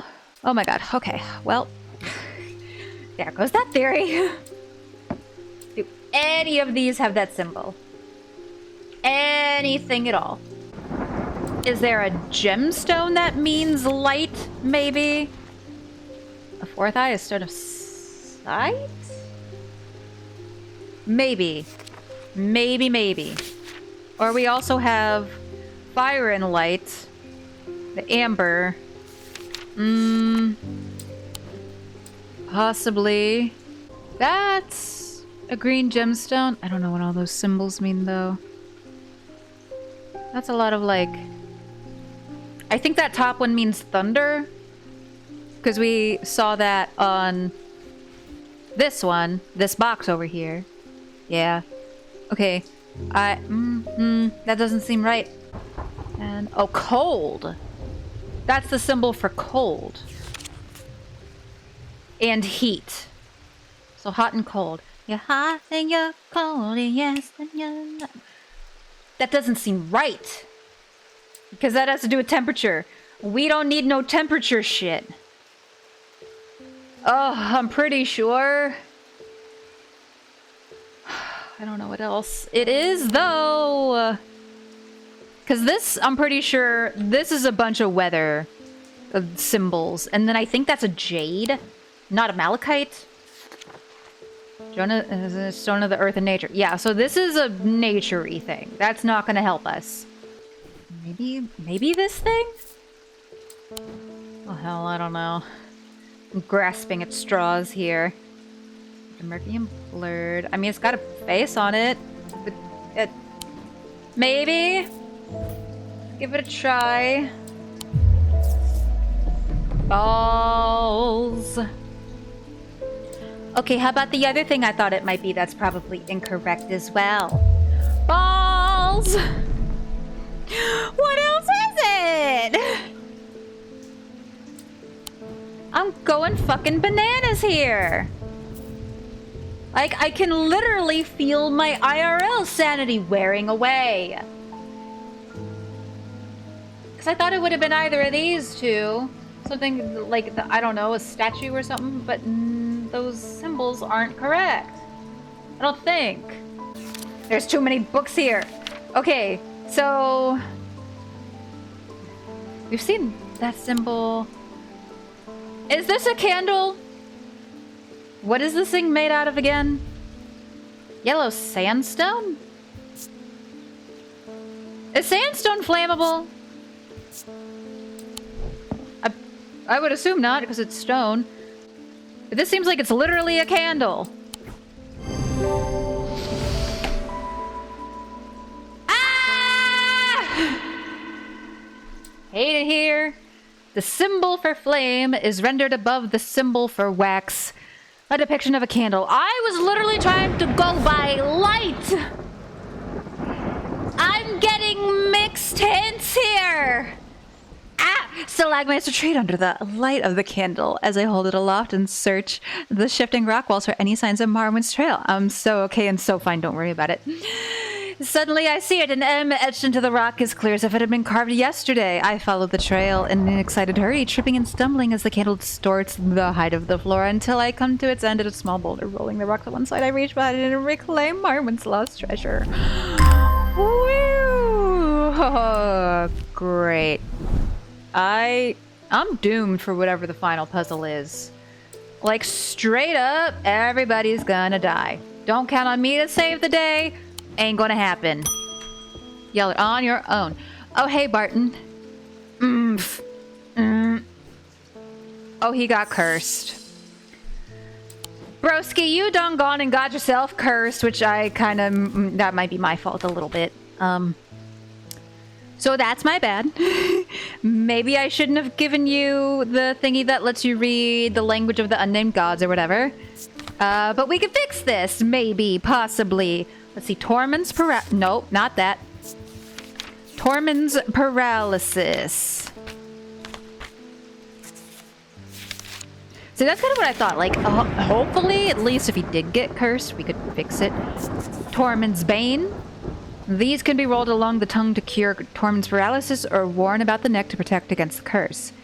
Like most items that ward against the curse, they emit a diurnic field pattern. Why can't you describe what it physically looks like? Why? Why? I hate you for that. Because that means I have to check a whole bunch of different items. This is the symbol for paralysis. I remember that. I distinctly looked that up. I definitely did. That was... where the hell is it? Yeah, paralysis right there. Okay, so we need... does it emit a diurnic field pattern with a fucking bullshit? Get the shit off my desk. Get here. Okay. So that's... that thing is at the diurnic... I can't remember. Okay. Diurnic field pattern. Okay, yep, that's still in the diurnic field pattern. Please be correct. That's not correct. That's not correct. I thought I was on the right trail, but it's not correct. Ah! That's very vague, because multiple items can emit a diurnic field pattern. That doesn't help me. Oh, okay. So far we have maybe that. Is there anything else that has yet to be labeled? Probably not that. That's a nature thingy. No, what about this? Nope. What about this? Nope. This is the part I hate. Just guessing and checking multiple items. This part sucks balls and I don't like it. Like, I get it. As the game goes on, you need to make things more difficult. The puzzles need to get harder. I get it. But this is like a painful tedium that I don't like. So I'm between these two and I have no idea what it is. And if I get one more wrong, I'm going to go completely insane. And it's harder to cure my insanity. And I might get a game over and I don't know what happens, but I would really, really, really like to not find out. Ah! There needs to be more ways to, like, guess and check of this shit. So, that's a skull with flower petals. I don't know what to make of that. That is a light blue stone. Anything in the gemstone book? Stone of water? Oh, look here. A turquoise gemstone? Yeah, that's an aquamarine. So maybe not that. Because water is not relevant here. Kyanite. Make up to a body and mind. Yeah, that's a different shade of blue. Okay, let's try this one. And if I'm wrong, I am gonna be very upset.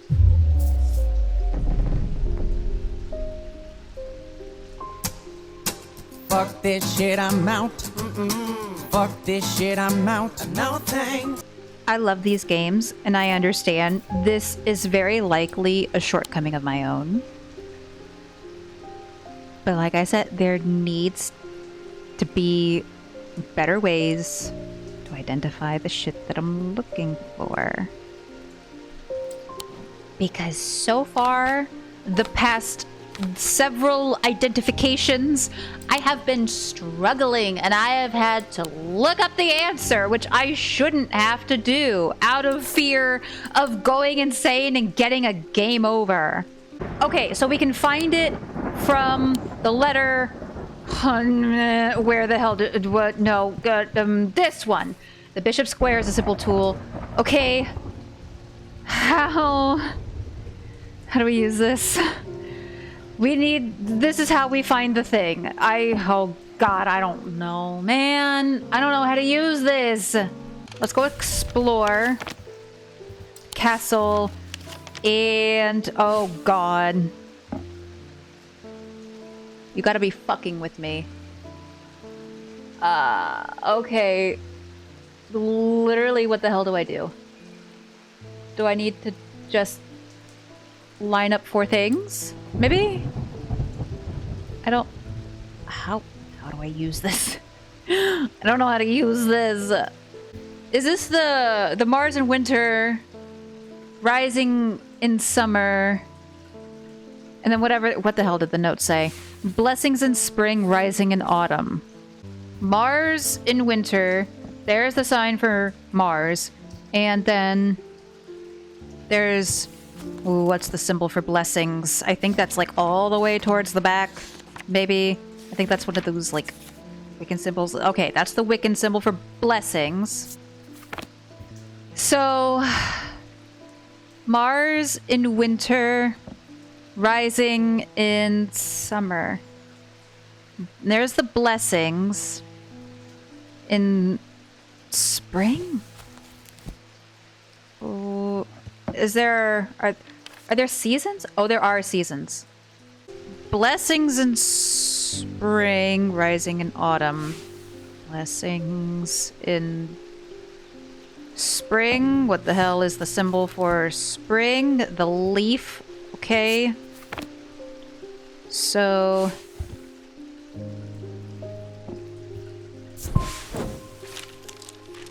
The symbols on the map lead me up the winding stair. The North Tower, the pendant has been carefully hidden, but knowing where to look means that it does not take me long, and I am soon on my way back to the shop with a new trinket to add to our growing collection.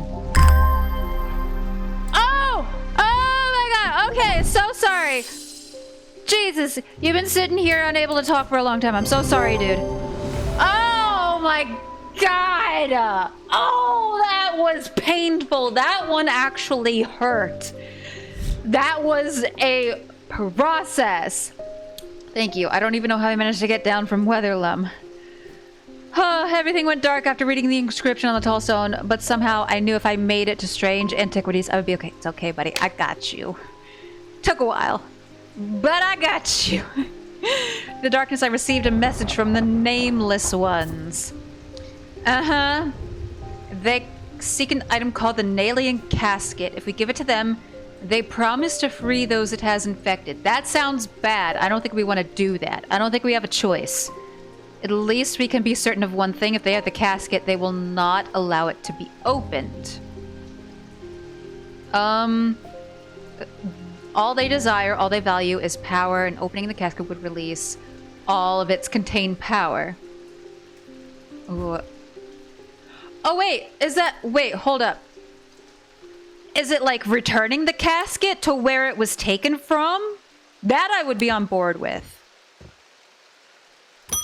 Jesus balls.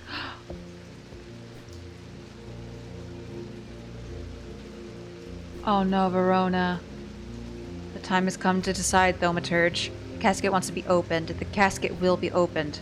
Nothing can stop it now, and yet there is still a part of this mind that will not be quieted. Oh no. Help me to calm this clamoring rage inside my head. This is your chance to elevate yourself above the scurrying ants that absently crawl through their meaningless lives. I feel like I'm gonna get a choice here to like help her or help whatever the hell she's possessed with. Okay. Well, let's see. Okay. Jesus fucking Christ. Okay. The abrasive mether used to purge unwanted memories. As with any procedure, this can alter the mind. It should be used sparingly and considerately. Mether is typically used in computer memory society to easily pass from person to person. Purge unwanted memories. How would that help? What's the other thing? A Zephyrim?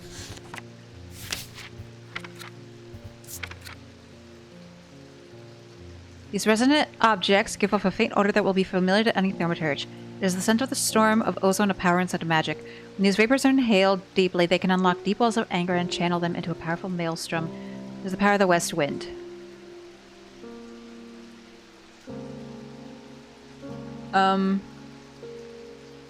So, off the top of my head, it feels like this is the bad one because it's like it's going to purge memories of who Verona was. Maybe that's my thought process. And maybe, I'm not entirely sure, but I think maybe the deep wells of anger or whatever could help her maybe like break out of it. I don't know. I don't know what the right thing is. But that also doesn't help me to figure out what the hell the object itself is. Oh, God. It is the scent of the storm. So I gotta smell a bunch of things, is what I'm hearing. Ooh, gives off a scent like a brewing storm. Gosh, I hope this is correct. I guess we go with this. Keep our fingers crossed and hope for the best.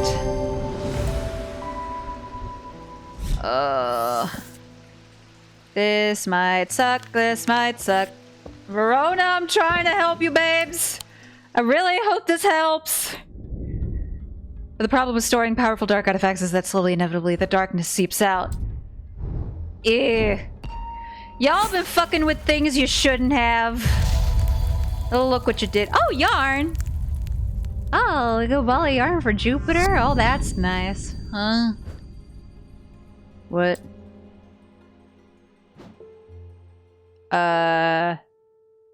No idea what that is. My first thought is maybe this line would be like a road. I don't know what the ball of yarn is meant to be. Because they don't just add random things in here for the fuck of it. They don't do that. The twinings? Maybe? Maybe?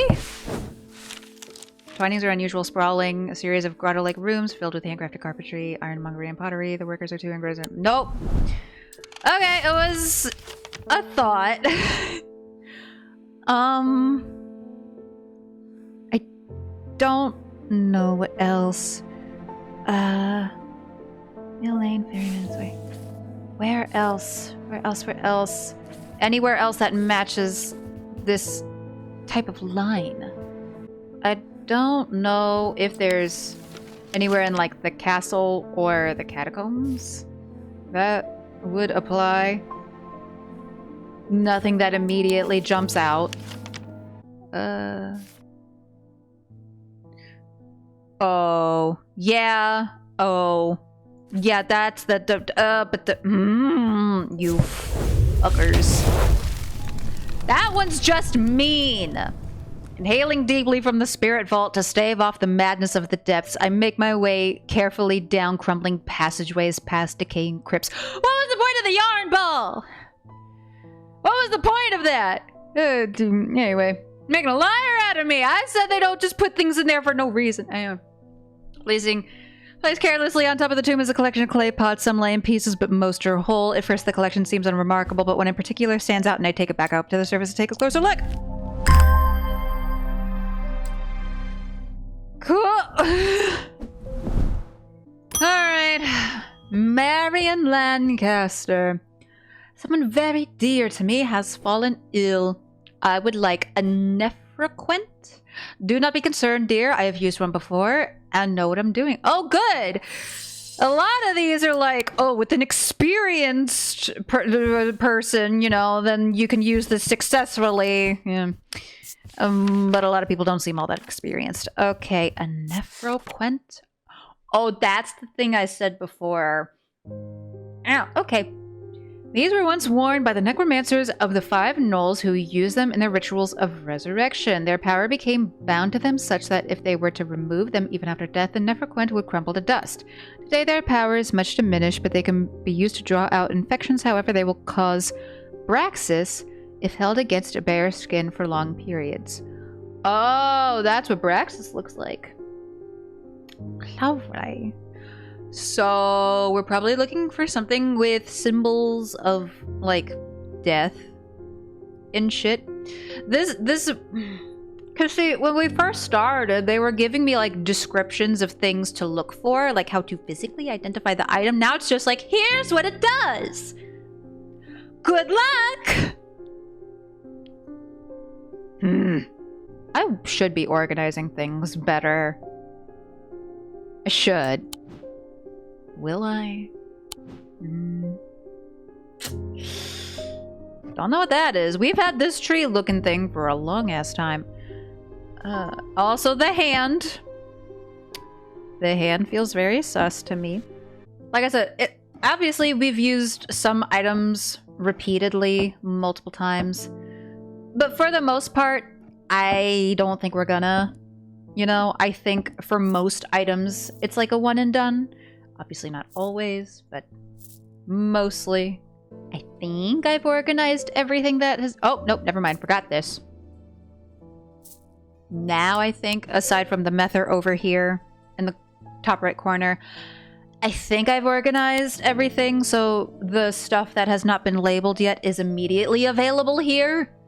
This'll maybe help me, possibly, probably not, but just let me live in my denial. Just a little bit longer. Something death, maybe. I don't know. So there's the symbol for death. I don't think we have a symbol for resurrection. Do any of these have a death symbol? Anybody? Anybody at all? Speak now or forever hold your peace. Okay, what else? Can we go by gemstones? We maybe got a few gemstones that mean death in some form or fashion. Maybe? That's the death indicator stone.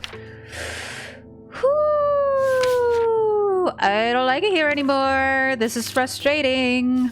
I don't think we have a blue-green stone anywhere. We got a bunch of malachite. We got a couple malachite. We got a jade. Maybe something malachite because of... No, that's a stone of sight. Fucking, there wouldn't be that. Power became bound and we will remove them even after death and never will crumble to dust. Oh. Oh. Ew. Ew. I was expecting it to smell worse than it does. Sure, it still don't smell great. Ew. Ew, ew, ew, ew, ew, ew, ew, ew, ew, ew, ew, ew, ew, ew, ew, ew, ew, ew, ew, ew. Gross, nasty, disgusting. Ew, gross. Get out of here. No. Shoe, please. This is just like a shelf of ick. Franklin Underhill? Like Frank Underhill? Is that supposed to be a House of Cards reference? Please do pay us a visit. Some items we're confident will be of interest to you. What? Oh no, the Twinings? I was just there! Y'all shooed me away! But okay, fine. I guess I'll go back. Okay. Well, the man who dropped off his card introduced himself as the owner of the Twinings, an unusual sprawling series of grotto-like rooms filled with handcrafted carpentry, ironmongery, and pottery. He leads me past wooden chairs and strange iron contraptions to a room unlike the others. This one is filled with small trinkets, ornaments, and jars of various sizes containing ominous-looking liquids and organic material. I know it might not look like much, but there are some items of value among the junk here, says the man. Take your time and let me know if you find anything interesting. 2 hours later, I have indeed unearthed something very interesting that I'm keen to take back to the shop for further investigation.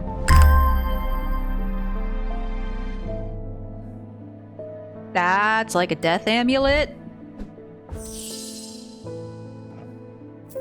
I don't know about that. As I'm leaving Twinings with my haul when a man shouts at me from across the street. As I look around, annoyed, I notice to my horror that the man's eyes are black as coal. Oh no. He rushes towards me and I stumble backwards, fumbling with the strap of my satchel. As I try to grab an item and stop him. A Wixit cord? Okay, hold up. Just hold on for a second. Let me scroll through my book real quick. If we could just put a timeout on this assault here. Just for a few moments. Despite the name, these simple-looking items do not produce a Wixit field. They belong to the diurnal branch.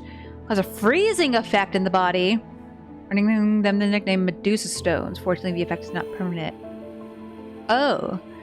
These simple-looking items do not produce a Wixit field. Cause a freezing effect on the body.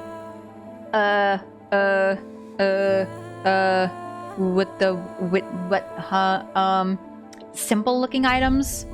This one? Pitted? Raised detail? Nothing to remark? No. Oh, paralysis! Is it the paralysis or the paralysis? I bet it's the paralysis.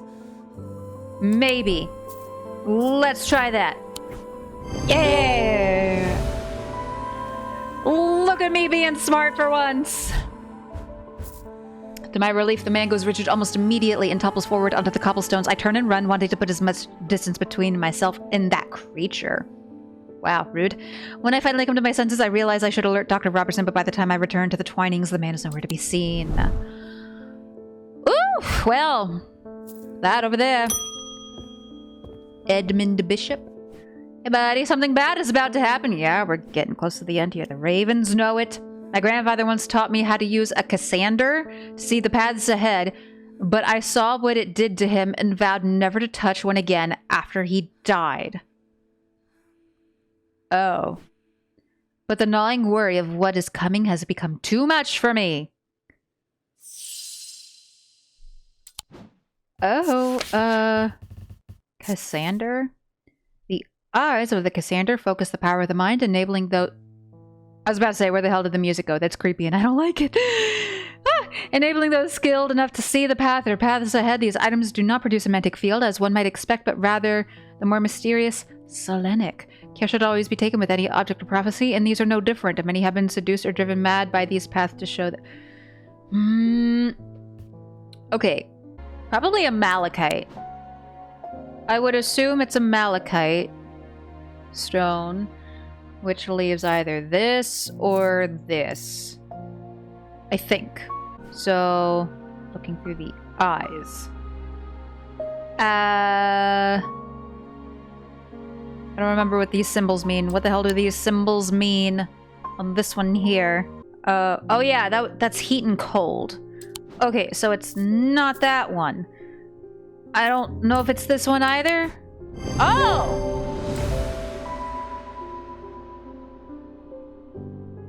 Okay. Yeah, that's... eyes.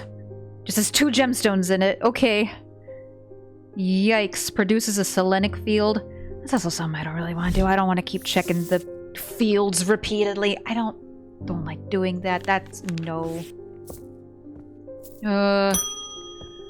Gilbert Ames. Hello. There always seems to be something going on under me. Yeah, that's true. The sooner I can get this sorted and be on my way, the better. Alright then. My uncle gave me a ring, and I have had nothing but bad fortune ever since. Ooh, I'm starting to think it might be cursed. Is there any way to uncurse it?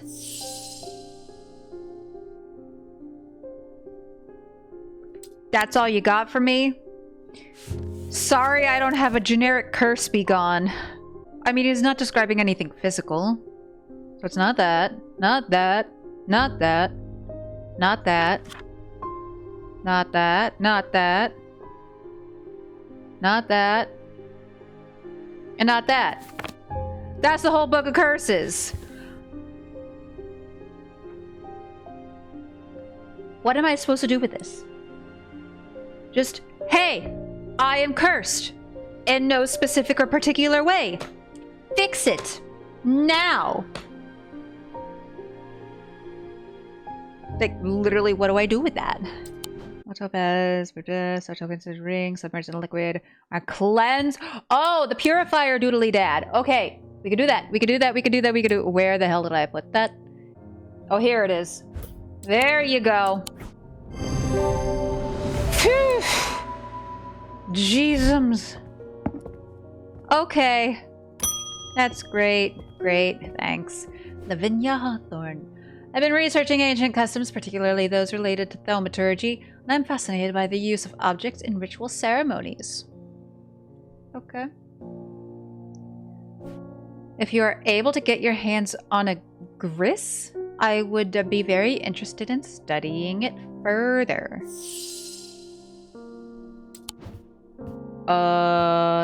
That's a good question. I think that's literally the page we got from fixing what's-his-butt, his mouth problem. For the ritual of the broken path, a gris is heated slowly over flame. To have full effect, it must be held in an ungloved hand until the ritual is complete, no matter how hot it gets. Oh. The ritual should not be performed by those who have not studied the Wixic art. It is common to suffer burns, but when done correctly, it should not be painful. I don't want to keep checking the fields. I don't want to keep checking the fields, because then I have to go down here, and I gotta switch up the fucking things, and I gotta do this bullshit to figure out, oh, what's the thing, what's the thing, what's the field, what field am I looking for? Okay, there's a field I'm looking for, let me go back here, and then test 1,000,003 objects. No! I don't want to do that! So I'm not gonna! Okay, so I don't even have the thing. Is this another thing where I need to go use the Bishop Square, whatever the fuck, the other thing on the castle map? The what the hell was it? It was, frickin'. The only other thing is the Mars in winter, rising in summer. And then I put the Mars over the winter. I'm gonna triple check just to make, nope. I'm gonna triple check just to make sure. Rising in summer? Oh. Oh, there we go. The smells and sounds of cooking greet me as I enter the castle kitchens. I feel a little foolish as I try to avoid the cook's glares while following the clues left to me by a mad old man. What was I thinking? I'm not going to find anything here. And yet on this exact spot where the map leads me, there is something. A floorboard that has been cut and replaced. With a little difficulty, I lift it up and feel around in the cavity below before my fingers grasp something hard. Ew! Ew, get it out of here. No, I don't want it. Here, take it and go. Leave. Shoo. Gross. I hate that. I don't want it. I don't want it. Leopold Morris. There has been a basilisk sighting in the hills across the river from Backbarrow. Oh. I wouldn't say I'm a brave man, but I have a duty to protect my livestock and my village. Good fucking luck. Better me than a younger man with his life ahead of him. Oh, dude. I have come to prepare my sword. Do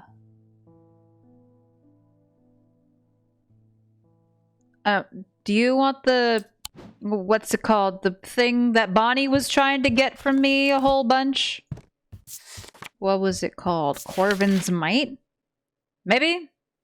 Or what was it? There was a thing that was like... I don't know, something relating to going into battle. I don't remember what it was. Oh, okay. No. Yeah, don't want that. Don't want that, because that doesn't even protect against a basilisk. Oh! A blade is drawn across the face of a folium 6 times during the ritual of the Hand of Prior. Dreyer huntsmen and those wanting to prove themselves perform this ritual before seeking out a basilisk, as a folium blade is the only known way to pierce thick armor. Oh.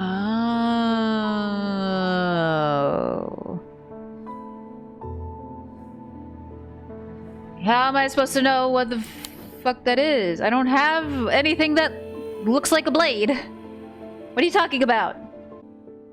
Oh. Yeah. Blade drew across 6 times. Stone. Crisscrossed grooves. It chills my blood to hold it. Okay, well, here you go. I was supposed to figure that out. But alright. Francesca, we gotta stop tabling that conversation about your... They've escaped. At first, my patients grew agitated when I used the Gaudian siren, but then I had a breakthrough. Vivian Cartwright woke up. She seemed lucid and calm even. I made a stupid mistake and loosened her restraints. I don't know what happened, whether the siren stopped working, or if perhaps it had never worked and she tricked me. Oh. Well. That's unfortunate, babes, but almost immediately she changed back and turned violent. Before I knew it, she had managed to free the others. We tried to stop them, but they fought their way out of the hospital. Oh girl, you gone and done fucked up real bad. I have no idea where they've gone. Oh! What a way to just end the workday. Cool. Almost imperceptibly, the casket began to absorb the crepuscular power, I don't like that word, that had leached into the stone and the earth of its lightless tomb. I don't like none of this. Oh, this looks like a grave. Maybe. Maybe?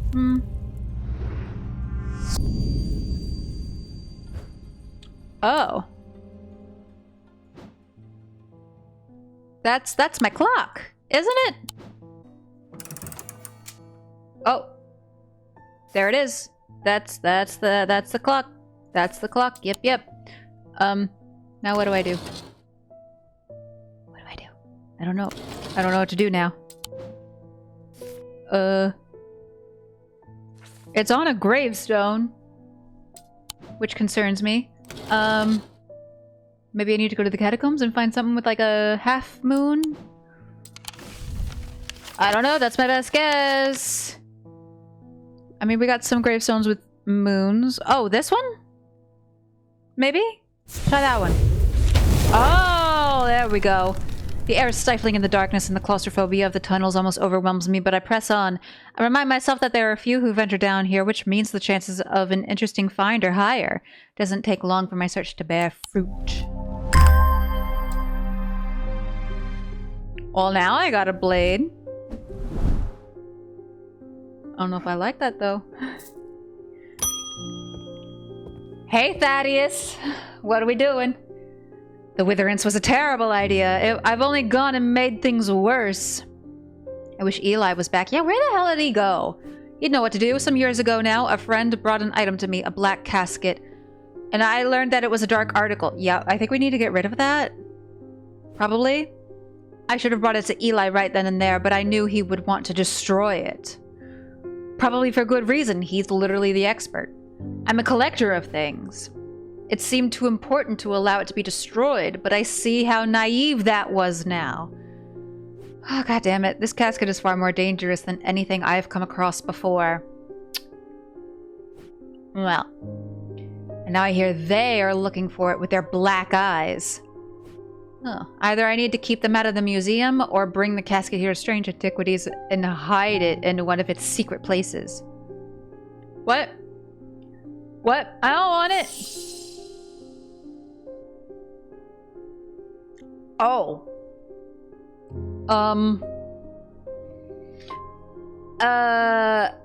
Let's see what these things do.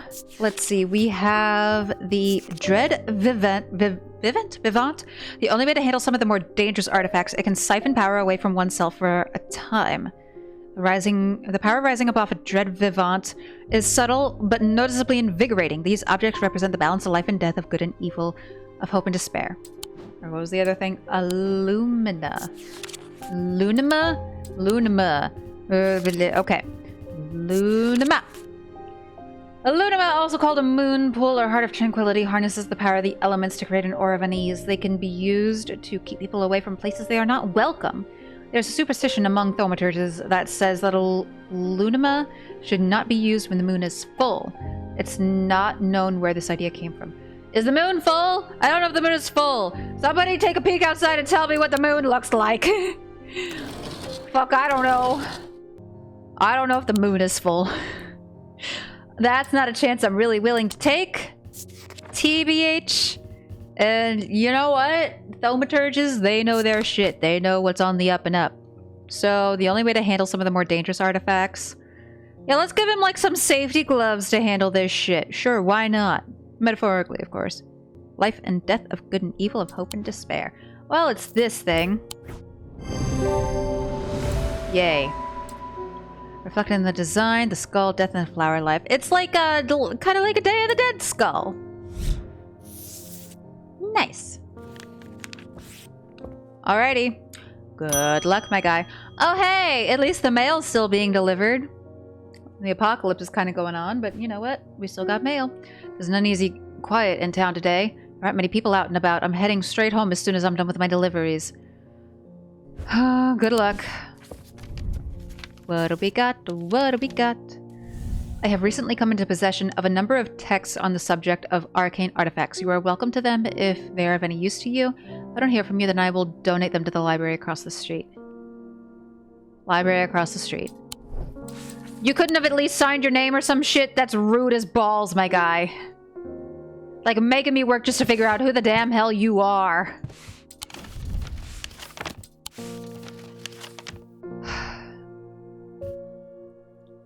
Library. Library across the street? Okay, 26. Wordsworth Library. Oop. Several of the scrolls look promising, but they are written in a Drake script, and my understanding is too rudimentary to make use of them. If Arona was around and not possessed, I'm sure she could translate them, but she isn't, and I can't. Oh, there's the language thingy. What? Oh, it was the Babalia?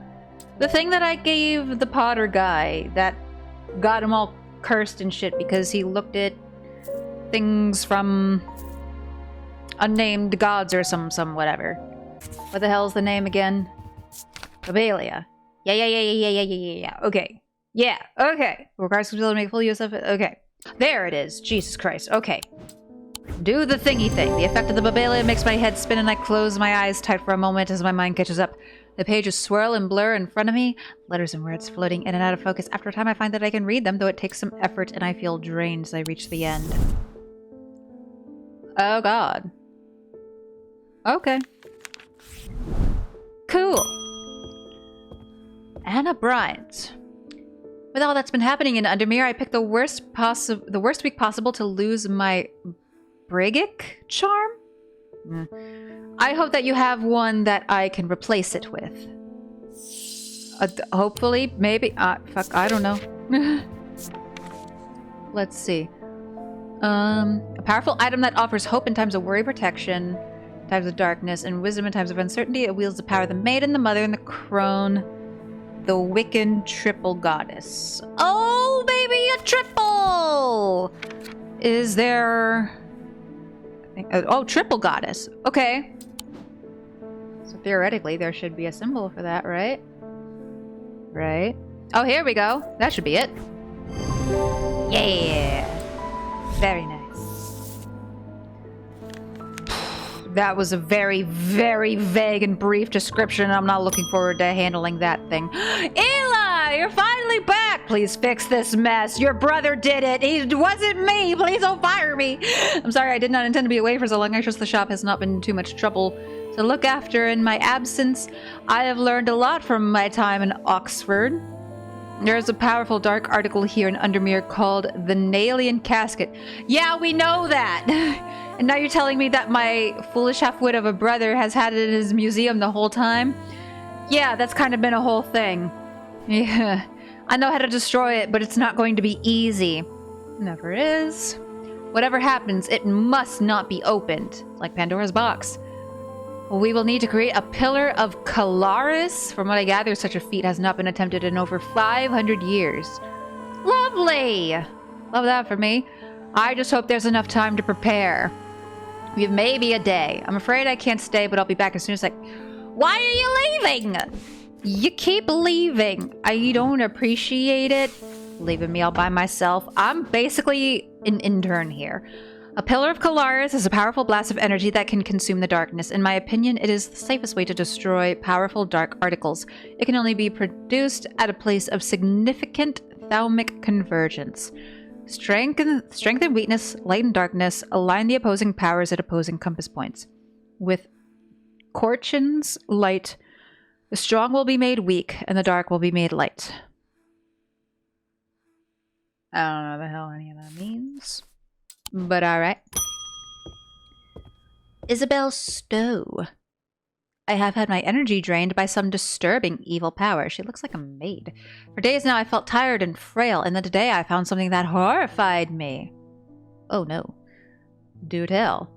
Beneath my bed I discovered a carven wooden effigy with a strange symbol painted upon it. That don't sound good. I don't know who has done this to me, but all I want for now is to lift this feeling of weakness. Oh, is this... That doesn't sound like a familiar curse. I don't have them all memorized, though. Not necrosis. Not that. Be able to breathe. I don't think she's choking. I don't think she's burning. Yeah, she just says she's tired. Tired and frail. Yeah, that doesn't really describe any of the curses we have in our little pamphlet, I don't think. Alright, so we need something that gives strength. I guess, because she is feeling weak. Fortinance? Oh, again, this thing where we could have given it to the cult lady, but we did not. They are made of stone or iron.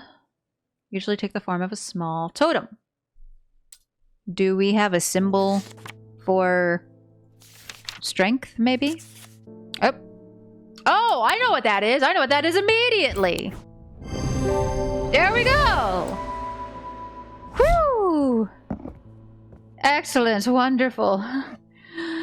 Oh, we're doing so great. It's swell and fine. Susan! Oh! She got the with the thingy, with the pokies. Oh, I would like a bloodbeck. The nameless ones are restless. I'm ready to hear their voices. I don't trust no bitches named Susan.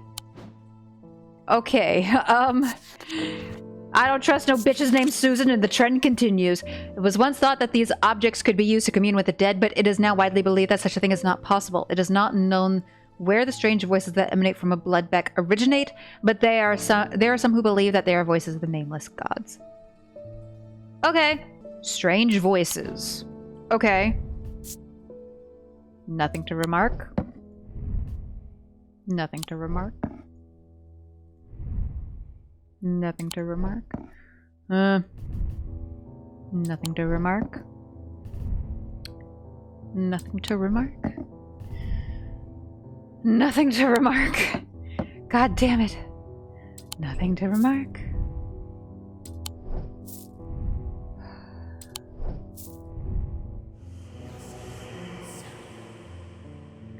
Oh, this thing that I previously called the death amulet. Lovely. I feel like I shouldn't give her that, but you know what? Whatever floats your boat. That seems like a whole lot of not my business. Thaddeus! Gotta fix your problems, my dude. I went to move the casket. What do we do? I heard Eli is back in town, but he hasn't come to see me, and if he's not here, then I don't know where to find him. I don't know, maybe he took it. Maybe he's a twist villain. God, if he actually is.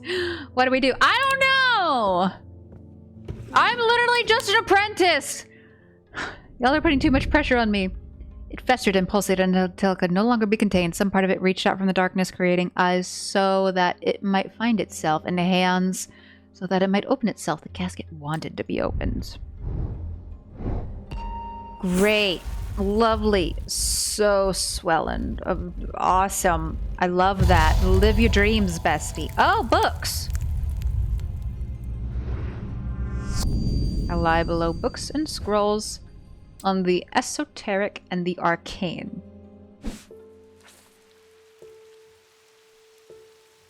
Eh? So... the library? Oh. Esoterica and Arcana. Entering the library, I'm drawn to a dark alcove round to the right, bearing the title Esoterica and Arcana. Round to the right. I need to remember that. I'm sure there is much to learn here, but sadly a cursory glance is all I have time for today. Piled up on a reading desk, I find books on ornithology, alongside bestiaries of the old world. You can learn a lot about a person from the books that they read. So beneath the books, the library is on the second floor. So here, that would be here? Oh, Jesus balls. As I open the door, I'm hit by the musty smell of damp. This room hasn't been entered for some time. The corner of the room is piled high with... You'd think of Yoda Castle, you could hire somebody to clean the damn thing. The corner of the room is piled high with scrolls of parchment and old books, but underneath the debris I find something of interest. Oh. Nifty. Well then. Hey, Eli. The museum was ransacked last night. Yeah, I know. You're literally the last to tell me these things. I've been looking for my brother, but he's nowhere to be found. He's out trying to find you! Y'all are trying to find each other. They didn't get what they were looking for. Oh, did you take it? I moved the casket myself and hid it here in one of strange Antiquities vaults. Why would you do that? I wish you didn't do that. I don't want to be responsible for it. It's safe for now, but we can't leave it here for long. Okay. I have more to prepare, but I've left instructions on how to access the vault in the desk drawer. Okay. In the desk drawer. A candle that gives off no light, an anchor that has never touched the ocean, a finger but not of flesh. Okay. So, candle that gives off no light. I presume that is Karik's candle. I don't know if we need to do this right now, but I'm gonna. Let's see, an anchor that has never touched the ocean. Shadow anchor. There we go. And a finger but not of flesh. What the hell? Where's the finger thingy? Was it a nickname for something? I vaguely remember many hours ago something about fingers, and I thought for sure it was this, but I was wrong because like these are literally fingers. But that was incorrect. There was a thing. Witch's finger. It has to be 7 digits of the witch's undermere. They're capable of inflicting intense pain, but the goal is supposedly purification of the body. Most unpleasant experience, but a last resort that has cured some and finished off others. Oh, I remember that. That was one of the options that I think we were going to give to the doctor at some point. And I just kind of flubbed it. I gave her the other thing. This was hours ago. That was 2 shots of vodka ago. I can't. Anyway, there we go.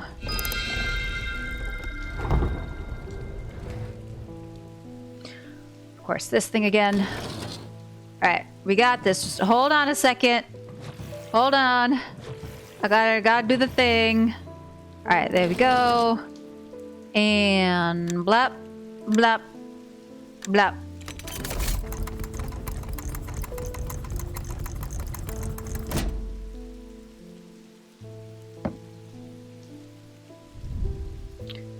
Oh.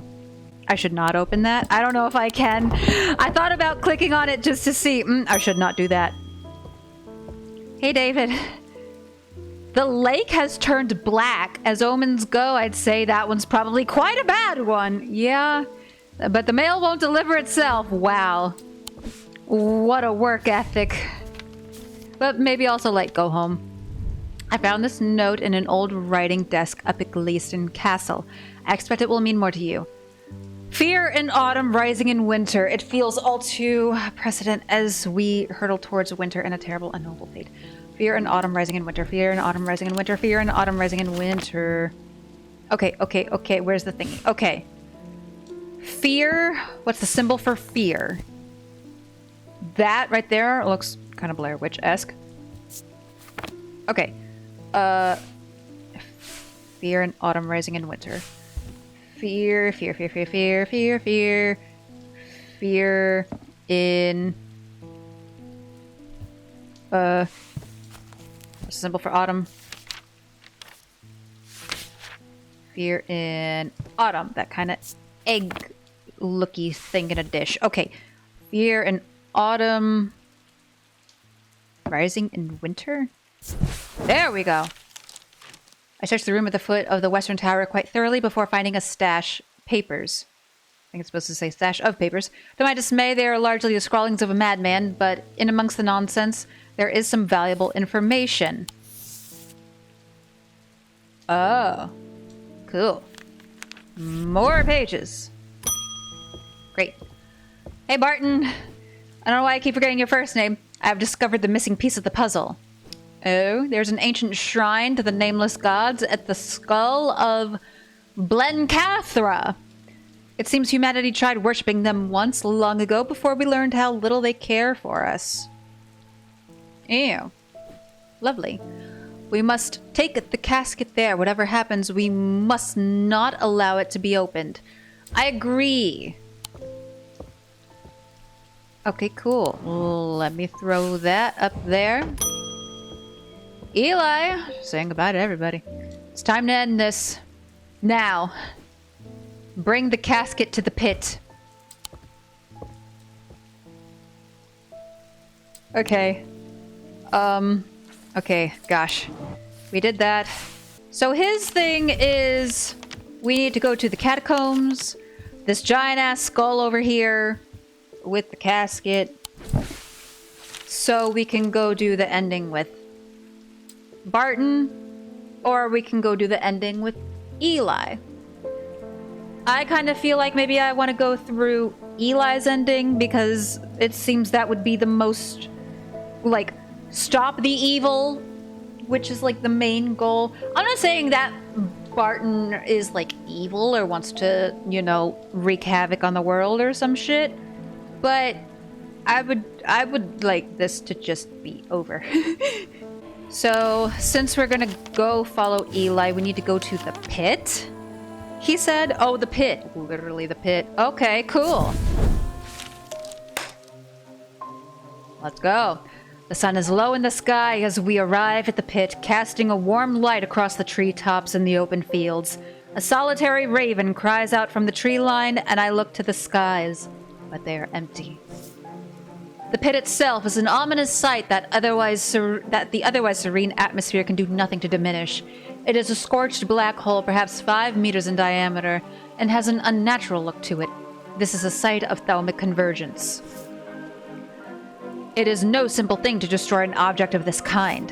We need to set up opposing powers at opposing compass points. Strength and weakness, light and darkness. And finally, We need the light of Corchin to bind them. Okay, so just like the first game, we need 5 items to get the shit together to do the thing and destroy the evil. Okay, great.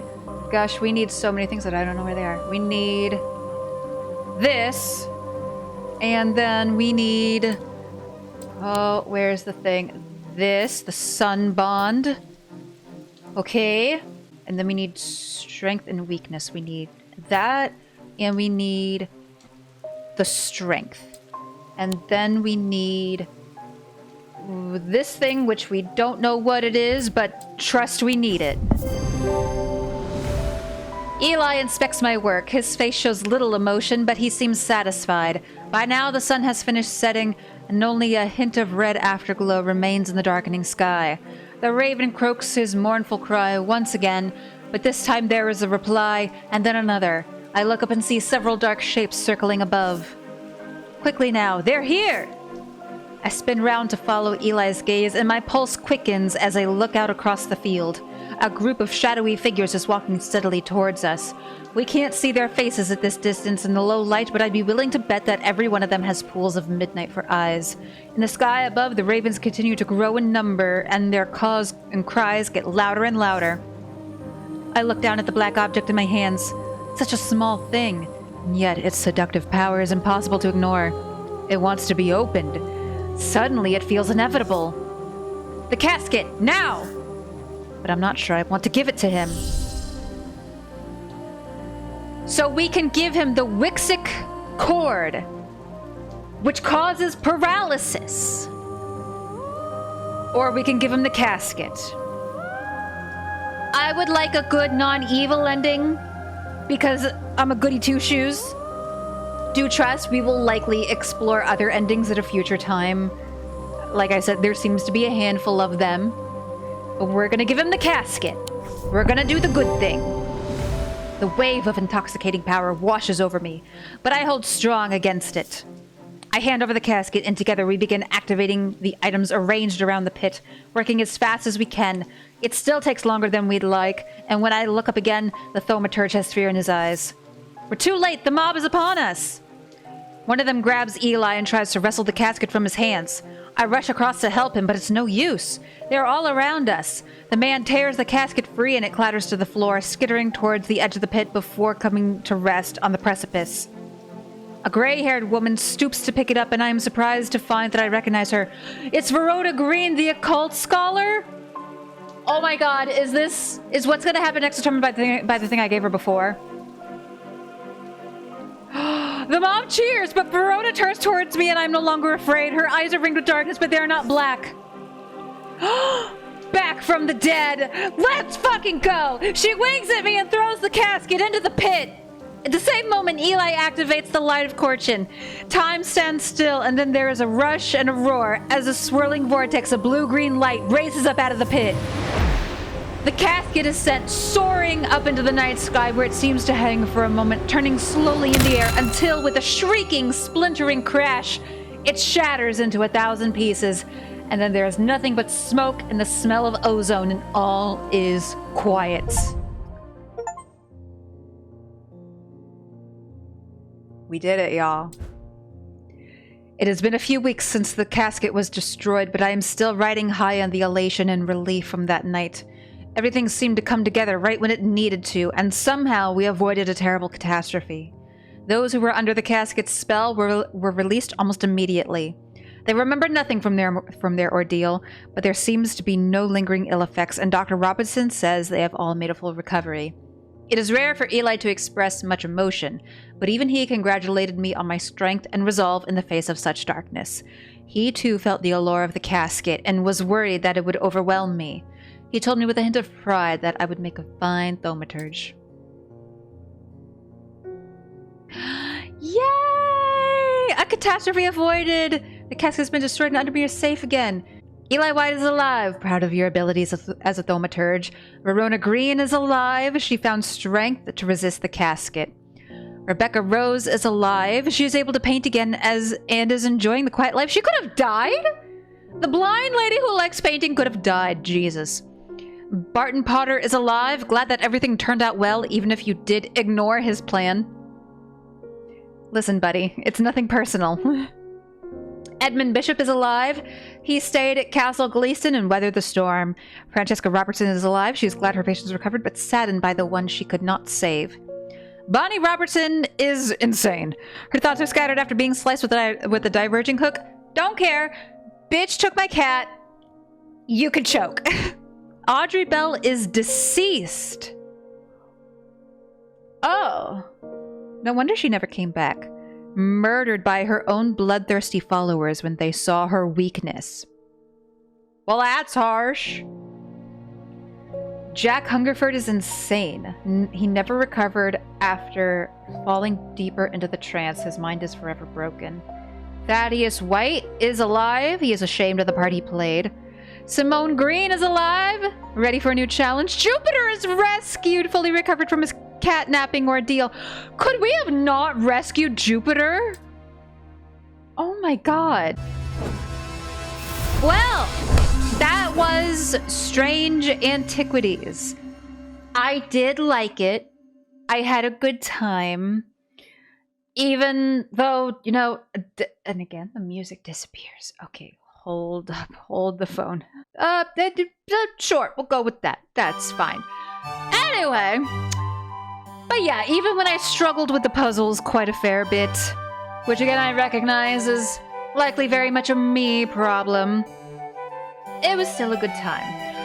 I gotta be honest though, I think I prefer Strange Horticulture. Strictly because, as I said, personally, I prefer dealing with plants over dealing with antiques. That's just a me thing. And also, just something about the plants, it felt cozier, you know?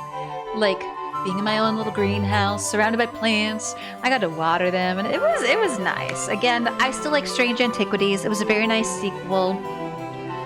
I have no idea what they could do for a third game.